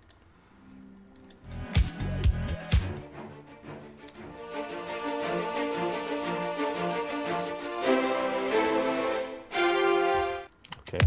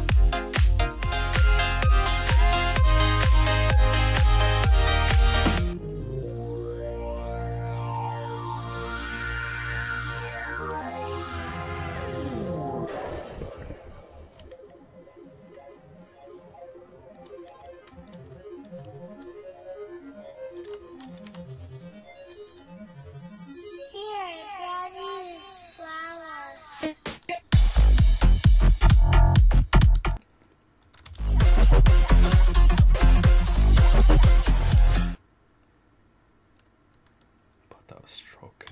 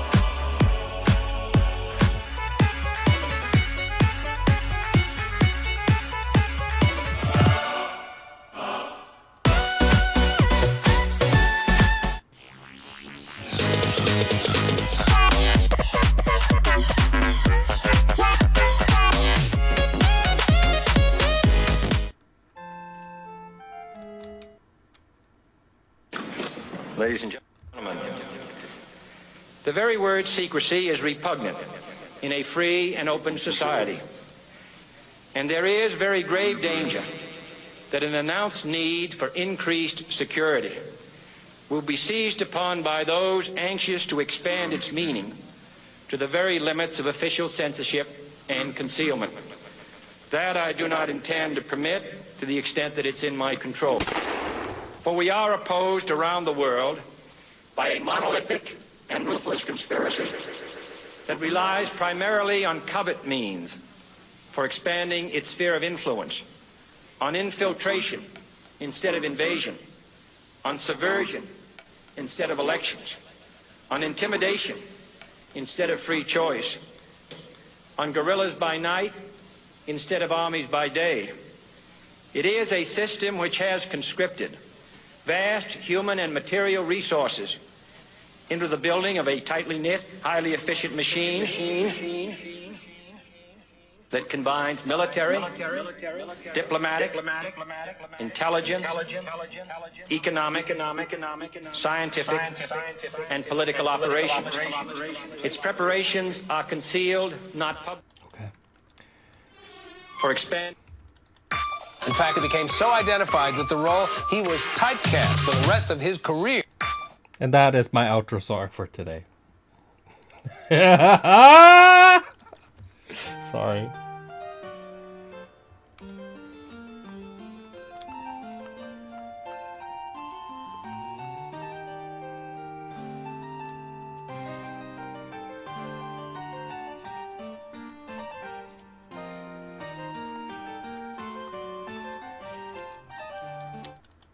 In fact, it became so identified with the role, he was typecast for the rest of his career.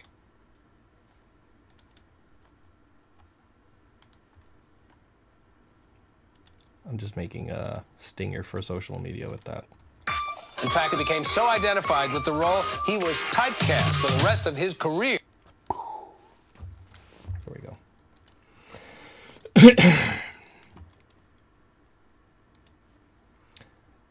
Medical Dr. Martin again. Another great stream. Thank you, Alex. See you next week. Thank you, Martin. Appreciate it. I'm just like zoning out at this point. Anniversary. Meter anniversary. Oh, FL Studio files. Oh, Outcasts. That's there. Okay. Is mastered. Bubbles. Oh, stems for all the songs. Okay. Costume.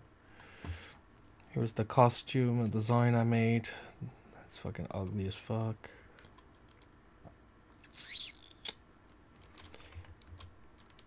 Track called Dubstep.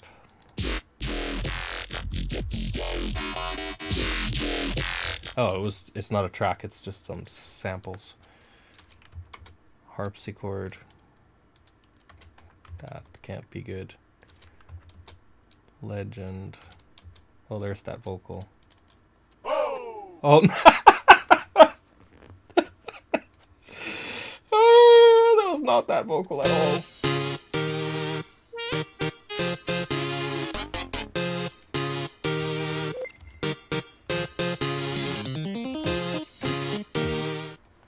What happens if we... Oh, it's just construction kit shit. It ain't the stems. Or is it... It's not even the whole song, is it? It's just like parts... A little part of it? I don't get it. Or maybe I just composed that and then I had to like open it in a new session and make everything new. Like, I don't know if you can hear. Yeah.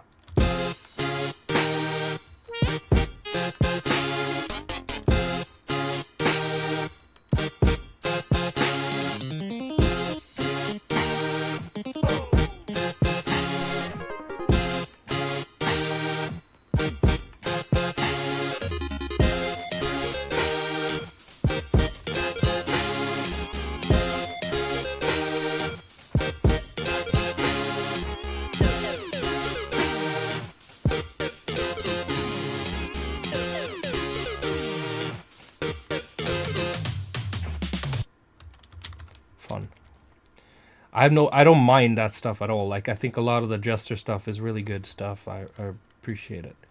I don't hate everything. I just hate stuff that's bad. So it sounds subjective, but to me it's very objective. Melody stuff is most of the time very good. Production stuff, dubstep in general, it's just not my cup of tea. Most of the time. Sometimes it is, but not today.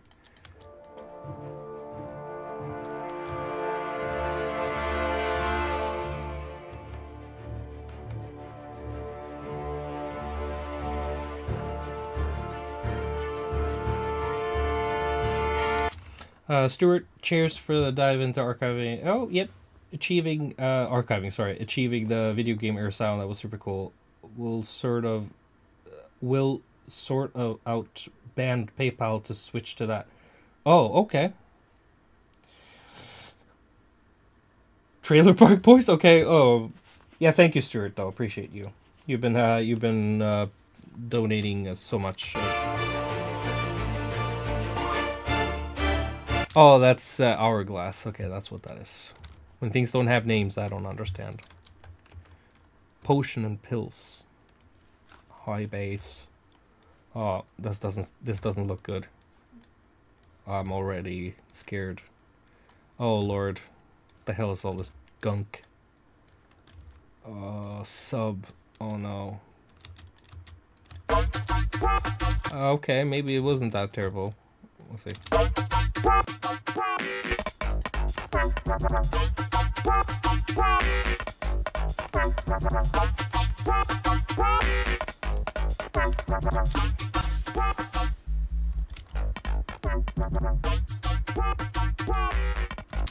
I don't know. It's a noble attempt at something, but it's trash. So, yeah, Jester was definitely like a mixed bag. It was one of those points where I felt super forced to make something that was like the old stuff, and I pushed so hard and I couldn't feel it. I think the last time I did something where I pushed that old stuff and I felt it was Void, and that's probably the last time I'm ever gonna do that sort of shit, to be honest with you.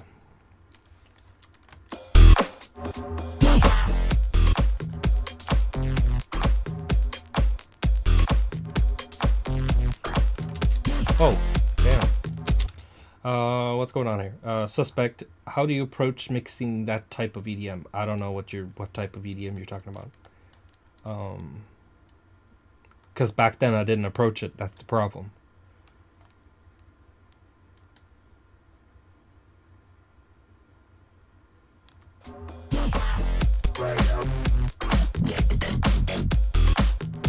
Yeah, I was high out of my mind on weed and drugs most of the time here, so I didn't have any clue what the fuck I was doing with any of the equalizers or compressors.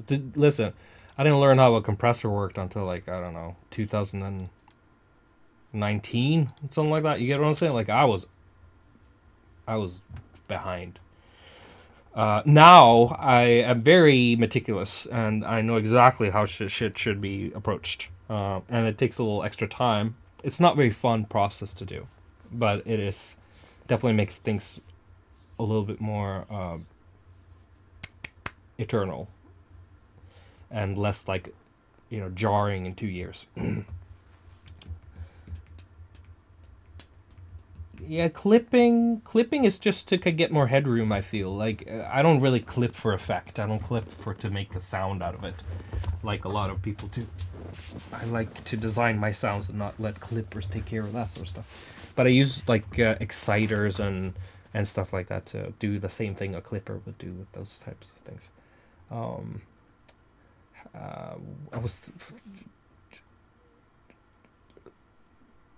was trying to read a comment or something. I don't know. Or was I listening to this? I don't remember what I was doing.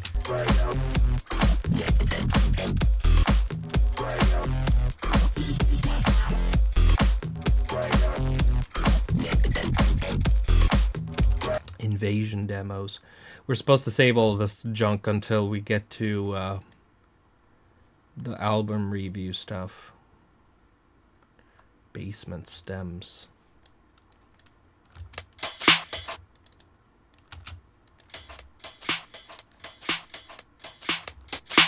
Oh, that's so loud.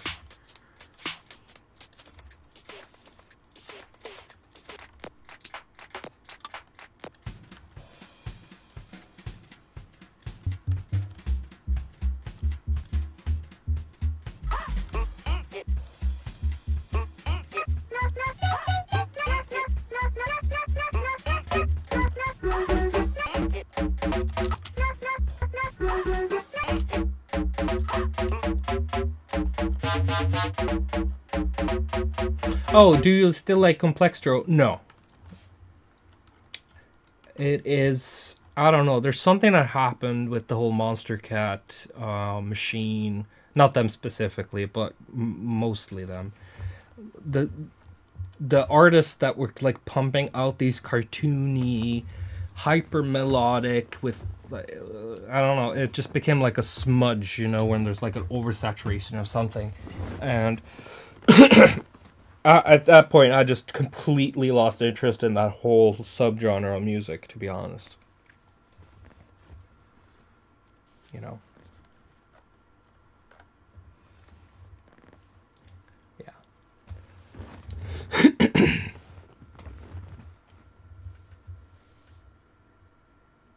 It wasn't special anymore. But it's just so many artists doing that sort of stuff, and it just... What I also started to notice too is that also the people who start like this, I'm a very communal character as well. I like to hang around people. It's just doesn't... I never found a lot of people that have like exactly the same sensibilities and musical tastes as I do, and it's been very difficult to kind of match up with other artists or even people with music genres and stuff like that. So it's been very difficult. Because you attract a fan base or people to that sort of stuff, and it's very difficult when you can't relate to those people and they're very different from you. Because I'm not a very like, whatever those people who were like into that complex stuff is so not what I am as a person. So it was all just about like, felt out of place, and it wasn't my thing because of that, because of culture, really. Rebirth was kind of... Yes, it's just a sprinkle of that sort of stuff, but I'm not doing the cheesy, like...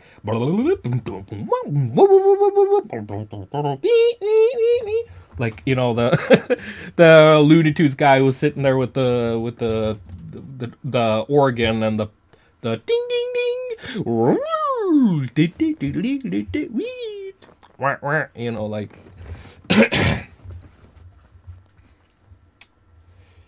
That's Complextro after a while.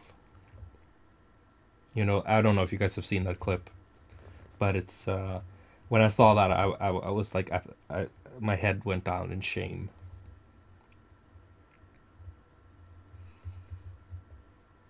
Yeah, the Looney Tunes guy. That's Complextro original form.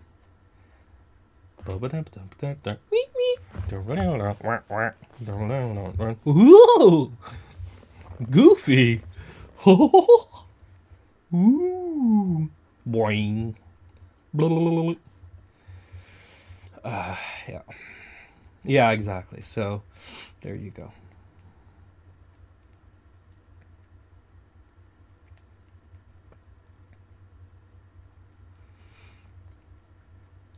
Yeah, there was a tiny period in the beginning where, you know, very handful of people, because Complextro comes from French touch. There's no doubt about it. Like, French touch is that thing, only more rugged and real. And Complextro, as you guys know it, is what me and a bunch of idiots on Monster Cat like pushed it to be. It's just this like corny, hyper pop, silly version of that sort of style, right? And because I don't know if you've heard like Skrillex's attempt at doing that sort of stuff, but he was also super into French touch and that sort of stuff.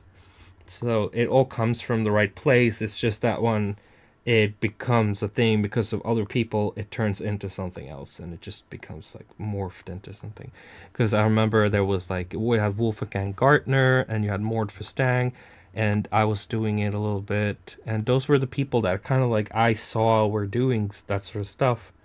I don't really remember a lot of other people doing that whole electro house with a lot of stuff in the very beginning. Because I also came from French touch, so I was just, it was natural for me to like pull that over. But once it became like that mini scene inside of the YouTube channels and stuff, that's when it kind of like just died for me, to be honest. I haven't listened to Blank Banshee. I don't know what that is.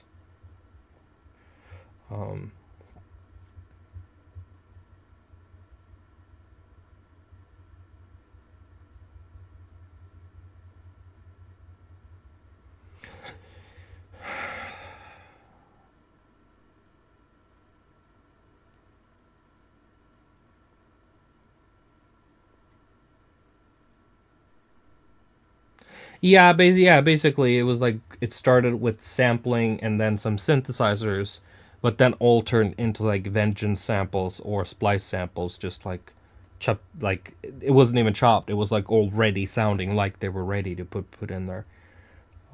So it just kind of, you know. But a lot of dubstep at that time too also had a very similar flavor, and I was doing that sort of stuff for a long time, but it's not for me. I would love to say that, you know, there were people out there doing it better than me. That's why I quit. But it was also the oversaturation of it, and the stuff I was hearing out there that was like part of that scene just gave me bad taste.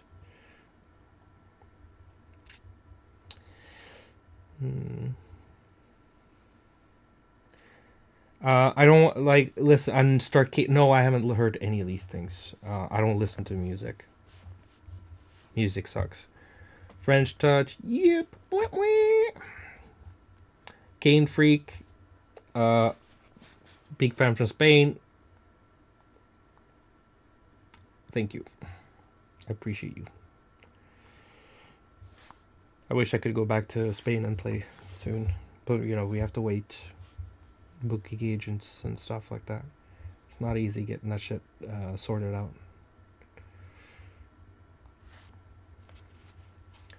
But yeah.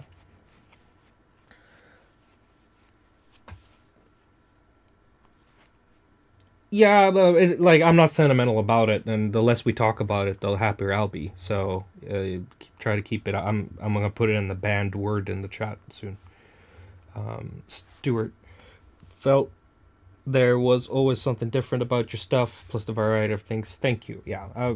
But listen, everybody, I'm a different person tomorrow than I am today. I'm not the same person anymore. Definitely not a corny person with bad life decisions and a bunch of drugs in my system and not having any clear idea what I'm doing at all. Like, that's not who I am. And, you know, it's a more innocent time as well with EDM in general. Like, we came from French touch, this exciting French touch. You had the darkness of drum and bass from UK, and you had the hardstyle from the Netherlands, and techno, which was dominating in Germany, and then we started doing more crazy stuff, and I was part of that wave of doing that crazy EDM plastic stuff in the beginning, and just got to me. Just you gotta know who you were to know where you're going. Yeah, music sucks. Music was a mistake. Quote me on that. I love that Miyamoto quote, or it's just like a spoof where he says like video games were a mistake. I love that.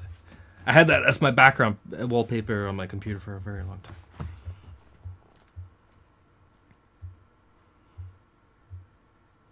So I'm just extremely nihilistic. That's me. I have a lot of gotta be careful how I put this. I have a lot of that childlike power to create and willpower to do it, and music is amazing. It's just the world is so terrible to me, and I'm not saying you guys specifically, but I'm just saying, like, making music for other people is extremely difficult emotionally, because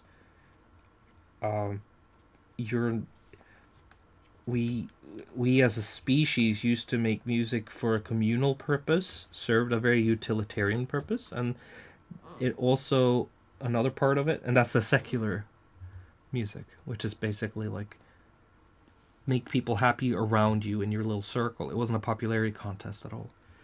And then the other type was, religious music, which is basically you're composing for God. You're showing him we're worthy of his grace, and showing that we are not a mistake, and we know how to praise the creation that we are, and look how smart we have become, or look how far we've become from the small things that you gave us, and we just want to make you proud, and we honor you with our beauty and what we create. And you saw that in churches and architecture, paintings, clothing, absolutely everything we put our hands on, except for food and medicine, maybe, because that's like, takes a little time to get good at that stuff for us. But we definitely tried to honor what we believed was our creator with these things. And today it's all just like dubstep, bro, fucking complex, bro, a swish swish beep beep bloop boop, and I'm like, I just want to kill myself. I don't know if you guys understand where I'm coming from with any of this stuff. Like, am I talking, am I coming through? It's just like Idiocracy, the movie. That's where I live. I'm in that world. That's the world to me. Like, everybody is just like, okay. Oh, what's going on? And it just feels like I just want to isolate myself more and more, and just stick with very few circle of people, and work on projects that have my name is basically not on, and make money that way and stuff. So it's very different. This whole music being on the front line stuff is very difficult. And if I was a super famous gazillionaire, it'd probably be fucking even worse. I think sensitive people have a problem in general with the spotlight and stuff like that, but when you're have depression, nihilism, and basically everything is just like a big joke. Like, not existence. It's great, but it's like this, like,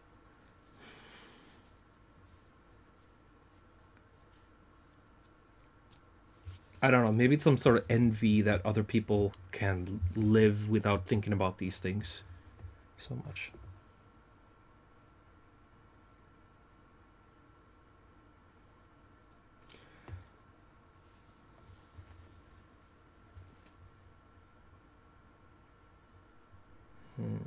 There's two parts of being a creator. You have the motivation to do it and the inspiration to come up with the things to do. And my inspiration is always at like 120, but my motivation is like at 4% most of the time. So it's extremely difficult for me to drag my ass out of the state I'm in to try to finish something, because I'm just always like, why? I don't know. It's just like releasing music has always been a very painful process.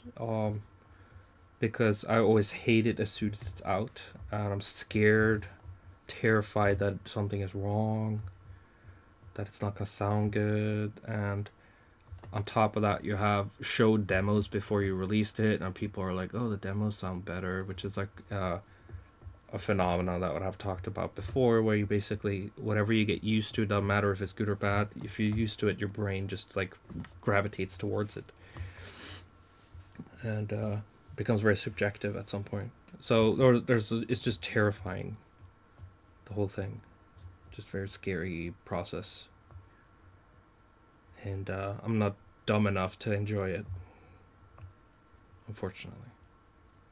I wish I was a retard so I could enjoy this thing. So I wish I just used splice samples and Ableton and just the old cloud services and fucking made crap music for idiots and just like kept on that. I wish I did that shit so bad. You have no idea. And felt so good about it. And had my studio full of neon lights, pink neon lights that look like a spaceship, so I can do these social media videos where I walk around my studio and show all my spaceship fucking modular synthesizers that I never use, and just be like in my 90s retro futuristic pants and my sunglasses from early 2000s with my bleached hair and be like, yo bro, this is what's cool for Gen Z in 2025, bro. I'm cool and hip, and here's what's up, bro. I'm gonna show you the new stuff that we're making with Splice. And, you know, Coachella, main stage. No, that it sounds terrible, but it's about the mental state of having it be easier, and it's very hard. So it's not very fun to go through all these things. Ostehövel, cheese grater, basically. Love you, Savav. Big inspiration for me, having Asperger and being Norwegian myself. You prove to me you can do anything you put your mind to. And made awesome music. Love your new stuff as well. I feel your pain as well. Thank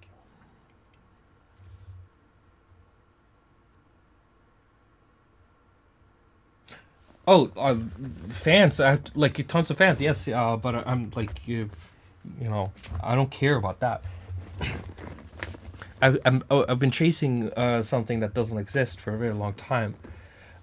It's some sort of like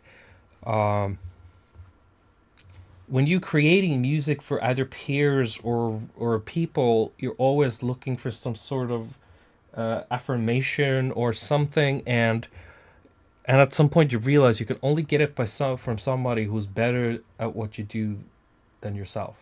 And when you also know that anybody who is better than you also hates you and hates what you do, you always feel like that is never going to happen. You're kind of locked out of that affirmation stage. You're not cool enough to join that gang, kind of, whatever.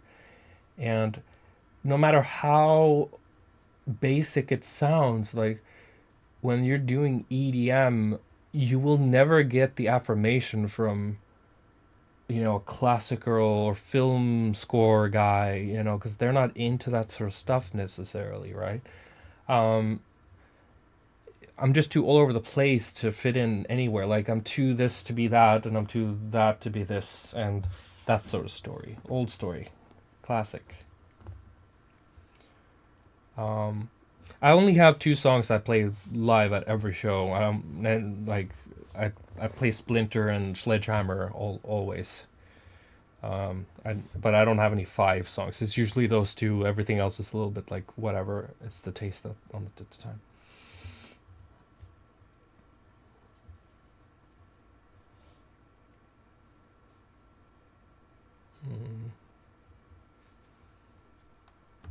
Wild Stout's okay. I have a piano version that I like more than any of these other ones. Good melodies is a good melody. You can use it.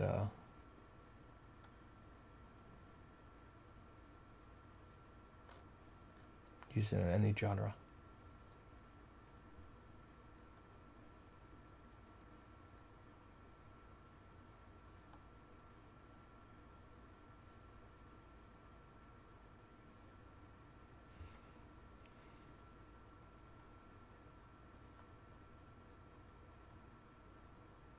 I'm just reading comments. That's why I'm so quiet. I'm sorry. Do you have depression still? I don't know. Depression is like a lifestyle. Like it's all relative. Like it's not like a clinical depression. It's more like just conclusion of things being kind of like. I find my happiness places for sure. EDM, not so much maybe, but I definitely find happiness in other places. Um,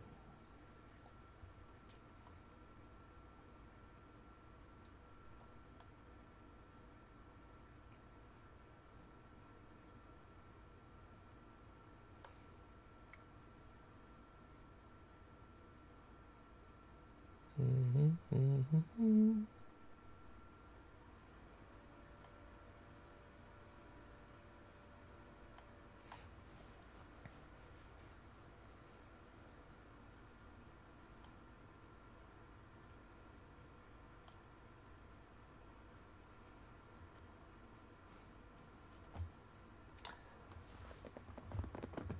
Reading. I'm just reading.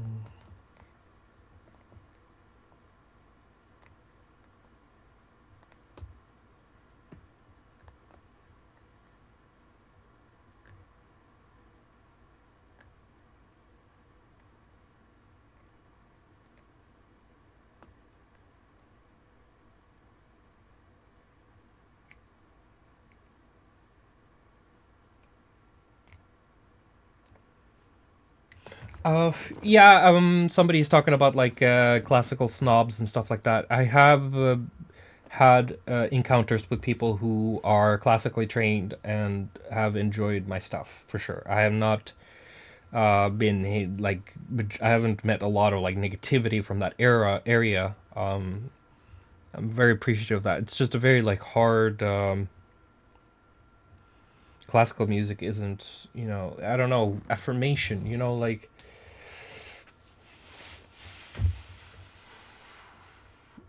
difficult to explain. I just wish we had a god, kind of, where I knew I would, in my heart of hearts, that things would be okay when I died, kind of thing. It's like mortal dread or whatever it's called. Less of that stuff. Know that the stuff I was making had a beyond us listener, and that we were tiny and insignificant, and it don't matter who is saying what. Our opinions don't matter, and that just being able to be in that place would have been so great. Being in fucking a tiny town in Germany in 1658, oh my lordy lord, and being the local organist player slash composer in a town with 500 people, and all you do is just make these bangers that will be remembered for like eternity, because you thought that we don't matter, it's the creator that you're making these things for. And fame and social media and technology and AI and all these other things, cities and metropolis and globalism and other countries and other cultures, nothing matters. It doesn't exist to you. You're only in your little local bubble, and you have 16 kids, and that sort of thing, where you're just living a simple life, and you can focus on that thing you like to do, and you're doing it for a very satisfactory satisfactory purpose. I don't know if that's a word.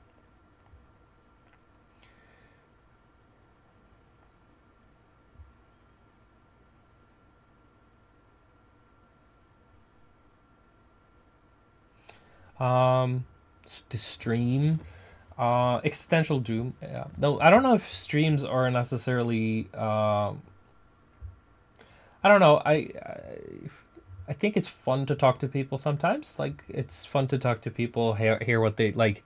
I don't know. There's something very interesting about the phenomena about being a known person, and people having perception. No, what's it called? Having preconceived ideas about who you are, what you do, and break those things. I don't know. I'm such an asshole that I feel like it's,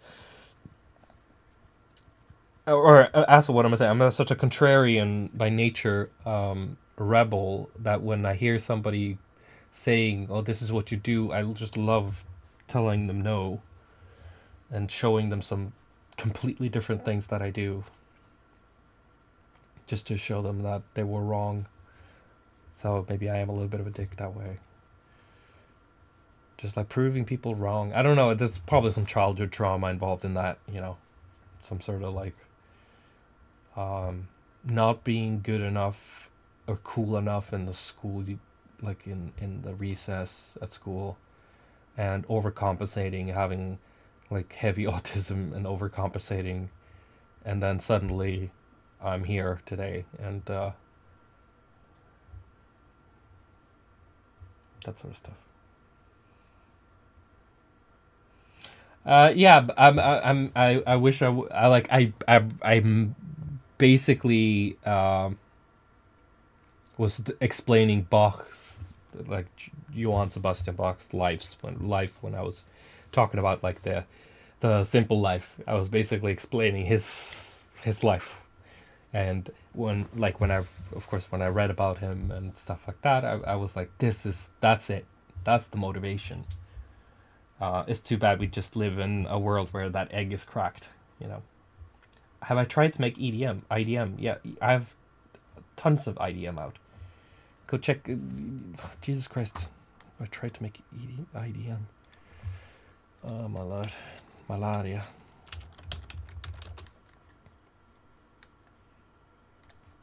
Here, take this. There's IDM I made.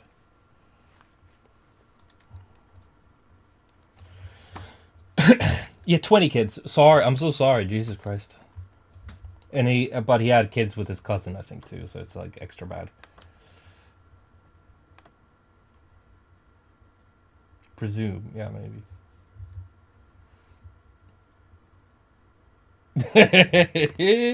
No, 50 siblings. Jesus Christ.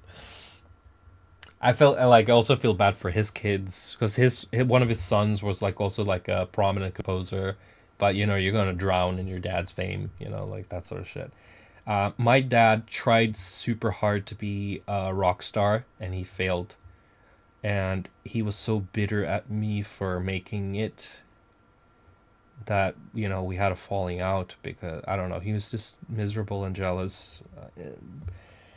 He hated what I did, and he was trying to convince me to stop doing music constantly. He was like, "Oh, you should do this instead.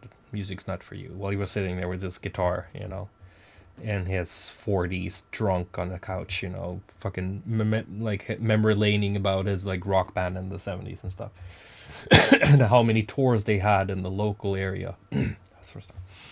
But I just hope that my kids surpass me as well, and that they don't end up underneath my crap. I just hope they become more famous and more extraordinary than I ever was. But I think trauma creates those types of people. Having a great childhood necessarily doesn't create a diamond. Creates nepotism, and nepotism is always weak and always is pretty faulty. So hopefully, because I'm so fucked up, my kids will have a little bit of like a trauma from me just being awkward and weird, and they will want to get out there and prove themselves or something. I don't know. We'll see. Toxic as fuck. It is, yeah, it is. But I'd rather want somebody who is gonna take my stuff and like think that that's nothing, and basically do their own thing, even if it's not something else than music, though. Like I want my kids to just be happy, and I'm just saying, like, if they were to do music, I really hope that they like kick it off and make their old man bite the dust, basically.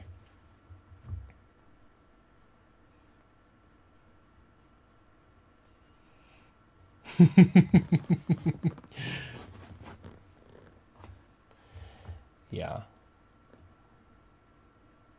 Yeah, there's I think that my kid is really like, she loves to sing and she likes music. She goes around playing ukulele and singing a lot, and I'm just thinking I'm gonna like, whatever, if she wants to pursue that path later in life, I'm always gonna be like the producer dad that's gonna help her get into that sort of stuff. Little Nepo.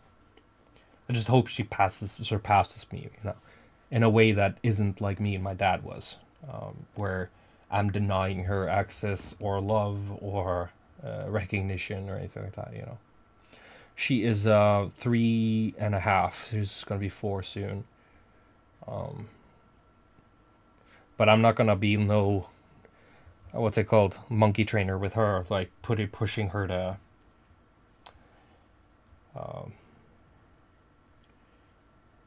become a perfect pianist or whatever. I think that pushes kids away from target as well. I think she just has to find out what she wants to do. My mom, whatever, she never pushed me to do anything, and I just like, Jesus Christ, Nepo is not good, guys. Like, Jesus Christ, like, what kind of world are you guys living in?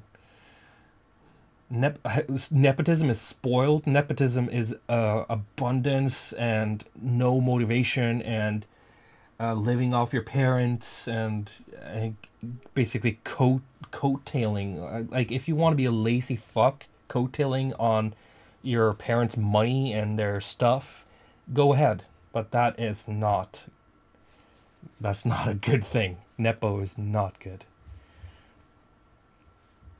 Nepo is terrible. Whenever I see an actor that I've never seen or heard before and they're terrible, and I see their last name, it's like, oh yeah, that's right, their parents are great and they suck, but they get these jobs because of who they are. But yeah, little trauma is always gonna motivate you. But no, I'm saying, like, there's just that right amount. There's like a limit where you go cuckoo, and there's that right amount that motivates you to do better than where you came from. I think that's like good, to not live such a powdered and sugar-coated life that everything is just handed to you and you just become this like bleak personality with nothing. You're just lazy. No resistance.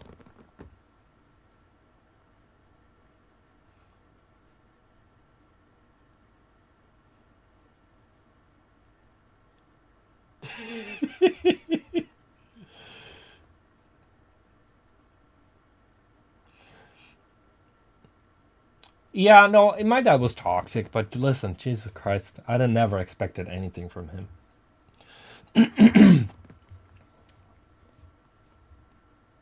I don't, like, I had other father figures in my life and mentors and stuff to weigh up for him not being there.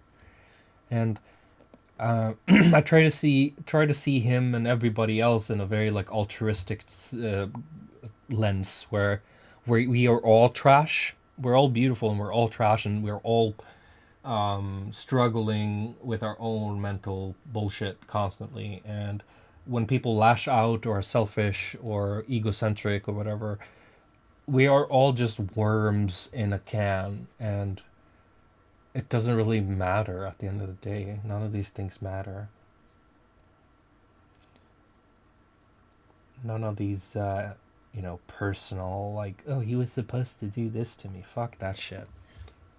He was exactly who he was supposed to be and who he wanted to be. Chose to, maybe not wanted, but, that is where, that's it. That's what happened. And it's just how things are, and accepting reality for what it is sitting there complaining about your own situation and feeling like you deserve better and stuff like that is fucking toxic. But accepting reality, that is a gift. So I'd rather do that than complain about horrible upbringing.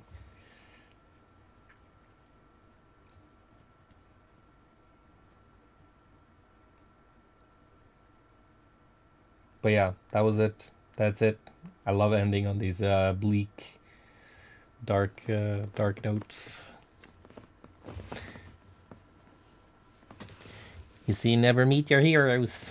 Fucking douchebags. That's what they are. Dark. What happened to all those happy circus music you used to make? You're just like a depressed fucking crazy person. Yep. Father's Day type discussion. Yes.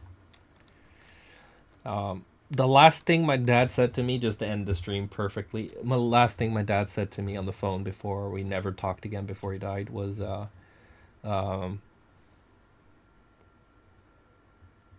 don't come to my funeral. And if you have kids, don't tell them they have a grandfather. Those are the two last things my dad told me before we hung up. And I never talked to him again. Beat that. Okay, you could probably beat that by abuse and physical abuse and torture and murder even, but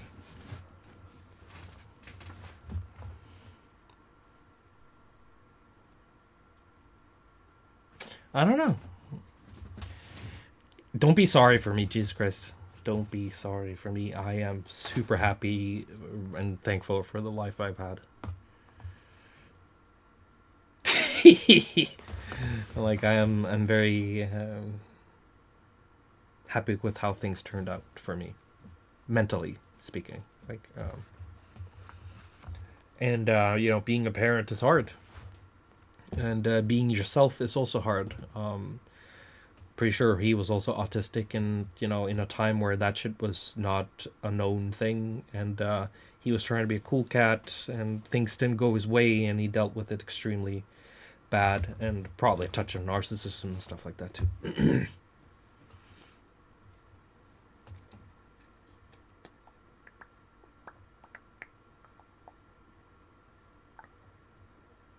My dad was an alcoholic, like a motherfucker. Probably, I think my mom told me that sometimes that he was also doing like pills or something like that as well.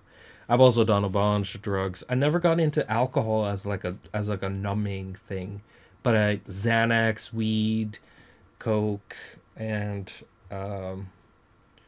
mushrooms, psychedelics, stuff like that. But a lot of like Valium.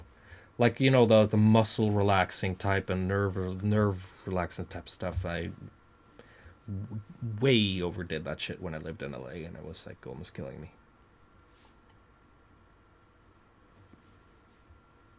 So it's all about this numbing, this like internal pain. So I see a lot in myself that, you know, my father kind of is hereditary in a way. This it's like this, I don't know, narcissistic self-obsession and hyper-awareness that makes you super sensitive and irritated constantly and overstimulated by reality and everybody in it. And you see too much stuff at once, so you just want to numb everything. You just hear and see 1,000 things at once. You understand it all and you don't want to hear it. It's like, you have ever seen those TV show episodes or those movies where a person can read thoughts and they go crazy because now they know too much or know there's too much information? That's basically me. Because I got like strong ADHD on top of like borderlines of autism, and strong autism was called Asperger's syndrome back in the day. Now it's just called fucking whatever, ESP, BSA, APB, APS, autistic spectrum disorder, whatever, ASDR. So basically, I think a lot of that stuff. You overthink, you become insane, and then you use drugs to try to get away from that stuff because you feel so good. 2 Xanax, woo! Fucking morphine, oh lord. But you know, you gotta. A person coming in, finally caught you live. Much love.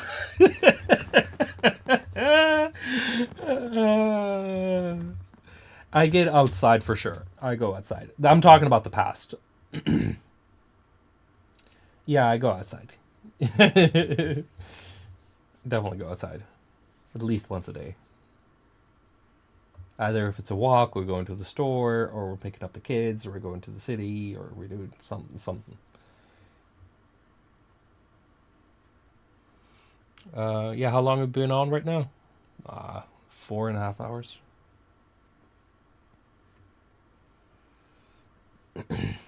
I touch grass. I have lots of grass outside.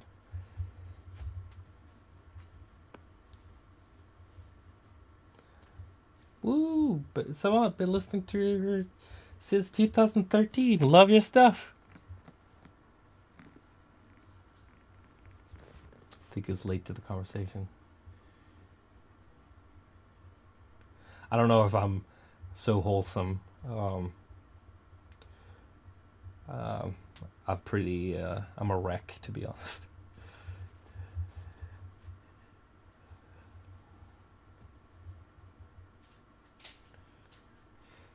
I would. You know what? I dreamt of having a studio that's like. I think me and my wife, we looked at a house that had like this lake outside the window, and that was like gonna be the studio. That looked, but we didn't jump on it. We didn't have the money, so we couldn't buy it. But it was definitely like one of those. We had a little lake outside the studio. It was like full glass wall. You okay? Yeah, I woke up from my snooze and I hear darkness. Darkness. Darkness? No, we're just getting real. Yeah. We're just getting real up in here. Cabin by the lake. Yeah. I live on an island in Norway, so it's very bushy and lakey. A lot of lake. Okay. Yeah, I don't like it's fishing. I used to go fishing with my grandpa back when I was a kid. Very lazy type of person. We went camping a lot and fishing and kayaking and whatever. So yeah, I grew up with that. So it's a very nostalgic childhood memories to whip out the fishing rod and campfires and stuff like that. Oh, yeah. Got to come to terms with the darkness when you have a lot of it. I don't work with D-Pad Studio anymore, so I don't have any studio there. No, I have a studio at home. I think it was most like river or lake type stuff. YouTube is not, what's it say? YouTube is not receiving enough video to maintain smooth streaming. Oh, who gives a shit? We'll survive. Yeah, so it's mostly like lake, wood in the woods type stuff.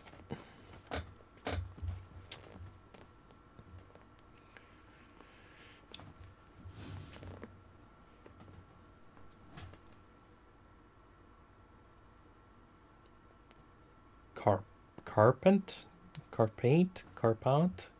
lake fishing. Yeah, lake fishing. I don't know if we did fly fishing, but it was like basically, or maybe, I don't remember. Not me, at least, but it's very relaxing stuff. I miss that stuff. And my granddad was like on crutches too. He had like polio when he was a kid, so he was like handicapped. He walked with crutches until he was like 70, and now he's in a wheelchair. He was very stubborn about those crutches. So he was like walking in the forest with crutches, like 2 crutches. His legs was just like a swing. Tough guy. Didn't give a shit. What kind? Yeah. Oh, fish. No, I think it was like, I don't know. Remember what kind of fish it was? Like salmon, and mackerel. Like more like freshwater fish type stuff.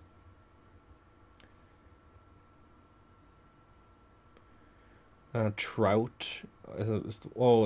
Trout is the one with the beard, maybe. But no, it's mackerel and salmon was what we fished for most.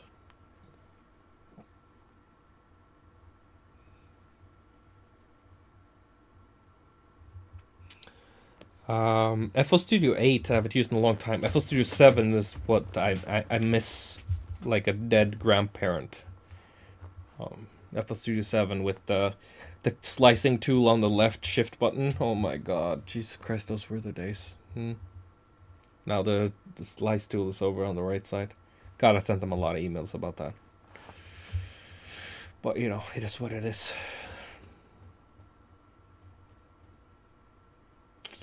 My favorite food? I don't know, man. Fucking junk. No, really, I think at the heart of hearts, it's like good Italian food. Like Sicilian stuff and Milan, Rome. Like,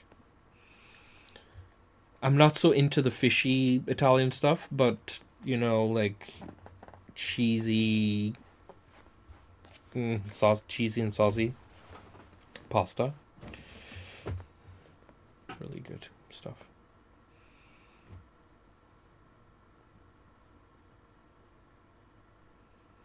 I don't think it. No, the FL Studio I know doesn't customize hotkeys. I think, I don't know.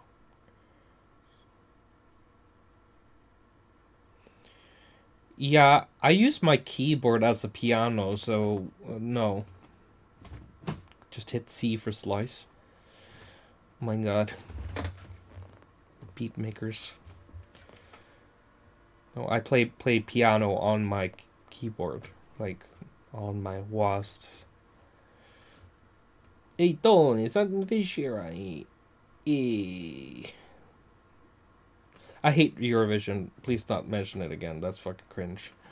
Best Italian food I've ever had. Vancouver, okay. Oh, lordy lord. Carbonara is delicious, though. I had that when I was on my honeymoon with my wife in Italy. And it was, like, fucking delicious. Carbonara. But I have a friend of mine down the street here who's also from Italy, from Milan. And when he makes food, it's like, it's fucking heaven. Eurovision. I don't know if Eurovision is a banned word. We're gonna ban Complextra before we ban Eurovision. For sure.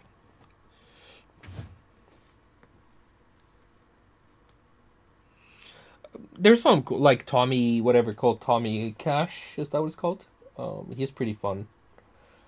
His producer on that track, at least, was from Finland.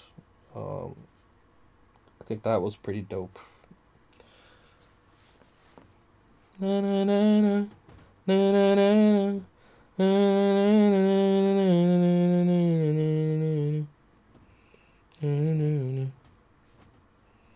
8-bit's not allowed to say. Complextra's not allowed to say. You know, all the stuff that people like is not allowed to say.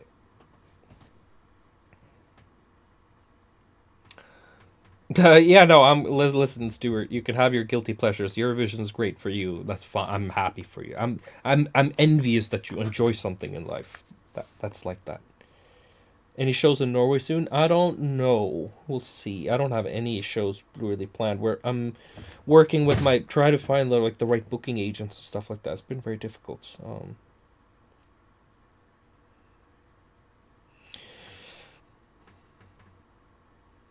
Yeah, I know. I know. I saw there was a lot of people offended by it.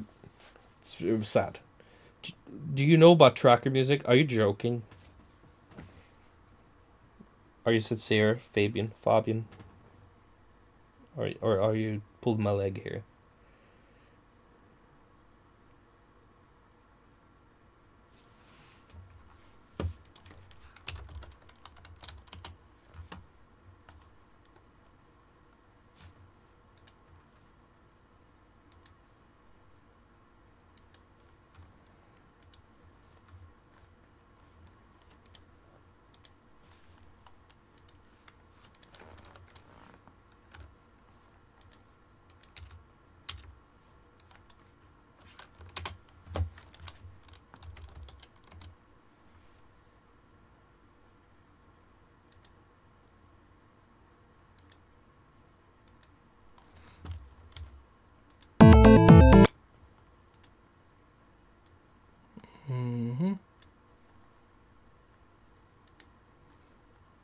Oh, do I even have any of those anymore?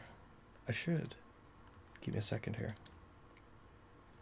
God, I hate when people do this to me. New.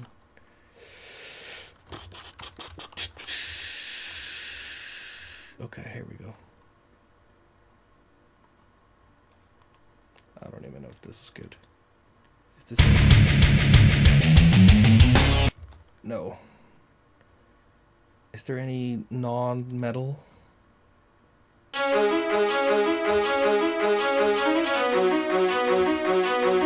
Okay, so there's some non-metal stuff there. But yeah, some guy asked me if I knew trackers, and listen, I started making track music when people were in their dad's balls around here.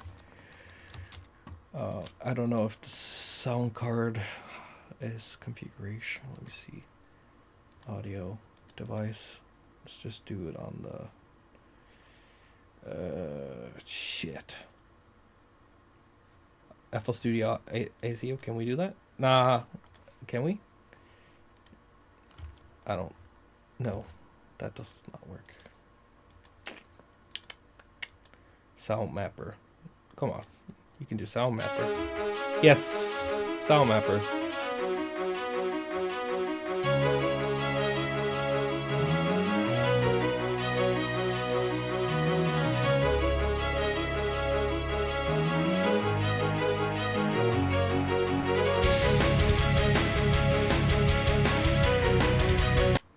Whee! Good old days. Fucking 1999. Back in the trenches, as they call it.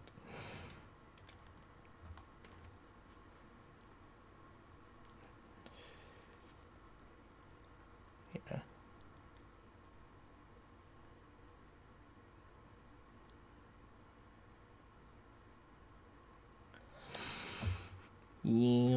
Using the Children Bone drum kit. Yeah, no, I sampled that from CDs and stuff when I was like a teenager. Like I would listen to like metal CDs and sample drum singles, snares, and kicks and stuff like that. Just make my own drum kits, and I would sample my stepdad's Yamaha keyboard to get all the instrument sounds. How the fuck did I sample those again? I think I put like I think it was one of those cheesy keyboards that didn't have like an proper output. Or did it have an output? Maybe I did a direct line.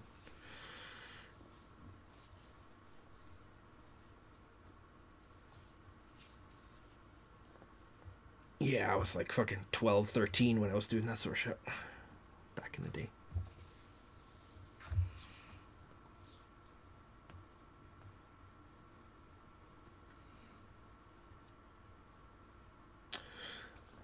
PlayStation's Music 3000? Is that the one on the yeah, I think I used like a music software on the PlayStation back in the day. I don't remember what it was called.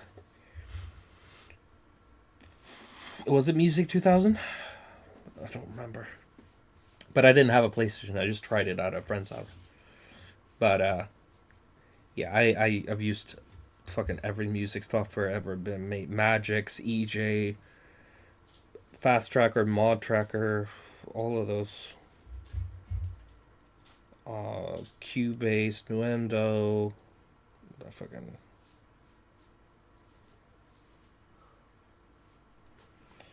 Now we're talking. Okay, Chiptunes is banned around here, guys. We don't talk about that. EJ, yeah, no, EJ.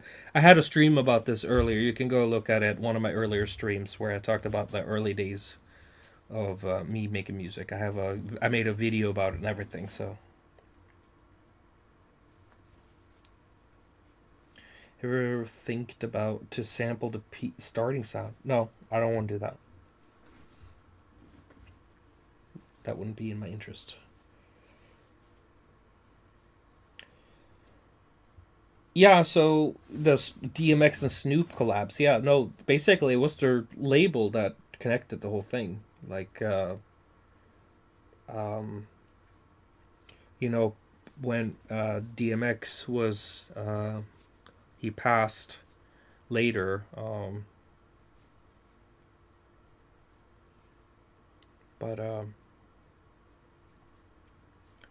Yeah.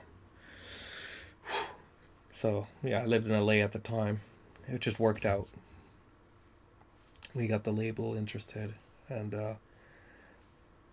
they had some ideas on what we should do, and I just got, I could produce wherever. And I don't think they signed off on the music video I made, but fuck it. I was just a very, what's it called? Gung ho, give a shit type guy. But I don't think I'm a drop in their ocean at all. Like, I don't think they would give a shit.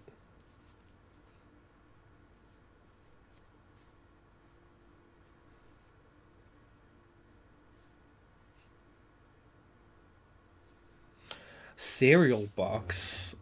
Oh, I never had no music. Yeah, maybe EJ was in a cereal. I don't remember. Could be. Fruitiger Aero.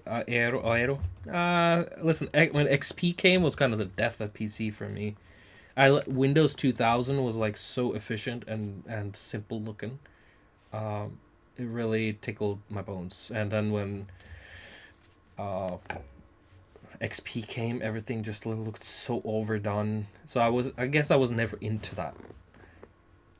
It's nostalgic in a way, but almost like, you know, an uncle touching you as a child. That type of nostalgic. So it's still like, oh, I was young, but ooh, still some shit happened.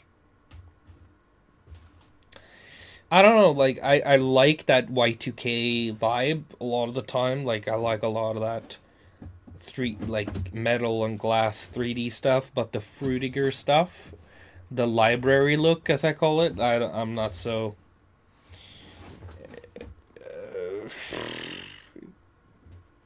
I don't know if I'm such a huge fan of that corporate futurism look. It's just...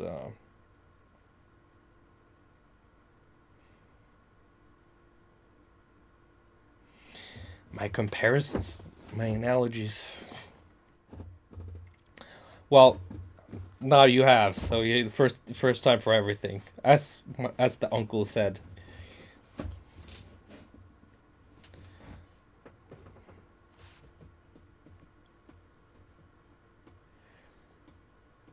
I never had a creepy uncle do that. I had a stepmom though who was a little bit too touchy once. That was a little creepy. That was my drunk dad's drunk wife or girlfriend. They were both drunks, so it's very like trailer park trash type vibes. She came into the room. You look so much like your dad when he was young. Like, you bitch, you're fucking 50. Well, you didn't know him when he was young. Oh my god, lady.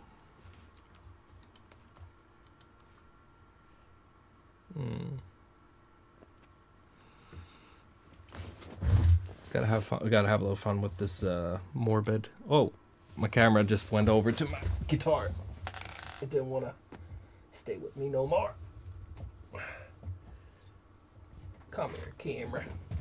But yeah, we're gonna call it call it. I guess I'm leaning in for the outro music. Let's put it back here. How many instruments? I used to have a lot, but I don't have a lot anymore. I basically have a shitty MIDI keyboard, a Moog, and 4 guitars and a bass guitar, and that's about it. I used to have... Oh no, I have some keytars, but, you know, stuff. Let's see if this is the one. Is this the one? Oh, I don't want to get flagged, though. I don't want to get flagged. Oh, shit, am I going to get flagged? If I...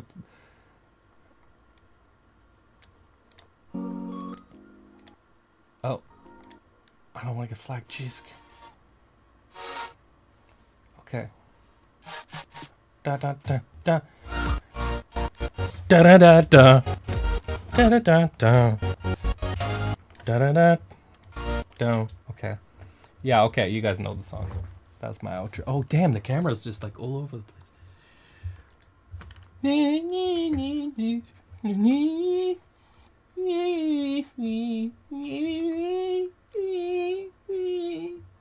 Okay. Okay, try not to let the bed bites bug, and tight sleeps. Sleep Whatever.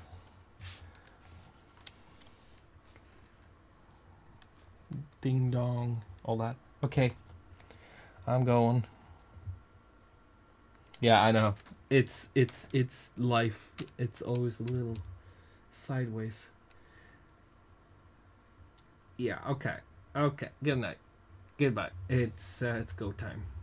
See ya. See you next week.